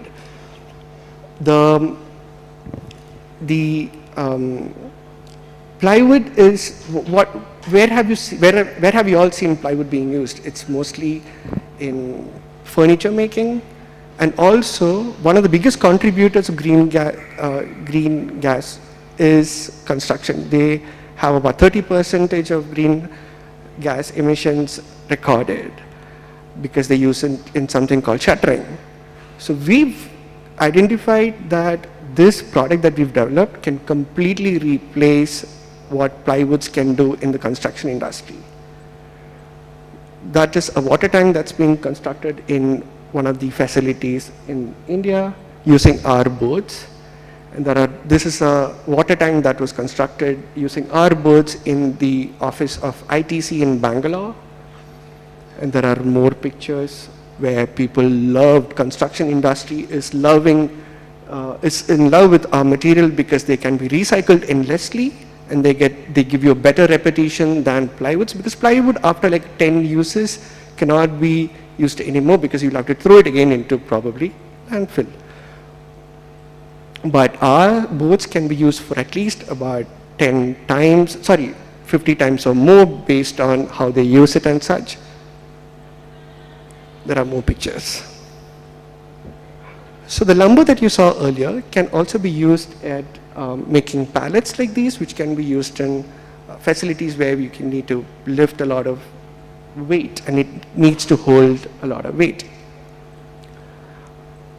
There are more pictures, some of our clients that you can see. Our customers are in love with what we do, and they are in big support for us. That's our team. We've been awarded by over 150. We've been published in over 150 media publications, and we've been awarded in India, Norway. We've been even invited to represent in WEF in Davos in 2022. That's our team with the government agencies in Spain. More publications. That's the company's founder and CEO Niveda, who I can send you these videos if you would like to know more about how we go about it. So this is our goal. We would like to divert 1/4 of India's waste from landfills and oceans by 2027. Hey, if we all can work together, I'm sure we can build a sustainable future. And I'm really happy to share this space with you. Thank you.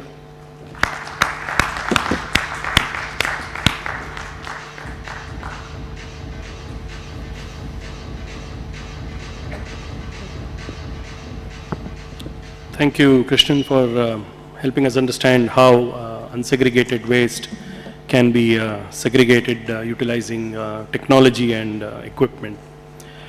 Our next speaker is going to be from a company called Bare Necessities. So let me introduce Mehul Manjeshwar, who is the Chief Marketing and Sustainability Communications Officer at Bare Necessities. Mehul actually has a master's degree in business administration, and I was not aware, but there's an MBA which is specializing in sustainability. So Bare Necessities is a company that specializes in zero waste gift sets. They have a range of eco-friendly gifting options. The team makes a range of personal, home travel, and lifestyle products, and courses to educate the community to make environmental education practical and accessible. Without further stealing their thunder, let me call upon Mehul to talk about their company and their story.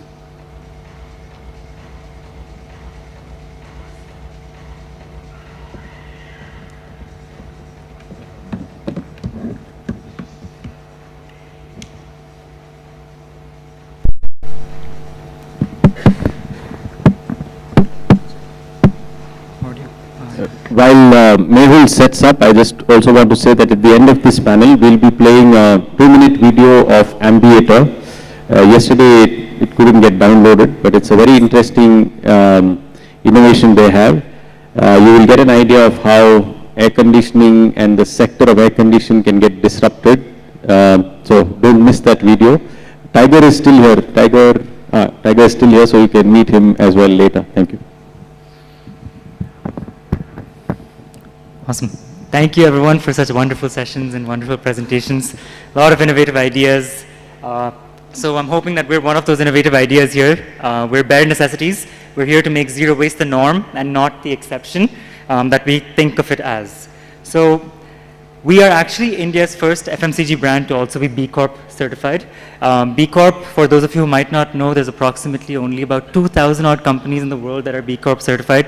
If you know Patagonia, if you know Ben & Jerry's, these are companies that are typically B Corp certified for various things. So it's not just environmental sustainability. Sustainability is kind of comprehensive, right? It's about the governance side of things. It's about the environment side of things. It's about the empowerment side of things.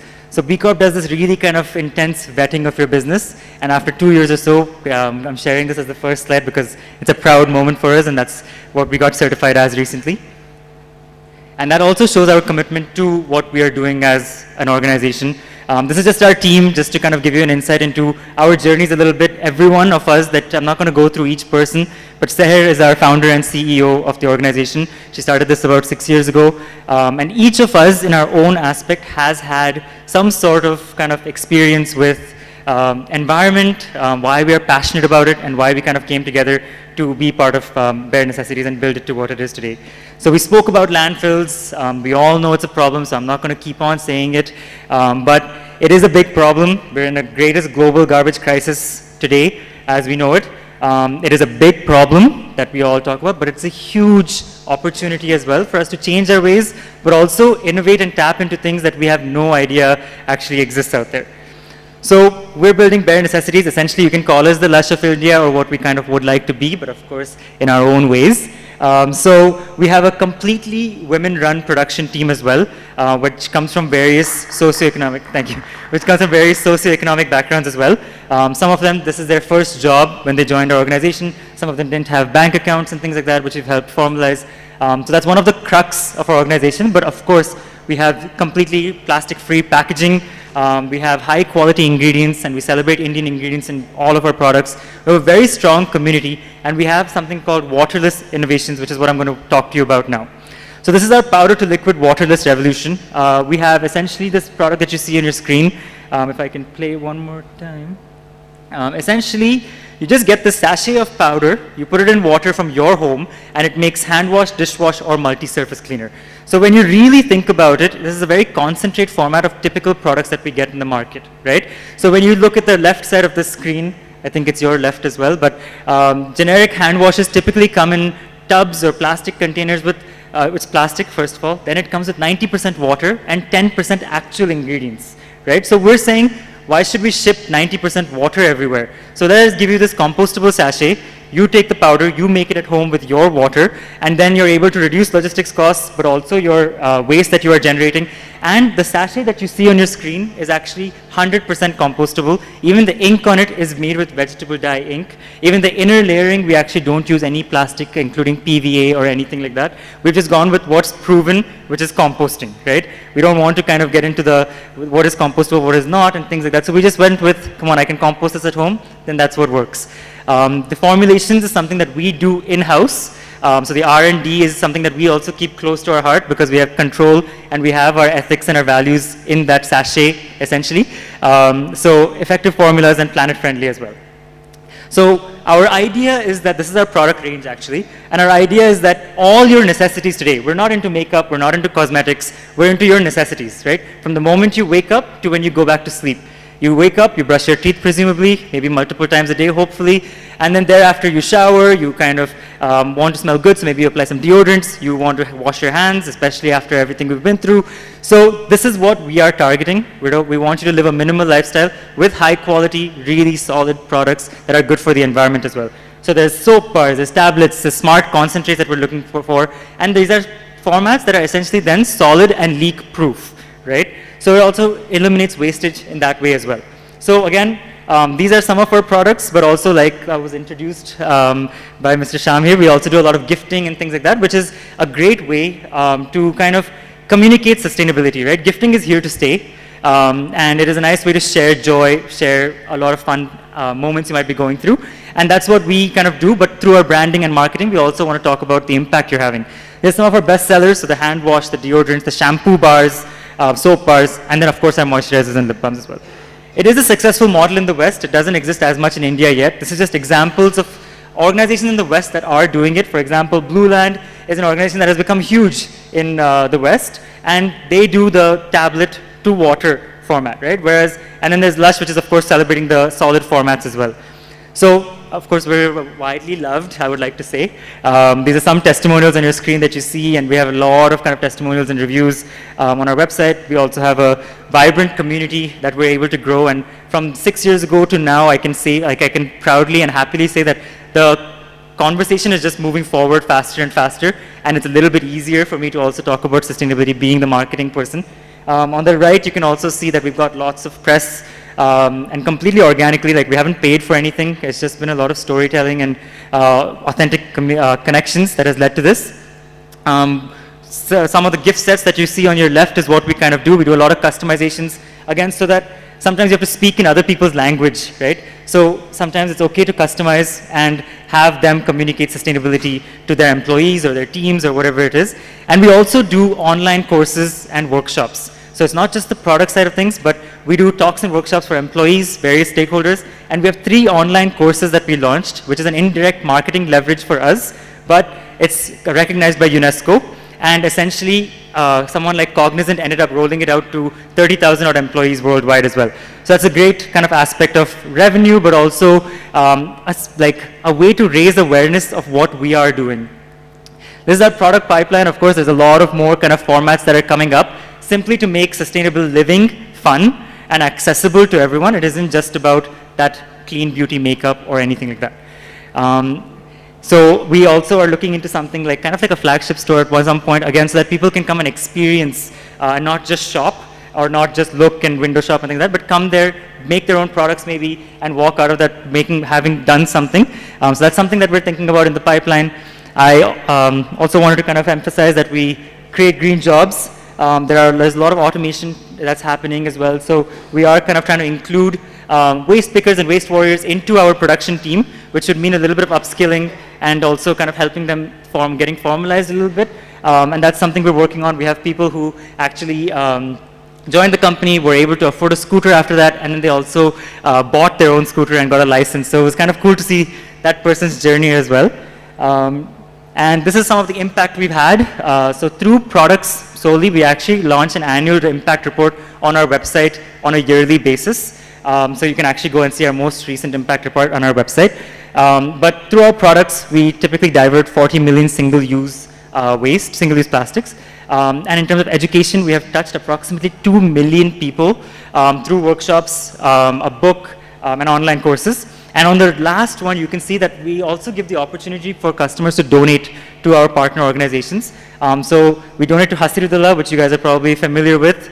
So we help with with the Waste Warrior community.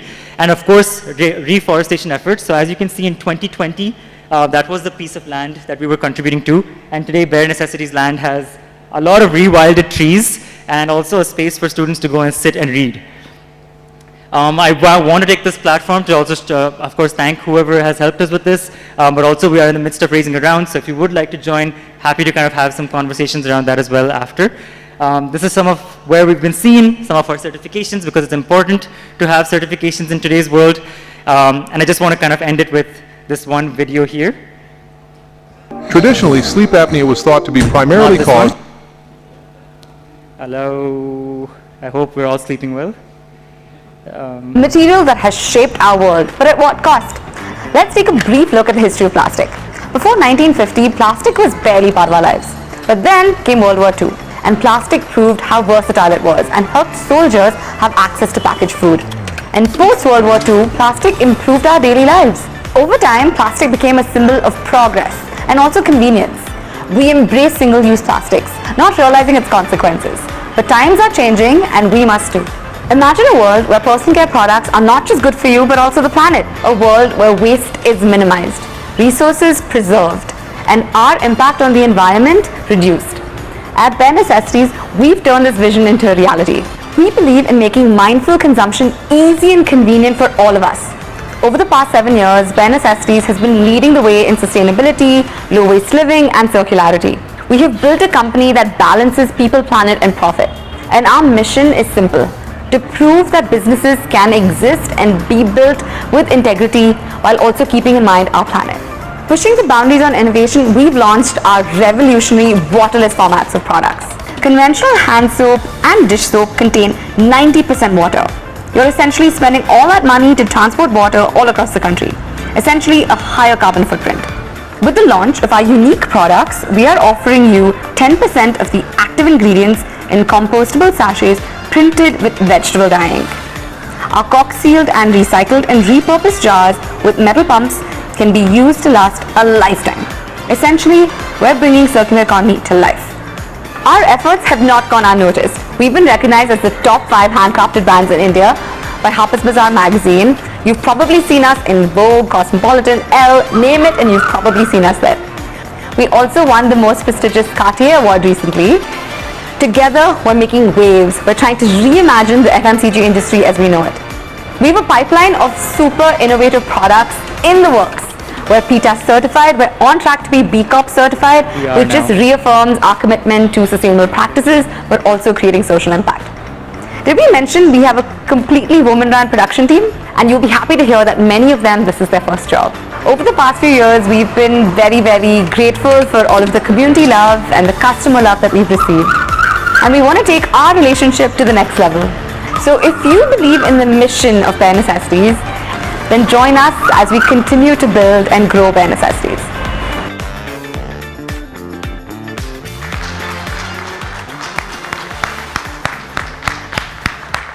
Thank you everyone for your time. And do I just unplug it?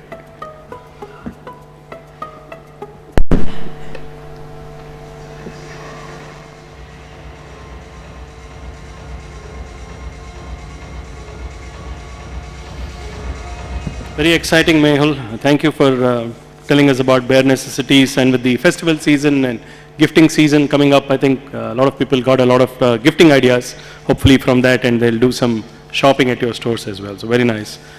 Our next speaker is Jan Kune. Of course, he needs no introduction. His popularity is such that everybody knows who he is and what he does. Calling himself the nomad for innovation, Jan is a keynote speaker. He's a consultant, trainer, and coach who is in connection between the head, heart, and the hand, as he calls it.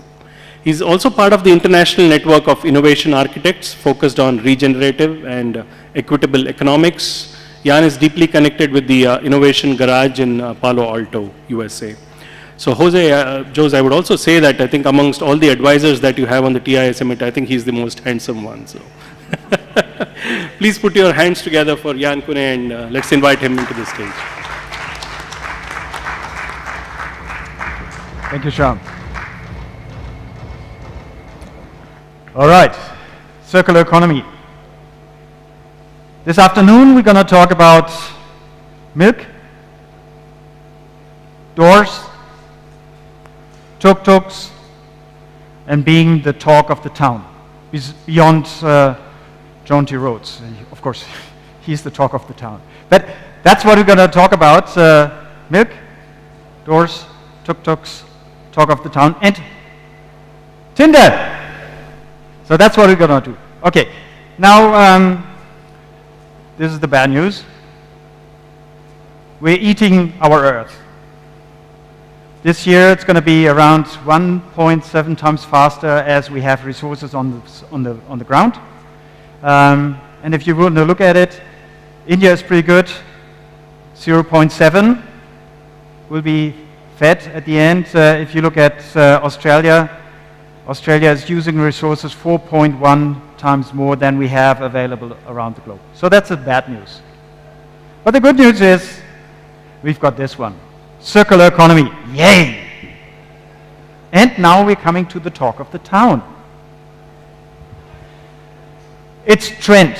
It's absolutely trend. Since the first time this word came out, the articles, reports, news coverages, whatever, increased by 3 times since 2018. So we are talk of the town. Circular economy is great. Everybody talks about it. Everybody loves it. But it is decreasing. Actually, 2018, we had around 9% coming back into circular economy. Now we are having 7.2%, which is a decrease of 21%. So it's a good talk, it's great, it's a good marketing story, but but it's not happening. And at the same time, and if you look at the second part of that one, so the share of it drops down on the cores. And why? Because the consumption is increasing exponentially. And if you look at it in the time between 1900 and 2018, this is all the producers we used. Out of that, from 2018 up till now, we used 28% of that.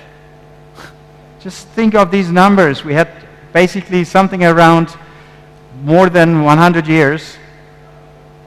And just in this short period of 5 years, we increased our consumption incredibly. So are we living in exponential times? Yes, we are living in exponential times. And I'm coming back to the quote of Gard Kersen. In exponential times, if you improve your performance incrementally, you fall back exponentially. So obviously we have to think differently. The numbers I've got here are from the circularity gap report. Circularity gap report. And they're looking at what have you to do if you want to change it in countries like India. And it's about disruption on one side and having some clear picture. I know it's hard to read, but I give you the insight what's on the I of disrupt is incorporate technical, digital technical solutions into your circular space. And the T stands for team up with others. So can we unlock the power of digital world to fight climate change? Can we do that? We've seen that slide before. Analog infrastructure, digital infrastructure. So let's use digital infrastructure to discover, order, fulfill, post-fulfill. You heard that a couple of times here. So obviously it's a good idea to discover something, then you can order it, fulfill, post-fulfill, and you can do it with ONDC by buying something. But if you think of the reverse way, to discover something, to order something, to fulfill, post-fulfill. To build a network of networks in circularity. And not only recircle it at the end of life, but maybe there are some steps in between. Let's think of our three-wheelers and two-wheelers electric vehicles. This is what you can gain in the battery recycling part. It's amazing what you can do with batteries at the end.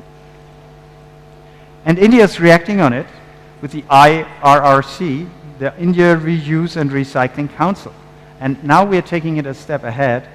If we look at the increasing numbers of three-wheelers, EV three-wheelers, we will have at the same time an increasing numbers of batteries. So what to do? So what if we build a network of networks for battery recycling coming out of three-wheelers?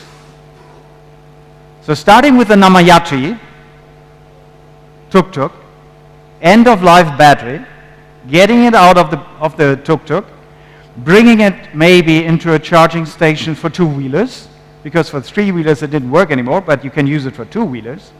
Maybe you take it down and take it as a battery for your solar energy supply.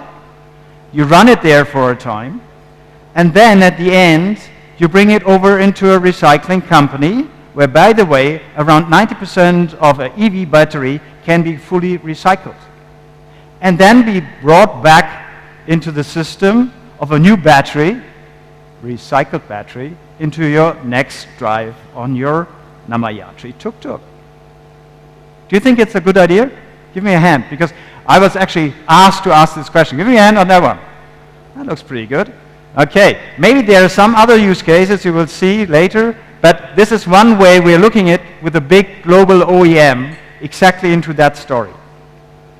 So just look out for it. It will come.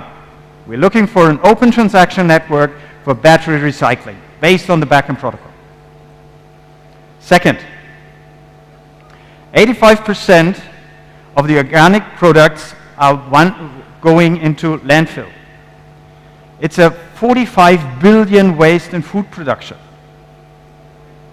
So what if we build an open transaction network for food waste? I was talking about milk, right? Dairy, whey water. You know what you can do with whey water? No one knows.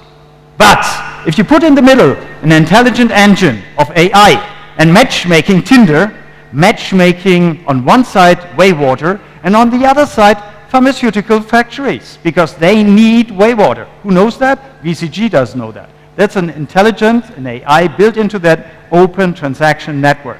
So imagine a world in food production where Heineken, Kingfisher, or whoever have their waste in the food production, they throw it away to landfill. What if there's a magic matchmaking coming together through an open transaction network empowered by AI to do the proper matchmaking?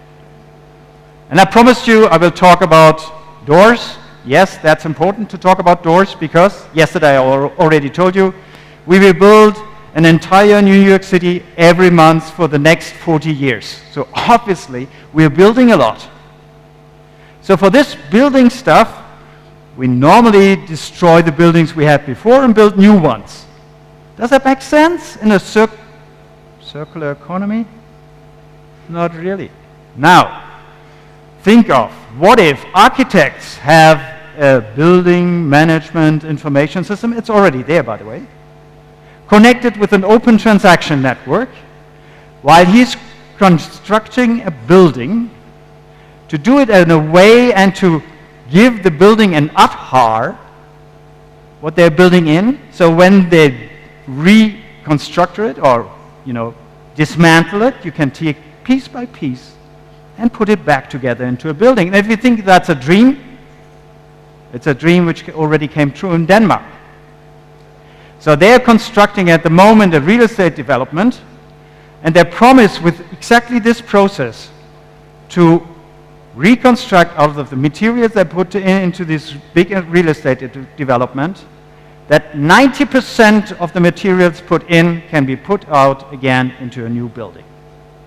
So think of the size of the opportunity in India to build an open transaction network for circular economy and PropTech, where all the people can be discovered, ordered, fulfilled, post-fulfilled, and go to the next circle. So be part of the talk of the town, but get things done. So we get the curve up from 7.2% at least to 20. Thank you very much. And while I'm standing here on the stage, it's my fault that there is one more speaker coming, and you might wonder why.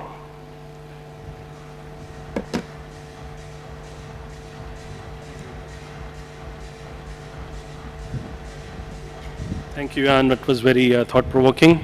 So for the last speaker of this particular session is from a group of companies called Ensure Reliable Solutions, and they have multiple businesses under that. For example, Ensure Energy is a company that does LFP cells, lithium cells in Bengaluru to the scale of 1 gigawatt hour kind of cell batteries. Ensure ESS, that's into the solar and ESS projects, Ensure Marine, Ensure Open Source Cell Lab, and then of course the Ensure battery pack. So without further ado, I would like to call upon Mr. Rajkumar, who is the co-founder and CTO of one of the sub-companies called Marine Solutions. So over to you. And the reason why Jan said Raj would be the next speaker is because he's again going to be talking a lot about batteries that are in electric vehicles and how they can be repurposed and such. So over to you, Raj.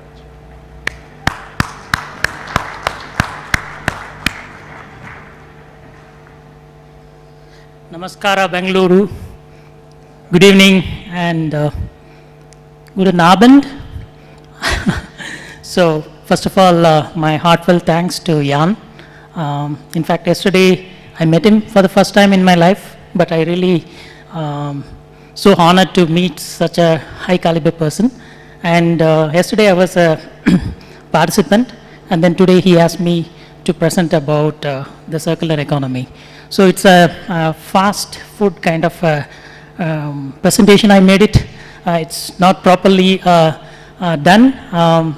So without much of further delay, I would get into the topic. Just to tell about myself, I lived many lives. When I say many lives, I lived most of my professional life in Europe. Spent half of my career in Germany, and then Switzerland, Croatia, Nordics, and then Southern Europe.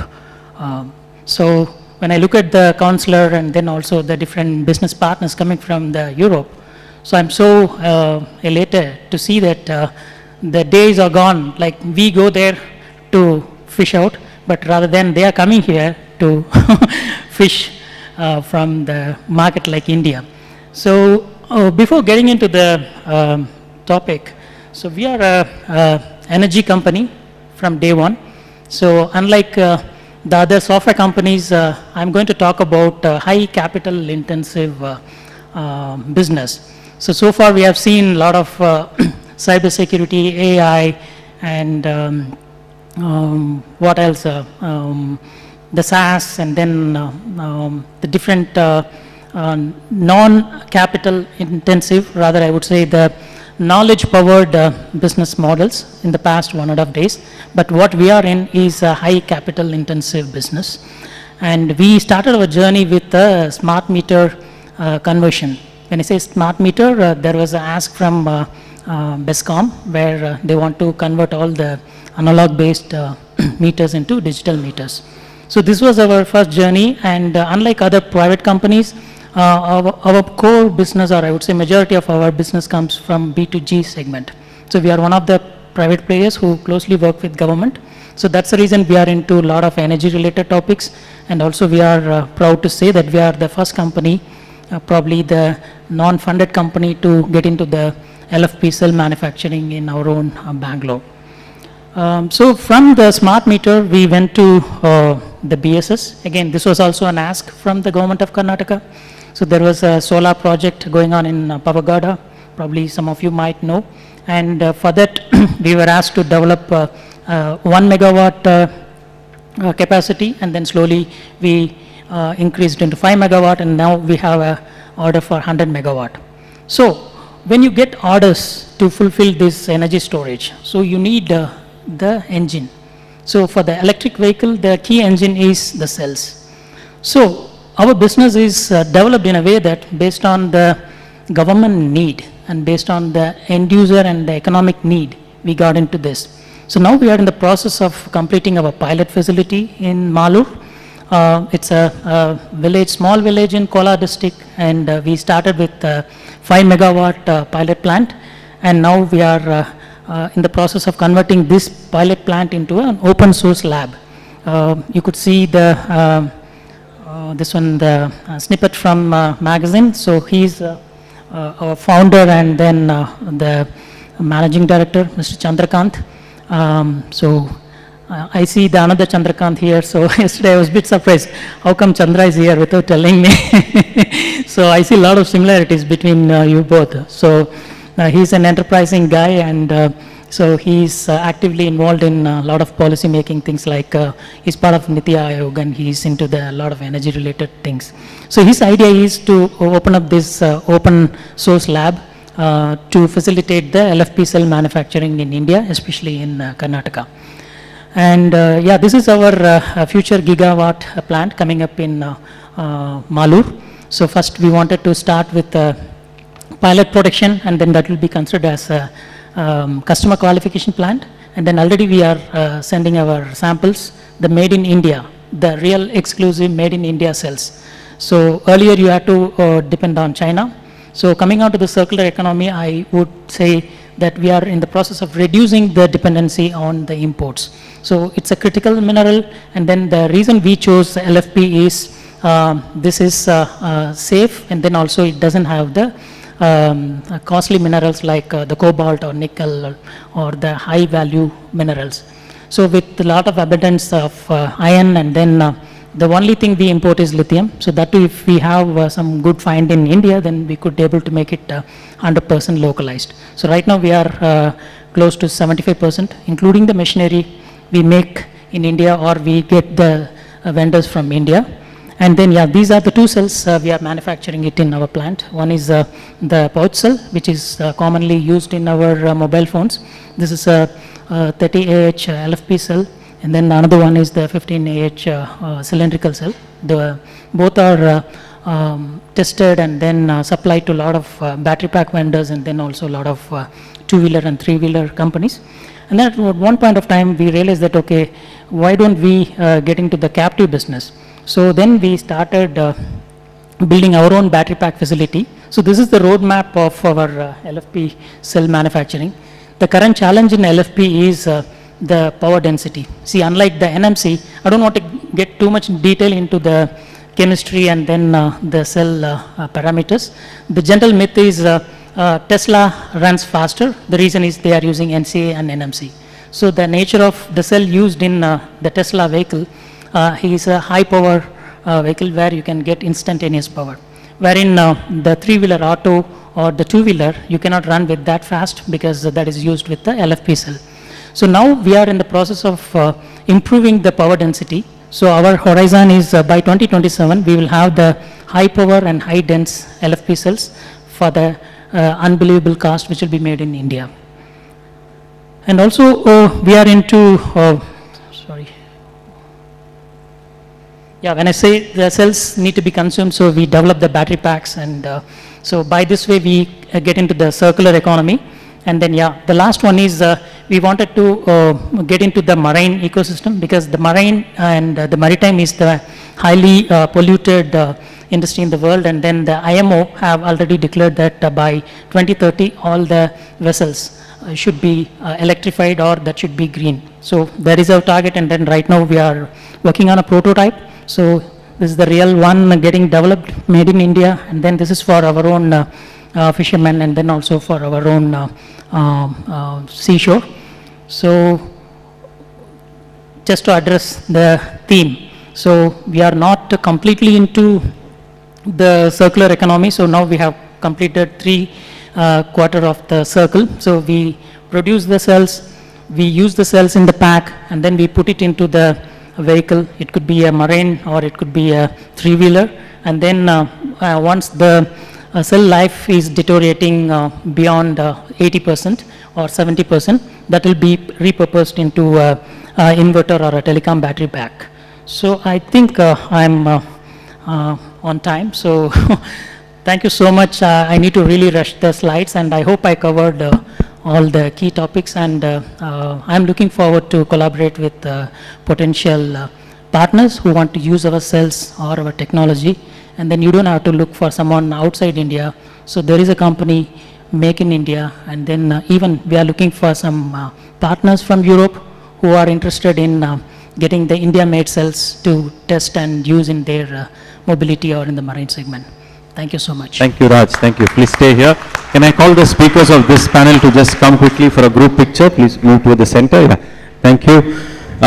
So we do something that we do every time, which is an interesting thing to make it what I would call a moving coffee. So you can just go pick up your coffee and come back. We will quickly move to the health panel so that then we don't have, or we have more time to network in the end. So may I ask Katya to come forward? I don't see you here. Huh? What is that? Yeah. While we can, after the picture, just play the video, and then we will immediately start the health track. Yeah. Thank you. Thank you. Shyam, thank you very much. Thank you.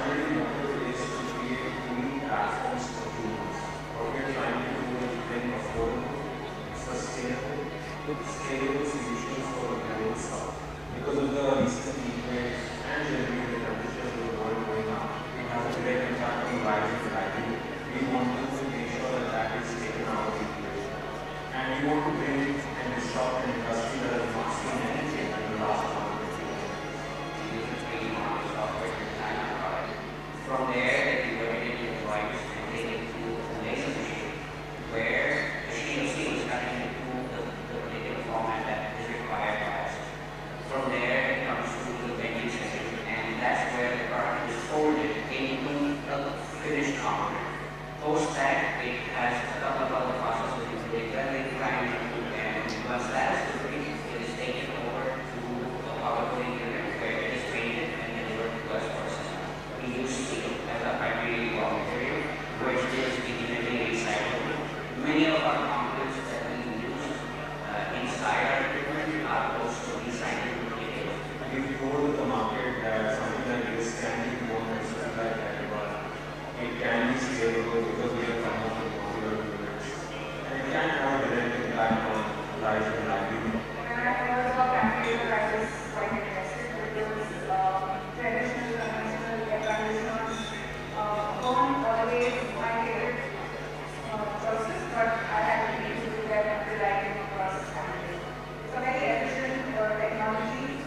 It cools air in a more natural way, and I like how it feels on my skin when I'm being cooled by that.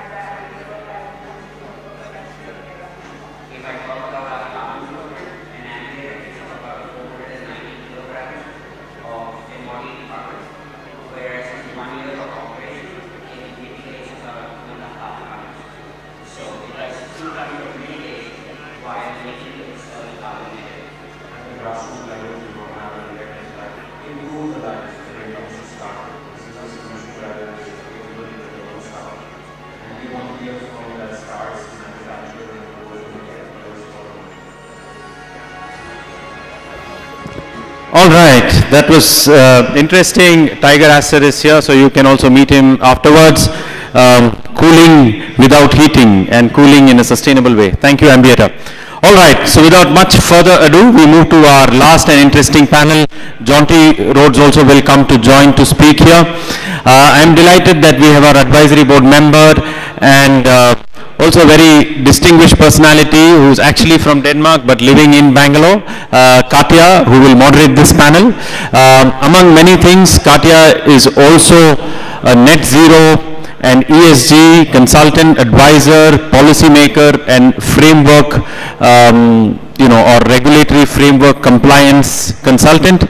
Additionally, she also is part of the Niti Aayog mentor network, which actually helps a lot of people who want to start and make a proper plan for creating their own ESG frameworks. So Katya is from that background, and in ESG, obviously, wellness is a very important aspect, and without healthy and happy citizens, we cannot have a sustainable future. So without much further ado, I ask Katya to take over. I will go out and ring the bell and bring the rest of the people back from coffee. Over to you, Katya. Let's give a big round of applause to Katya.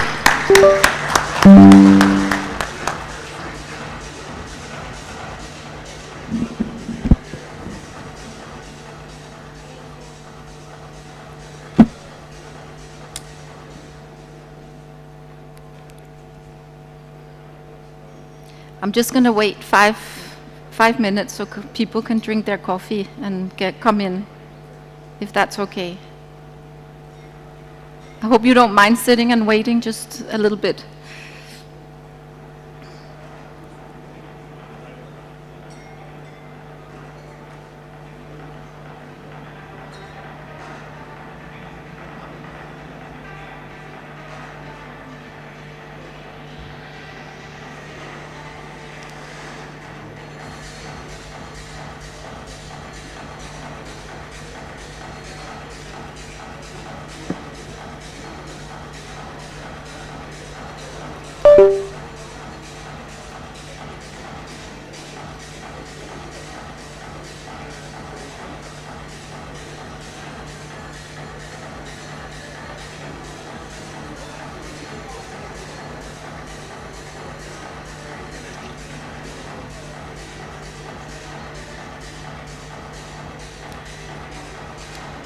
All right, ladies and gentlemen, I think I'm going to start now. Could we ask people who are outside to come inside if they want to listen to technology and health session?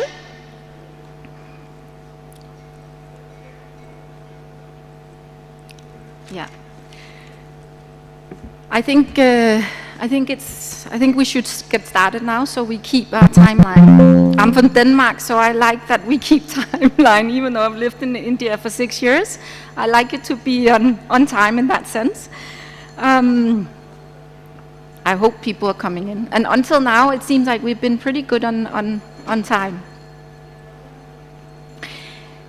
Anyway, the last session today is about technology and a healthier you.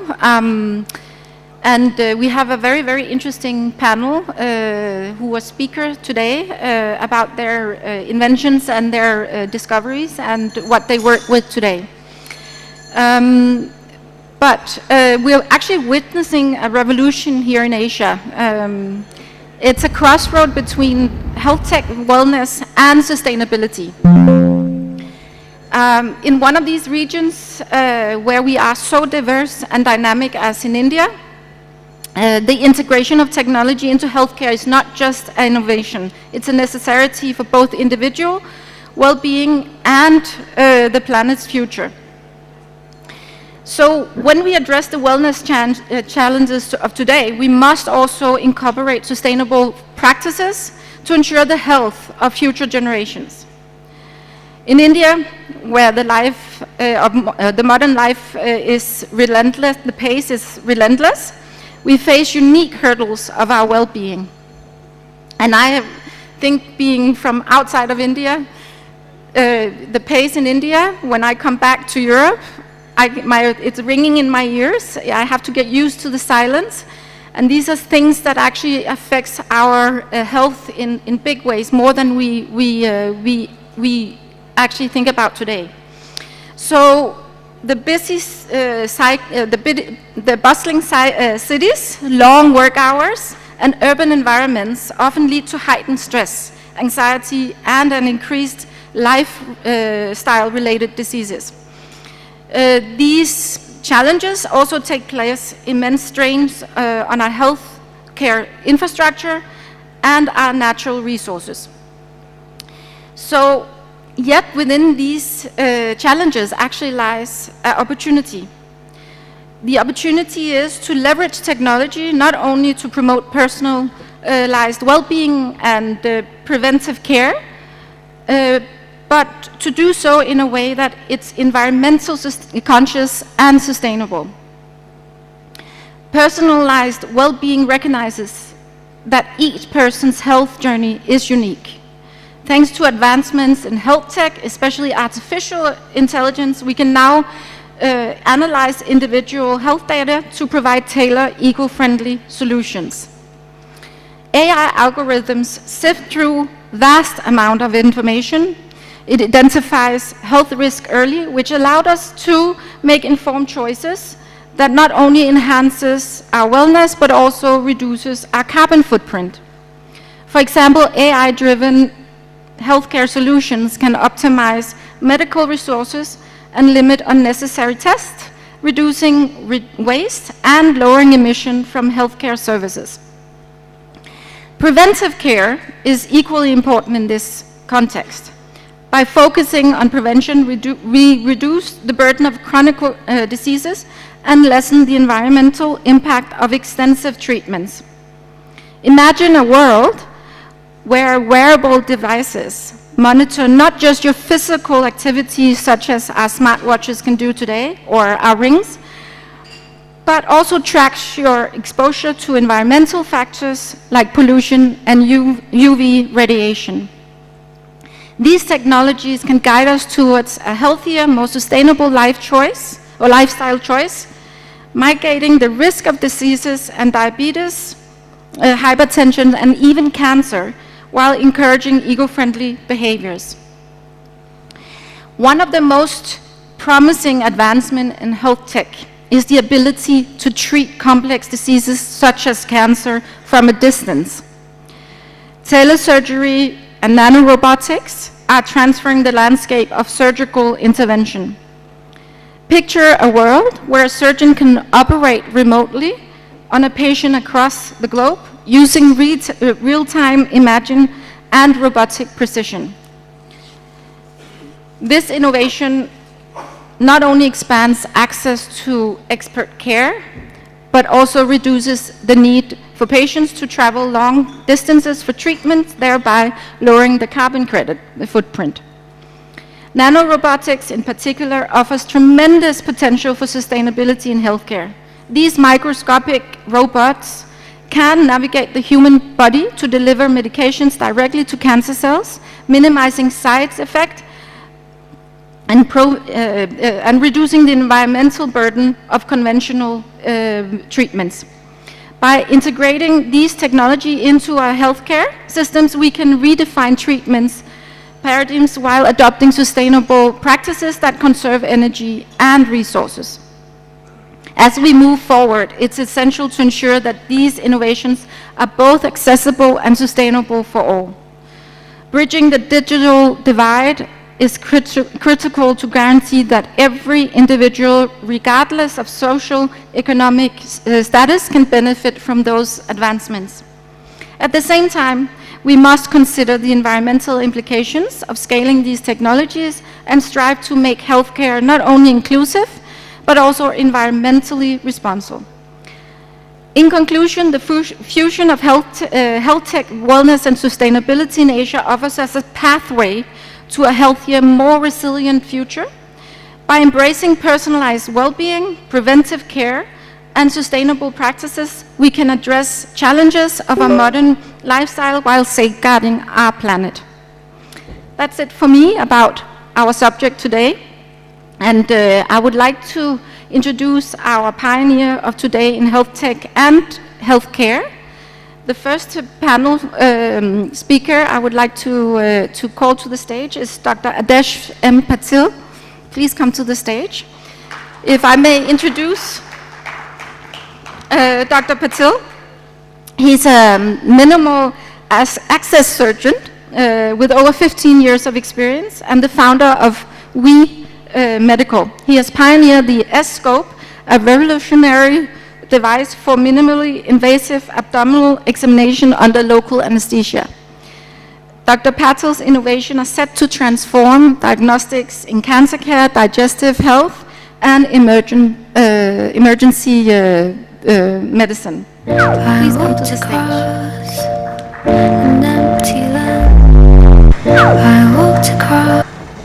Good afternoon, everyone, and thank you, TIA, for this opportunity. This is my second TIA, and I'm really excited, and thank you so much. Well, I'm Dr. Adarsh. I'm a minimal access surgeon and founder of We Medical. I'm introducing P-Scope, world's first scope for abdominal cavity examinations. Sorry.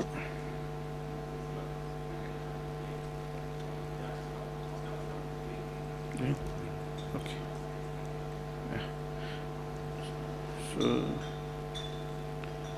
Well, endoscopes have transformed medical science, and they are used for examination of body cavities.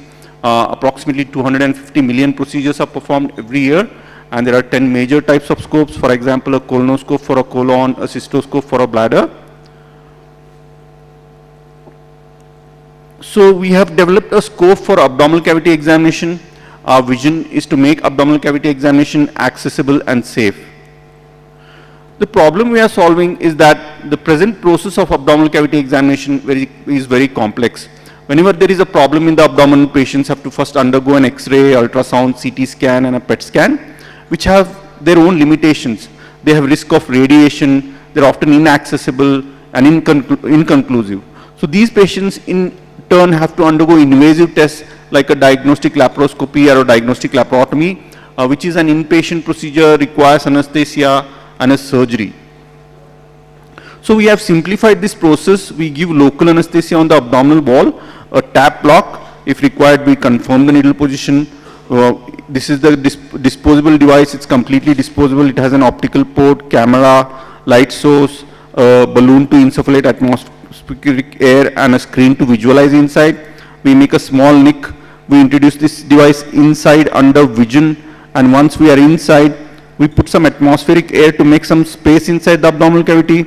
Then we introduce this device inside, and we can have a look inside the abdominal cavity. So these are the intestines, and if required, this is the liver, and if required, we pass a biopsy forceps and take a biopsy as well. It has a feature for irrigation and suction as well. So release all the gas, take out the port, and patient is completely awake because this procedure is performed under local anesthesia. So it's an minimally invasive procedure. Basically, we are converting an inpatient procedure to an ambulatory procedure performed under local anesthesia. Hence, it's painless, convenient, and it's cost effective. If you compare it to the existing technology, the laparoscope, they are very expensive. They cost up to $90,000, whereas our device costs $1,000. They are bulky, require sterilization. Our device is portable, disposable. They require multiple ports, whereas we have a single port and can be performed under local anesthesia. So it has multiple compelling applications, one of them being patients admitted in ICU with abdominal sepsis. These patients have very high mortality rate because they are sick at presentation, they are on ventilator, dialysis. So transporting these patients to radiology or operating room is not safe. So in these patients, we can perform these scopies inside an ICU. We can go inside in the bedside, have a look, and come to a definitive diagnosis. It has other compelling applications in staging of abdominal cancers to identify peritoneal secondaries, in emergency care for timely and effective treatment in golden hour, for example, blunt trauma abdomen or military field hospitals. It has some exciting applications in perioperative care and some future applications as well. So the potential being abdomen has 10 major organs. We have multiple compelling applications. Our manufacturing cost is $100. We intend to sell these devices at $1,000. We need to generate 1 million procedures to generate $1 billion revenue. So the total market size for endoscopy globally is around $40 billion, and in that the market size for laparoscopy is around $15 billion. Out of this, the 25% of these procedures are diagnostic in nature. That makes the sum of $4 billion. This is a novel device. We have been granted a utility patent for this device. The endoscopy market, disposable endoscopy market, is growing at 17% annually. And also the minimal access surgery market is growing very rapidly. So we believe this is an ideal timing for this device.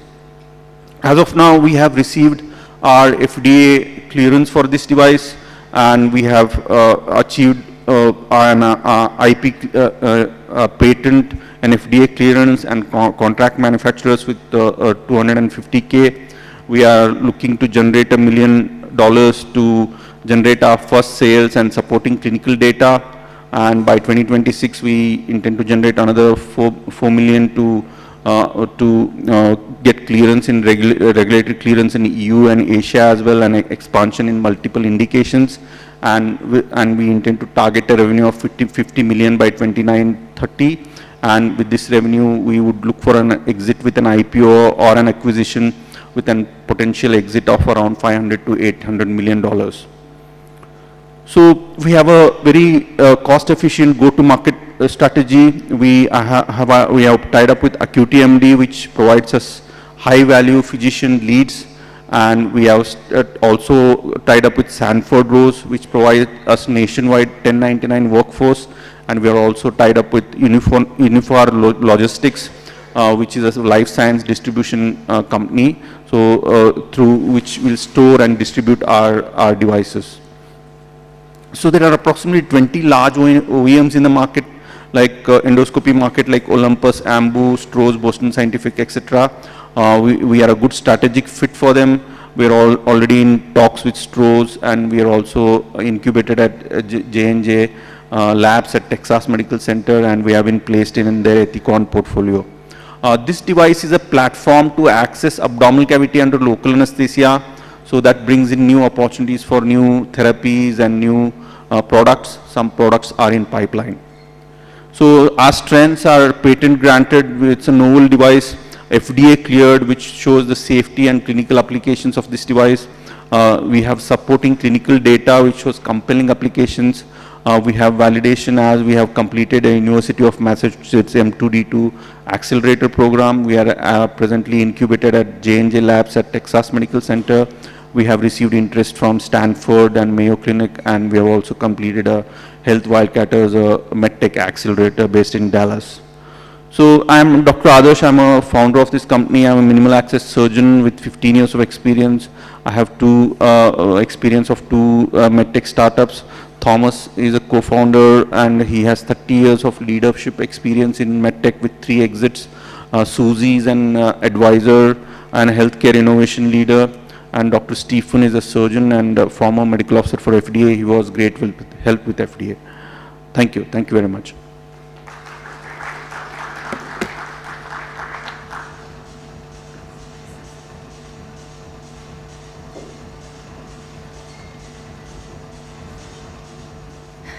The next gentleman is Mr. Isaac John. Is he here?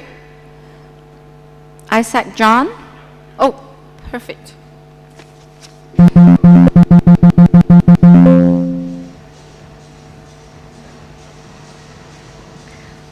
So Mr. Isaac John is the co-founder at Ivory. It's an early stage startup that helps detect and arrest cognitive risks through FDA registered assessments and games to improve health span outcomes. He has, in the past, he has built some of India's most loved consumer brands, which include Healthify Me, and as well as Discovery Plus and Puma. So welcome to the stage.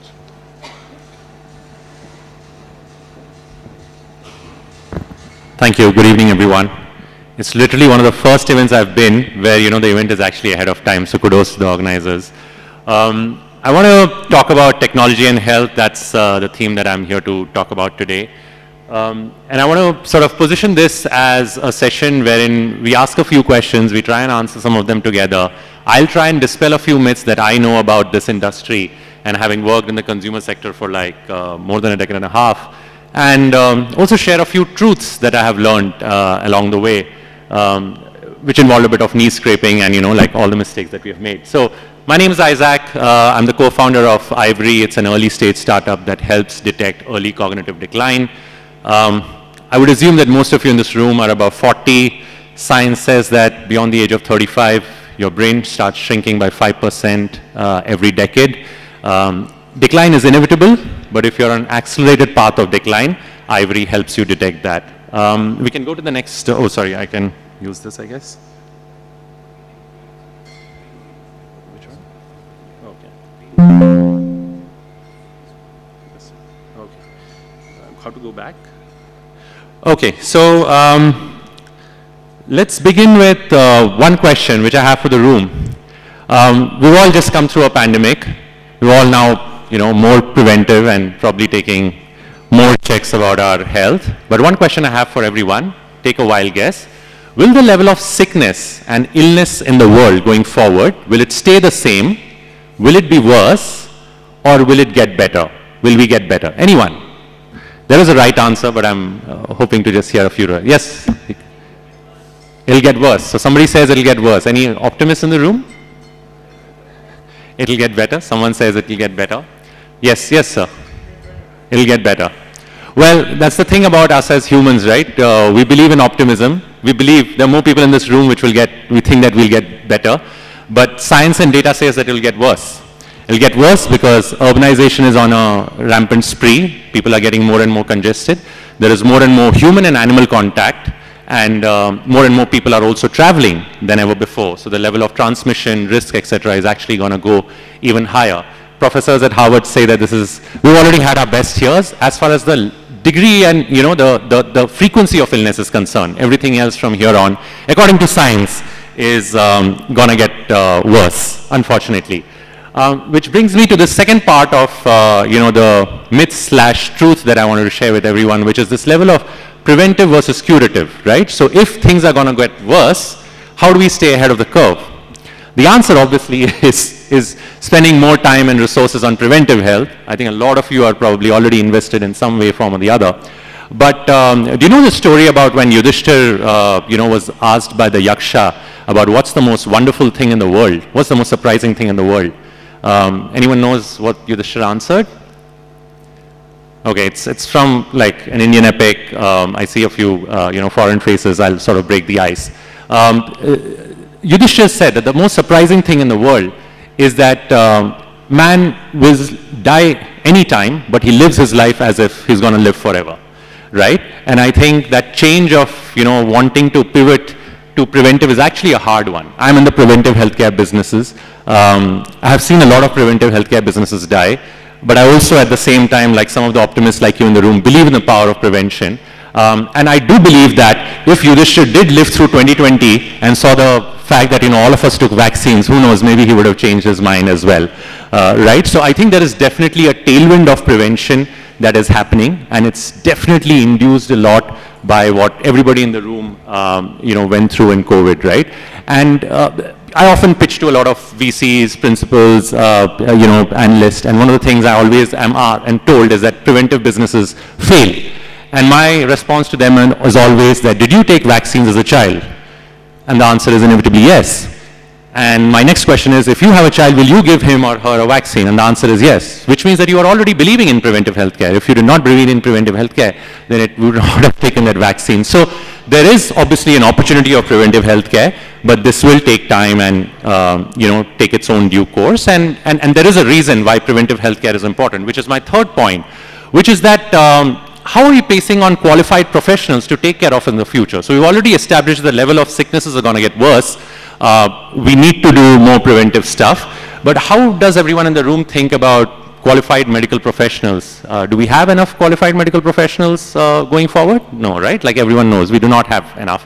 According to WHO, a country like India needs about 45 mix of doctors, nurses, midwives, to take care of every 10,000 people. In India today, we are at 20.6. So we are obviously grossly understaffed. This is a problem that's faced mostly by low and middle income countries. Advanced countries like, I would say, USA, Germany, China are ahead of us. But having said that, we are not pacing well as far as qualified professionals to take care of us are concerned. And that is obviously, again, an opportunity for some of us to take up and say that, how can we enable that? I'll speak about dementia specifically. One of the work that Dementia India Alliance, which is a non-profit organization, is doing is actually training, caregivers, to take care of dementia patients, to reduce the healthcare burden on hospitals and, final and care checks. So you need more institutions like Dementia India Alliance to come out there and do stuff like the kinds they're doing. Things to know about data in health in India. How many of you are tracking at least some aspect of your health? I know. Hey, Jonty, thank you for raising your hand. Some of us are, right? Like, you're probably measuring your sleep, your calories, etc. One or two of you have probably gone a step beyond. The thing about data in health in India is, again, extremely nascent, right? And sometimes I think when you look at the landscape, you'll realize that the opportunity here too is immense. People who have spent time in the UK and have gone to the UK healthcare system would know that there is something called a biobank in the UK, which is a collection of publicly available aggregated anonymized data through which young startups like us can take use of the data pool and build data models on top of it. India, unfortunately, today does not have any such model. However, there are institutes like Indian Institute of Science, which are doing this work through initiatives like Longevity India, etc. And again, this opportunity is extremely immense. And my one sort of, call out to anybody who's working in health is that at least start being aware of what your data points are, so that you can take better care of yourself, and when you take better care of yourself, you reduce the healthcare burden on a hospital or a clinic. And when you do that, somebody who is more deserving or probably can't afford that healthcare service is probably in a position to go there and avail the service, and we are not queuing up in front of clinics.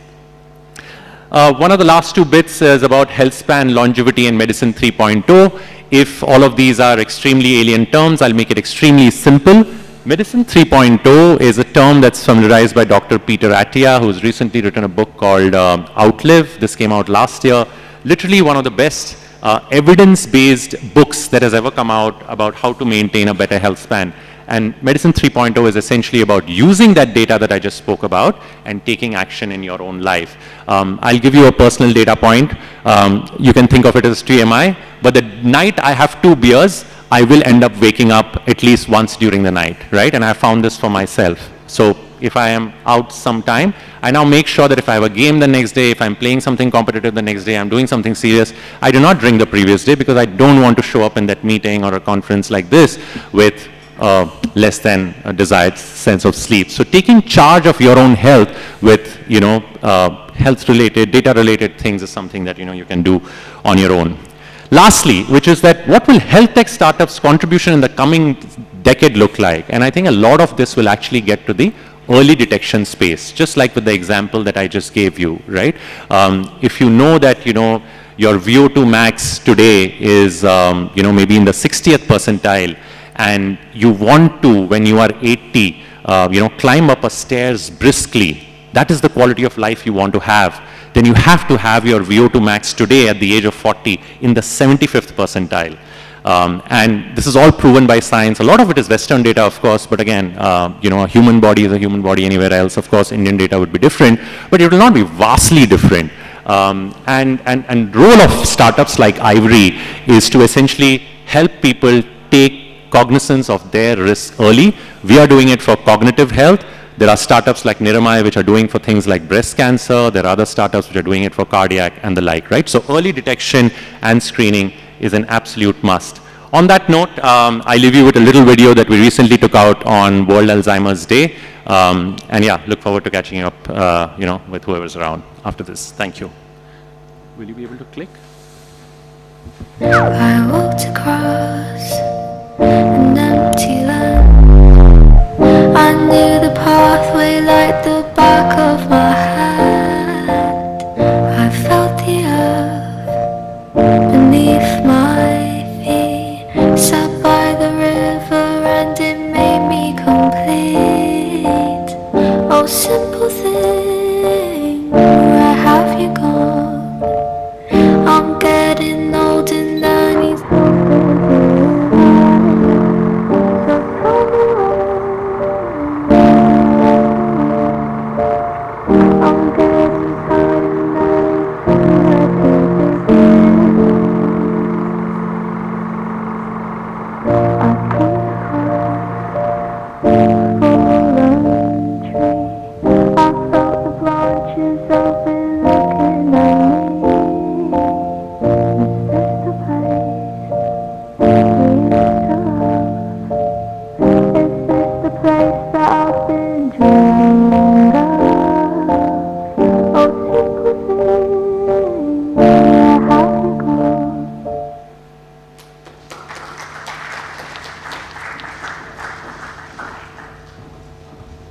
Thank you so much, Isaac. That was a very interesting point of view, especially coming from someone like me who has lost several members of my family to Alzheimer's. So the cognitive part is super important. The older we become, we have to remember that also. But going back to preventive care, I think the next speaker in the audience, he's a very competent person to talk about preventive care because he takes care of youngsters but also older people with sports. And I would like to introduce Mr. John T. Rhodes to the stage. And I think everyone knows who he is, so I'm not going to do the big introduction except from what I just mentioned.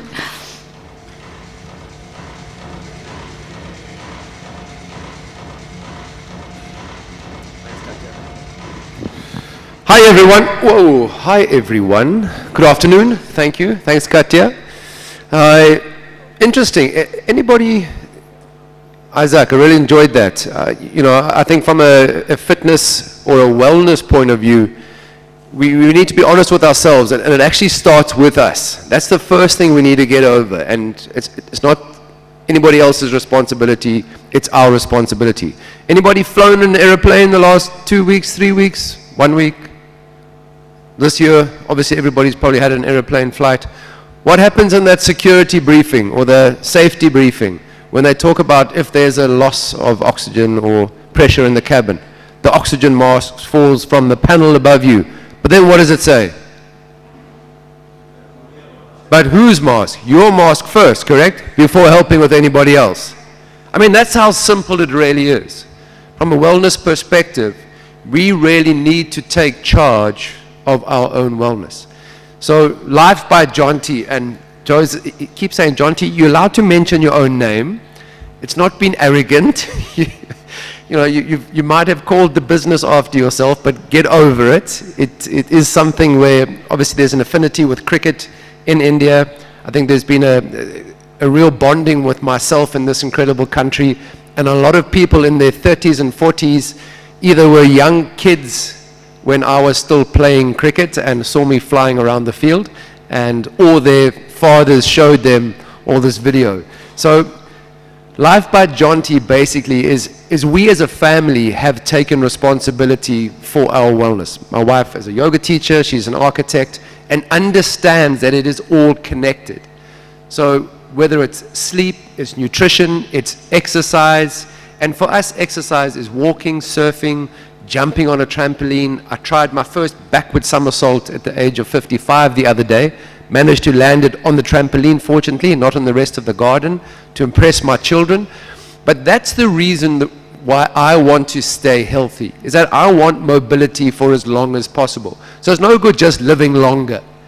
And the key here, in a corporate environment, it's too easy for me to say, I'm a dad, I'm a husband, I need to work hard for my family.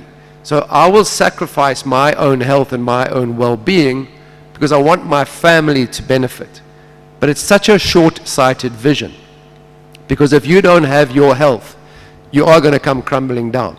And it's interesting, at Life by Jonty, for us, what we have is also an understanding. It's a Swedish-backed setup and comes from my 2.5 years in Sweden, but it's very Indian-centric, because as I said earlier, you cannot compare what happens in Sweden to the reality of life on the ground in India, which is exciting, let's face it. And I think we are on the cusp of some incredible years in India going forward from a growth perspective.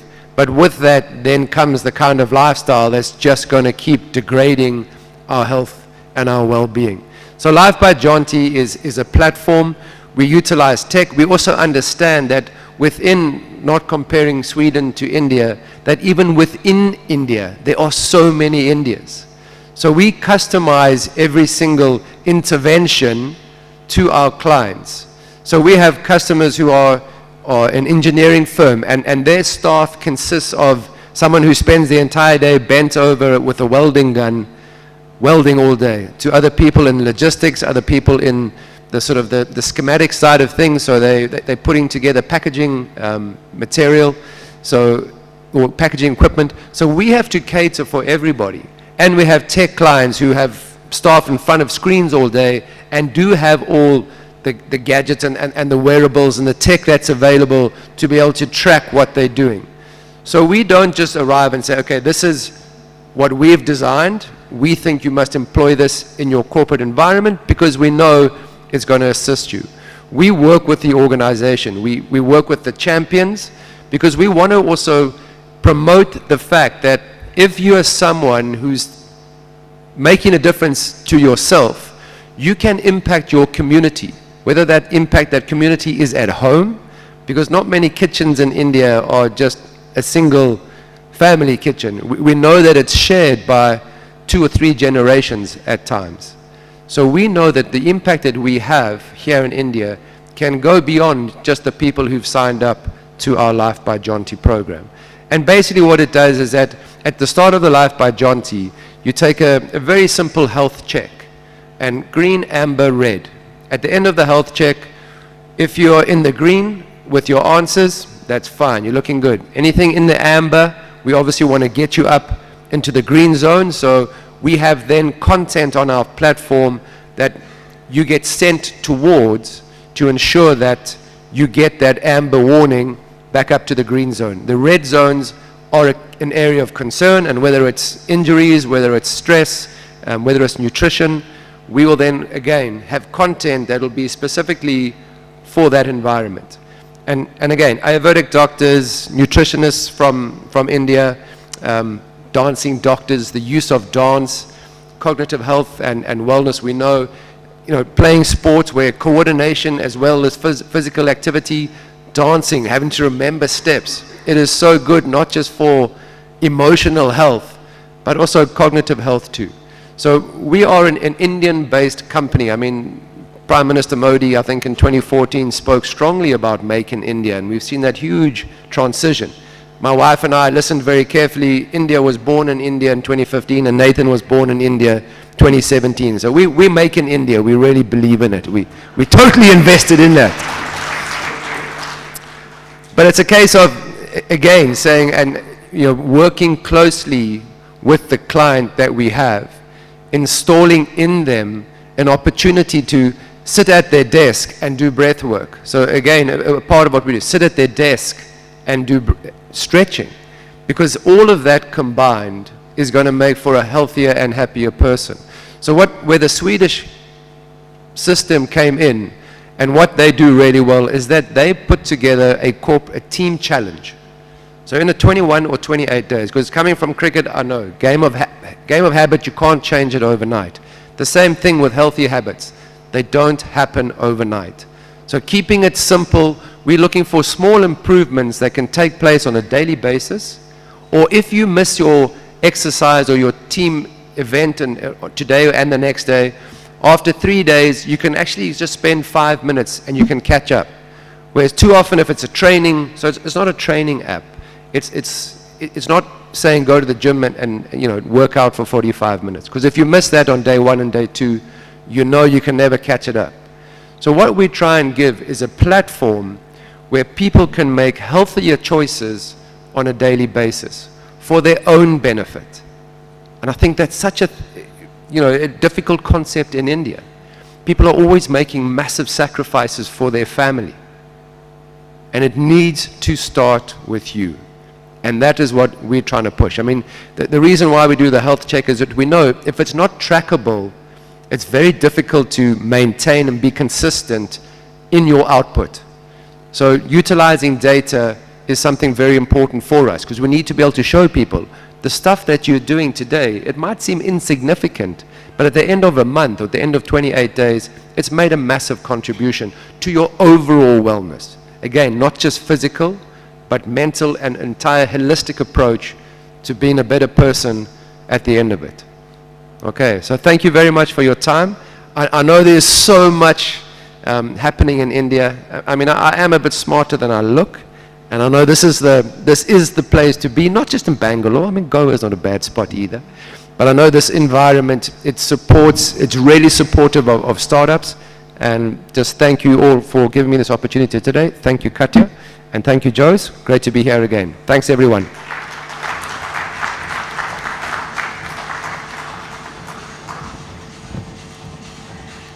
Thank you, Jonty. I think it reminds us all of still remembering to play and jump around even though we are 55 years old. I would like to ask the next speaker, Mr. I'm so sorry because this is a difficult name for me to pronounce. He's not here? Okay. Then we will go to the next. That is Mr. Adash Holavanalahali. Sorry, again. Will you please come to the stage? Thank you.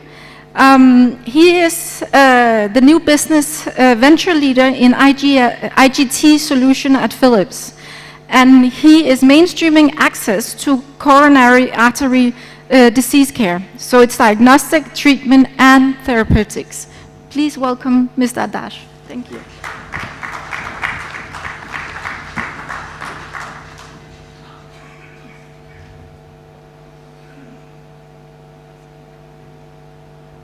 Hi everybody, great to be here and thank you for TIA to give me this opportunity.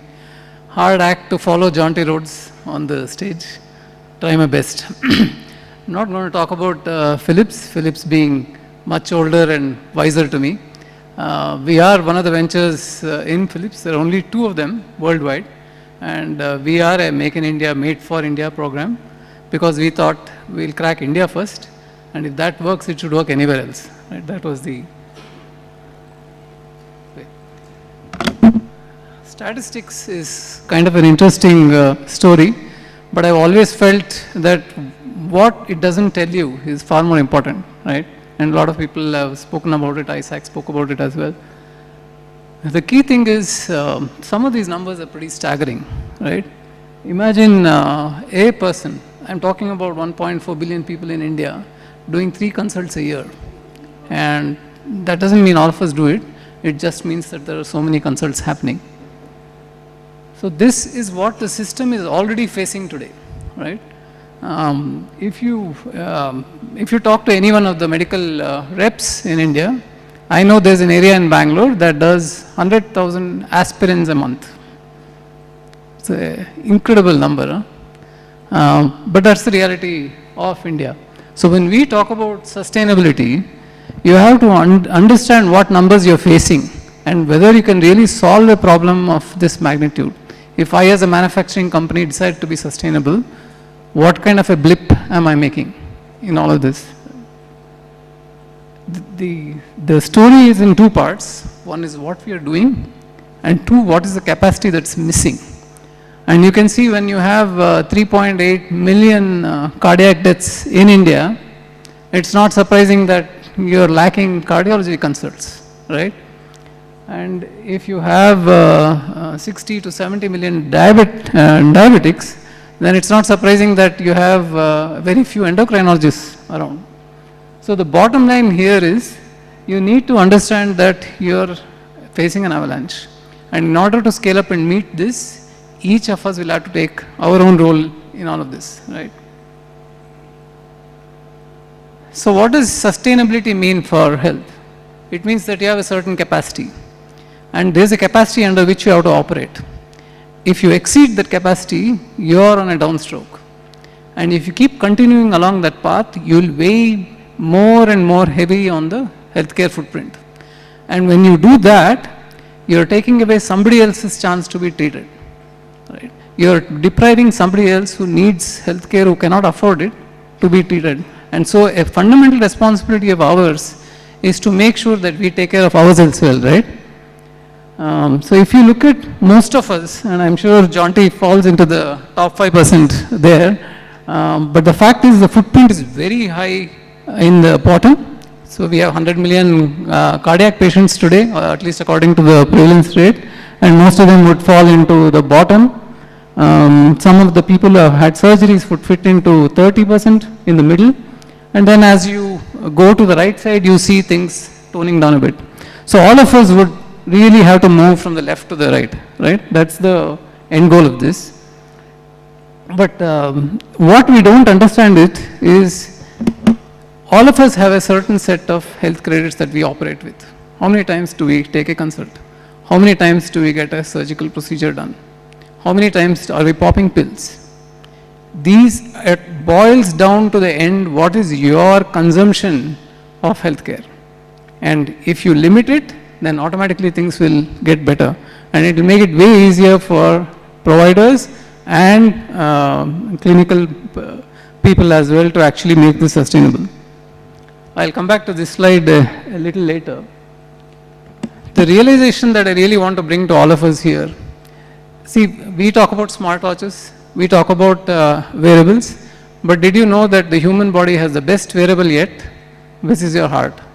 Heart is an absolutely amazing organ because it's a pump that never stops, right? A typical human being lives for 80 odd years, so you are talking about 3.5 billion beats. A lot of things can go wrong in all this time.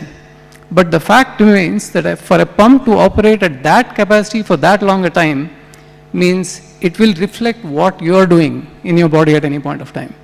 And that's the fundamental truth that we have researched over the last 4 years. So you see that you can reduce the heart down to a variable, right?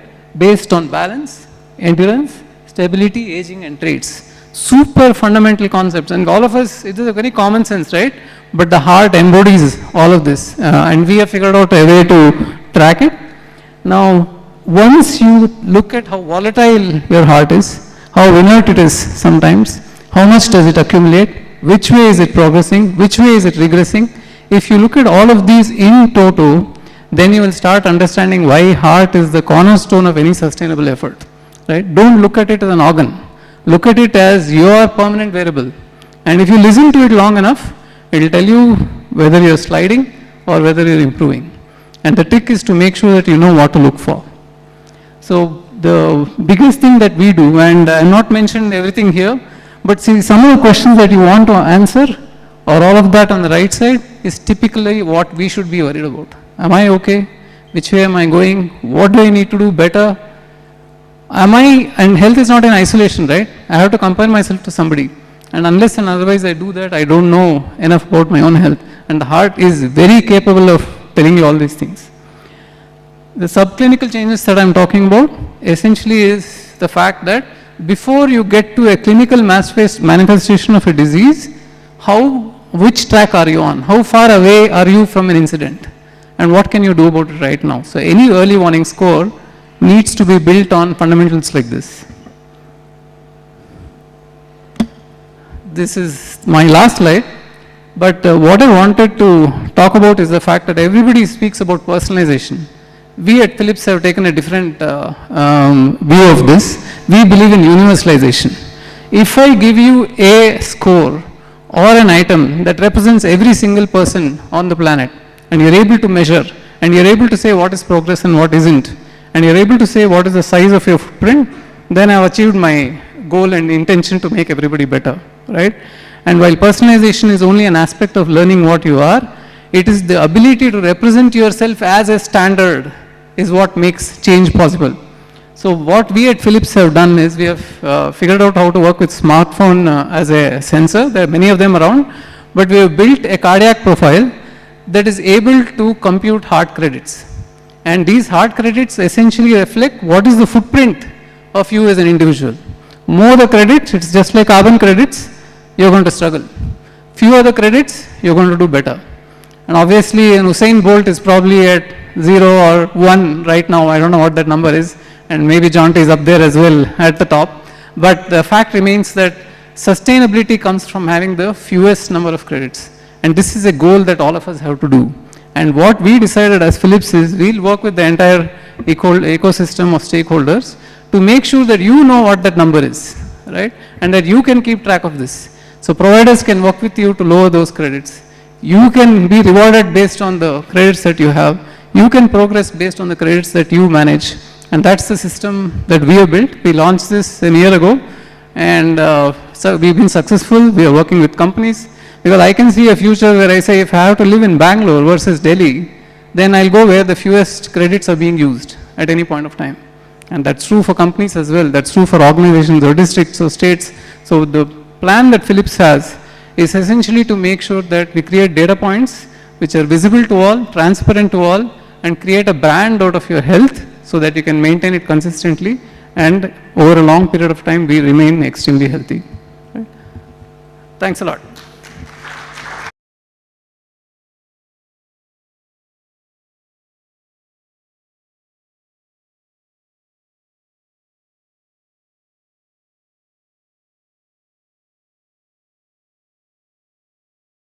Speaker is Professor Kaushik Chatterjee, and he's the professor of material engineering and bioengineering at the Indian Institute of Science.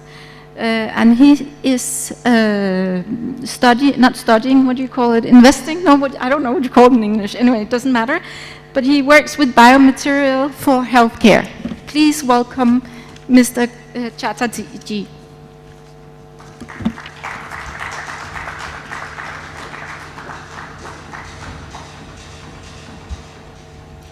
Good afternoon, and I'm by far the most out of place person in this audience, but I think, of course, this is a very fascinating group of people to be with. This is not the typical audience I speak to. I usually go to a scientific conference, and I've given 6 presentations in the last 6 weeks, and of course there'll be events where a very distinguished scientist or researcher will be before me.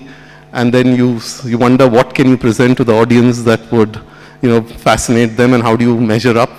But I've never had to follow jaunty roads, so that's, this is a new, challenge in itself. But that bit aside, I think what I would do, of course, is not give you a very technical talk, but to try and tell you that, at the Indian Institute of Science, how there are many researchers, the scientists, engineers who work on interdisciplinary problems, use engineering approaches, and look at ideas, many of them sort of futuristic, to try and address many of these healthcare challenges that we're discussing here.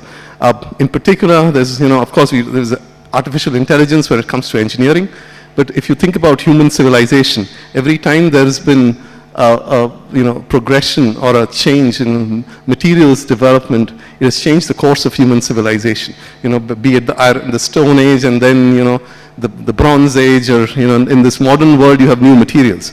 And so we work with materials for biomedical application. And in particular, we look at how these materials can be used in implants. There's a classical sort of, set of implants that are currently used, be it your orthopedic or dental and cardiovascular and so on. And then there is a new generation of implants that are resolvable and that could be used for regenerating tissues. So that you're not putting in, say, a knee joint, but could you actually regenerate cartilage? Instead of putting a metal implant in bone, can you actually put in a biodegradable polymer that would help bone to regenerate or skin to form, so that you could actually have these tissues not just replaced but actually regenerated. So in that context, we look at a technology which is called 3D printing. Conventionally, you talk about casting and machining as your manufacturing tools. But then in 3D printing, you make now with all this software, that's CAD/CAM software that's available, you can make 3D design of your parts, and you can have robotic arms to deposit or fabricate materials. And you can do that for biomedical applications as well.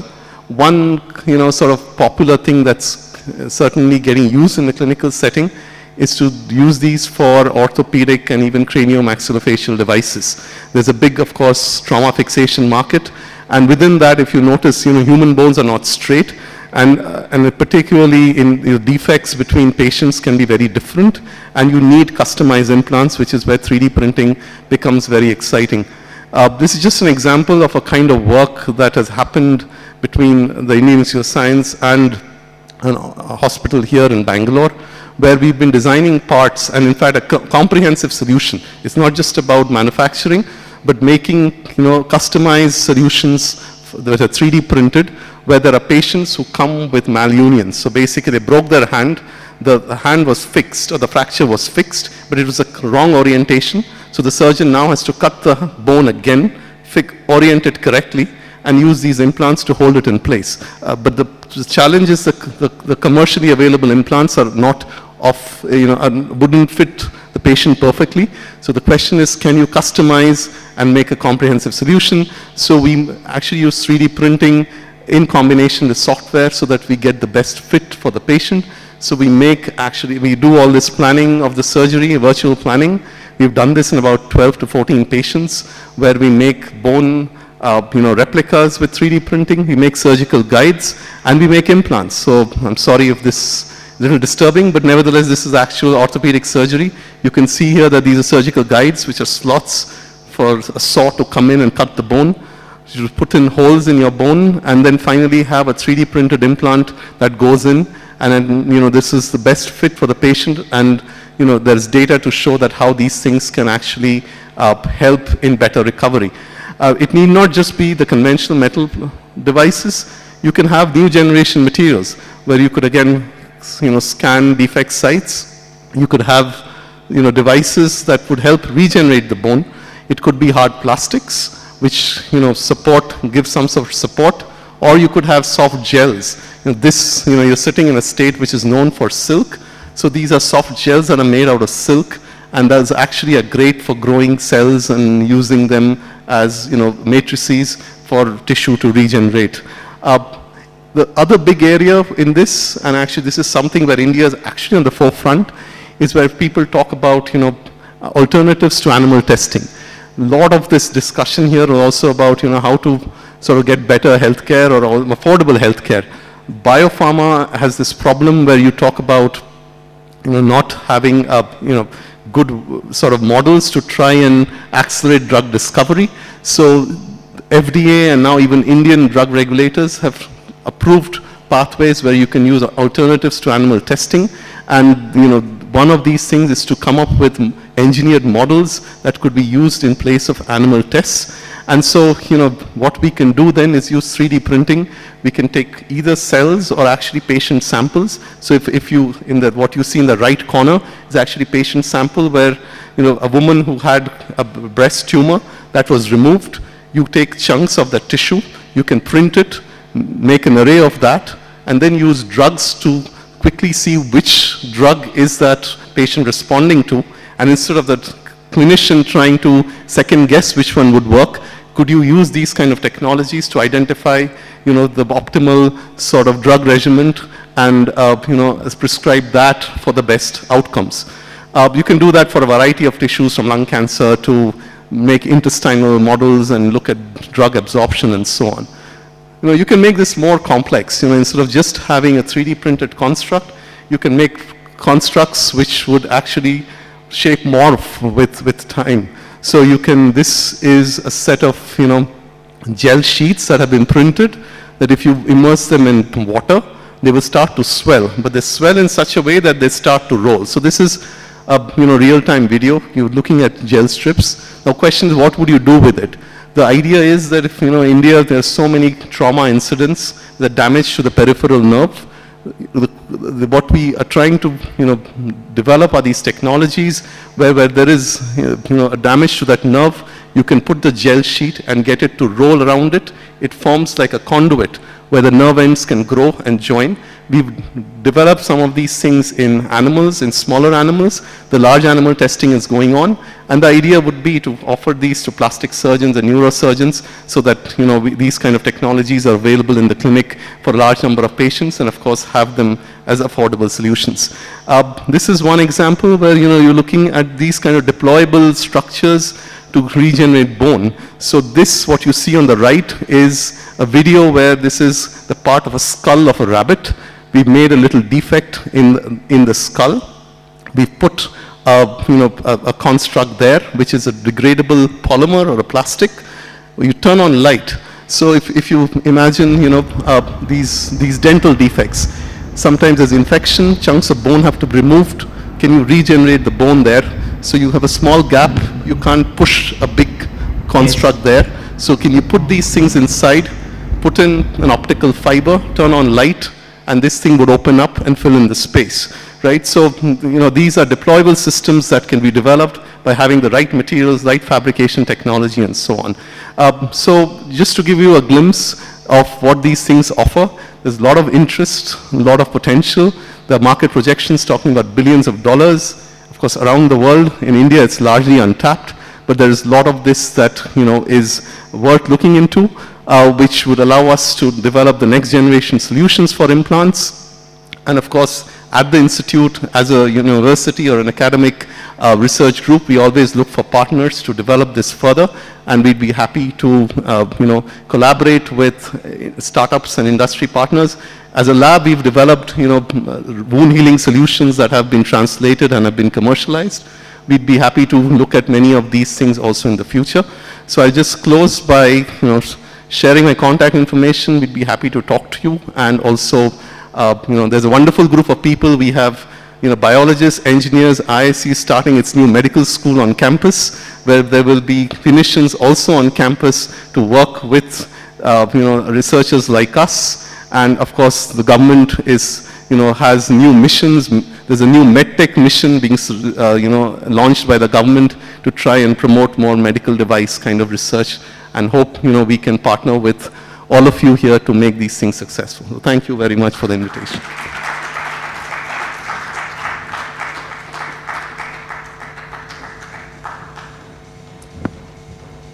Wow, we're future. I would like to introduce the next speaker and the final. This is Mr. Balaji. He is the head of healthcare services and solution at Bosch Global Software Technology. He has experience in implementing digital solutions across different segments of healthcare, and he leads the healthcare engineering services globally for Bosch.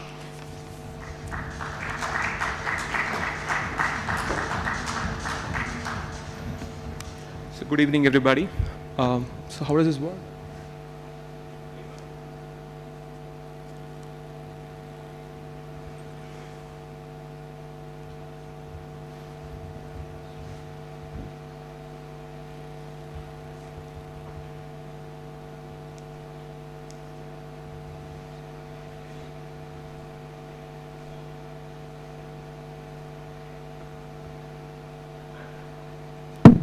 as the presentation gets ready, we will have one more speaker, and that is Vishnu from CSL.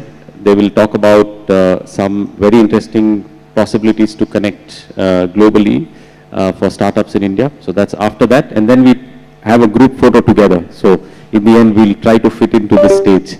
I just want to see who all was there till the end of the summit, because next year when you apply to attend, you will immediately get approval. For the others, we put them on a blacklist.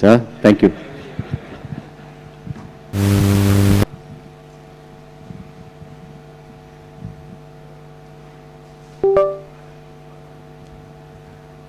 I hope it's coming.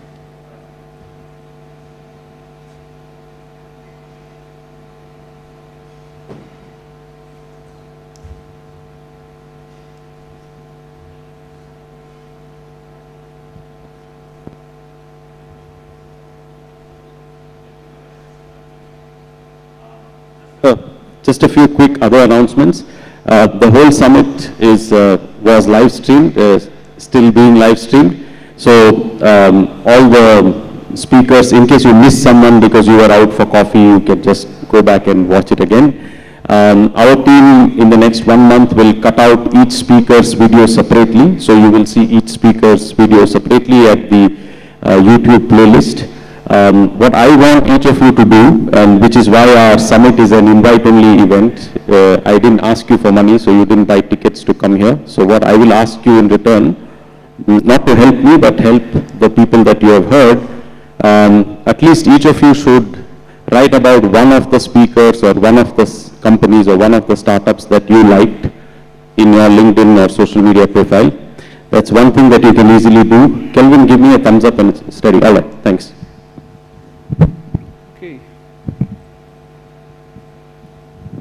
Okay, so I would start with a very good evening to everybody, and thank you Katia for having me here, and it's a great opportunity to see all of the great wigs here. I'm not going to spend too much of time in terms of trying to tell about what it is. I'm going to speak about certain things which almost all of you would know, but I'm just going to put things in perspectives. So I'm going to be speaking about a concept of a technology for a healthier you, which is basically how do we harness use or leverage, I would say, technology for a better health. So typically, I will start from NCDs, non-communicable diseases. WHO says that approximately 74% of the deaths are basically from non-communicable disease. That's across multiple categories: cardiovascular, cancer, chronic, diabetes, and so on. And it also says that most of these are preventable, And the way traditionally a response that's happening to these NCDs are what we call as a sick care model. This is basically a reactive model where we diagnose, detect, treat, manage, and monitor. I think things are changing, and we are at the hotspot where we had COVID, where we kind of had pathways for remote monitoring, remote engagement. And a lot of awareness has increased with India, which is going to have largest youth population. And of course, we have the big advantage of the 4G, 5G in place. We have accessibility to a lot of digital gadgets, and a lot of lifestyle changes have happened. A lot of urbanization, nuclear families, and the per capita income has increased, which means that the propensity to pay has actually increased. And with all the Gen Z folks actually, coming, more than 80% of the people who are in India have a smartphone, which means that we have a lot of awareness, we have a lot of access to data, information, and so on and so forth. Everybody speaks about, okay, preventive health or personalized health. So that is where industry is now transitioning from a sick care model to a self-care model, which is basically on a health and wellness, health condition, and how do I enable better diet, better fitness, and so on and so forth. I would actually agree with Isaac in a point where this will not really make sure that sick care will not happen. As we move in terms of the preventive foray, the diseases will keep actually coming in. It will actually augment and keep going. But how do we actually live a lifestyle that is healthy as long as we live is going to be very important. If you see, this is one of the study from a large hospital in the US, what it would mean to empower wellness. Be fit, improve your diet, track your sleep, and have a happy and a healthy heart. If you look at it, all of these have had a greater, technological, needs or plays across. For example, wearables and gadgets, which all of you are having, would actually, track your sleep patterns. It will enable you to be more fit. We have Apple Health, which will have activity tracking, health metrics, and there are certain apps like Flare Down, which will actually manage non-communicable illnesses. And we have mobile apps, fitness coaches. There are apps like Nutrilake, which will actually give you recommendations in terms of what kind of diets you should have, and so on and so forth. There are certain interesting concepts called nutrigenomics, nutrigenetics, which will actually lead to a personalized wellness and diet. It will actually tell, we have possibilities where one can actually say what kind of a diet would be conducive for a person based on his metabolism that is captured through his genes or her genes. So things are going by and far in that direction. And needless to say, we have Fitbits and so on and so forth. We have Calm, which will actually help you in guided meditation and so on. And of course, as far as heart is concerned, cardiovascular disease is actually one of the highest death rates which we have. Essentially, Apple has come up with kind of reporting anomalies which is called arrhythmia in the smartwatch. Needless to say, there are other gadgets, like for example a company called AliveCore, which is actually having 6-lead EKG, which is called as a telecardia, which can actually do all the AFibs on the heart, I would say like heart patterns. These are all certain gadgets which is out there, which will improve the way the life is being used. If you see here, overall from a health tech standpoint, you have wearables and apps, you have mHealth and telemedicine, which will ensure that the doctors are available even remotely. And the third one is about AI-powered diagnostics. I think a lot of happenings are there. In fact, Bosch has actually created AI-based digital pathology device, which helps a pathologist to identify anomalies on the RBCs and WBCs remotely, all through AI. It's kind of a responsible AI. And we also have apps specific to fitness and mindfulness. So basically, we are at the tip of the iceberg, where all the technologies have started to feed into how a lifestyle can be made. Health, which will include fitness, your diet, your nutrition, your way of living, and of course, be able to provide the preventive care and so on and so forth. But if you look at it, how can we make it more personal? That is where the AI is going to help going forward. With AI, you can create personalized plans. When I say personalized plans, I mean personalized diet, personalized fitness, and so on. I think we do have quite a few apps which are in that direction. And AI can help in personalized treatments, like companies like Roche and all is working on a very high level personalized care in terms of how do we have a treatment for cancer based on the genes, or I would say DNA sequencing. Of course, AI also has its part in terms of having a virtual health assistant. You have a lot of apps. Long story short, overall AI can help in a holistic monitoring and ensuring that you have great insights of your personal health. Last but not the least, we have a quote, health is going to be the real wealth. With technology, we can invest wisely in the health journey. Thank you so much.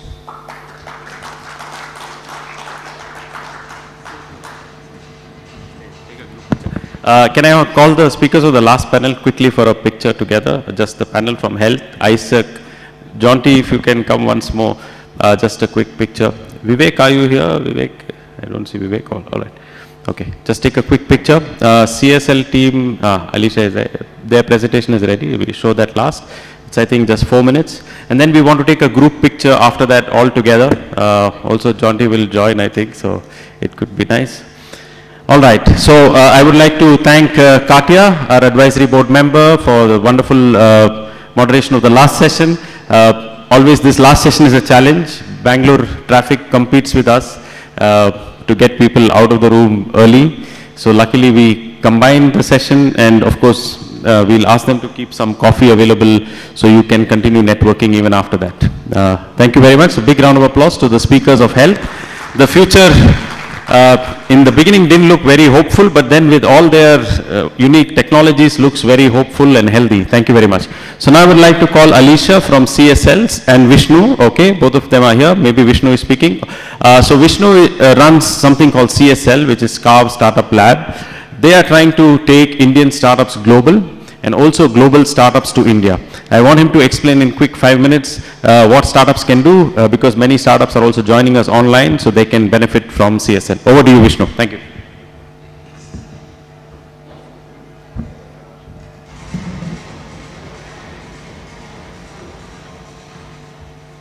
Yeah, thanks a lot, Jose, for this wonderful opportunity to share CSL in this prestigious event.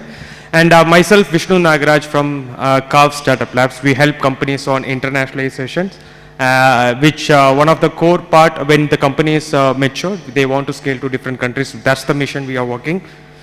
So to quickly about the Carve Startup Labs, we work with the various countries, 10 plus countries, 100 plus startups we helped, and 50 plus partners and various summits, mentors in different countries we did. That's overview.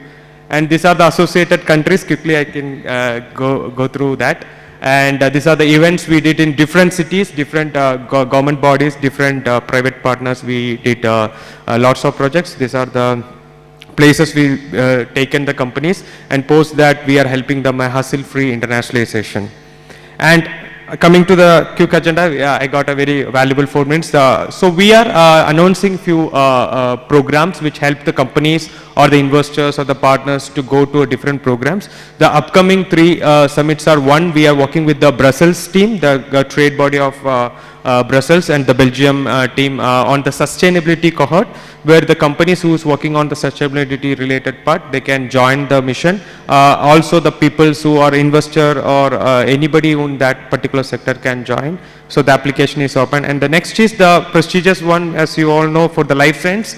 It's Medica with the partner with the NRW Global Business and the City of Düsseldorf. We are announcing, we are opening a delegation for 10 best life science companies from India to be a part of the Medica, and also an immersion we always add. Not only a summit visit, we help them to understand, and post program we have a 6-month follow-up system to make them understand and helping on the hustle-free expansion. And finally, the one of the Senate's program, it's an Asia Berlin Summit, which is conducted in the Berlin Senate in the mayor office, where the entire Asian countries can come and see the Berlin as a destination. This program is open for various people, corporates, partners, whoever want to do anything with the Berlin. This application is open, and anyone who want to be part of this particular program as a speaker or attendee, etc., you can reach us. And finally, I hope these are the companies which we worked. You can see, and thanks a lot. And again, I thanking Jose for giving a wonderful opportunity and present about our program in this one of the prestigious event. Thanks a lot. No, I want to say that they are doing a great job, because when a startup goes to a new country, it's not very easy. You remember Harsha, who was here earlier, said he went to Copenhagen, and to get the first meeting took him 3 months. And I know for sure some of the startups that Vishnu has helped, they were able to get 10 meetings in the first day. So that's the big difference. So thank you, great job. CSL, continue to do that. All right, so we have officially come to the end of TIS Summit 2024. Thank you, everyone. I want to thank all the people who worked, the sound team from YDRA, Himanshu, Rochelle, all our team from Integro, Martin, Kelvin, all of them for supporting and to make sure everything is well. Thanks to the catering from Sheraton Hotel. Thanks to also Etha and her team, and also Midun from Sheraton Hotel for excellent support. I hope you guys had a great time. So I was telling you that we don't sell tickets because we don't want to get too many people into the room. We want the right kind of people. It's invite only. And every year we also curate the audience just like we curate the speakers. So I hope you had a great time and you had some learning. The one ask I have from each of you please write about one startup or one, you can write more, but at least one that you liked. That also gets you next year, as soon as you apply, a quick reply and a delegate pass for next year. So we also watch what you do, you also watch what we do. Let's grow together. Thank you very much. A big round of applause to all of you. We'll come here in a few minutes to take a picture. And while we are giving an applause to all the team members doing it, Martin and the team of Integro, thank you very much. A big round once again. There's a second big applause round we have to bring together because this guy over here was curating the whole thing. So please give a big round of applause for Jules. Thanks for having us. What a great, beautiful thing. Standing ovations, that's what we get here. Yes, standing ovations, that's what we need. Get a photo of that one, yeah.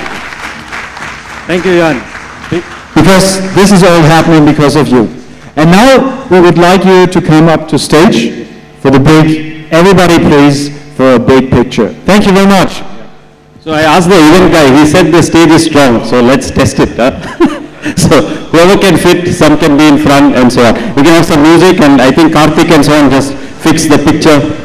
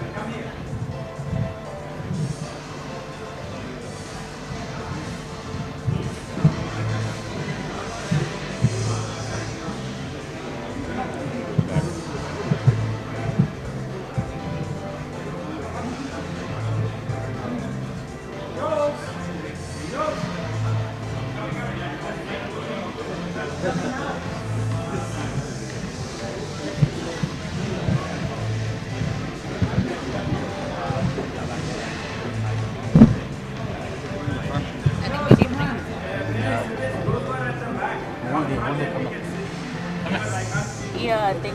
Yeah, that would be better.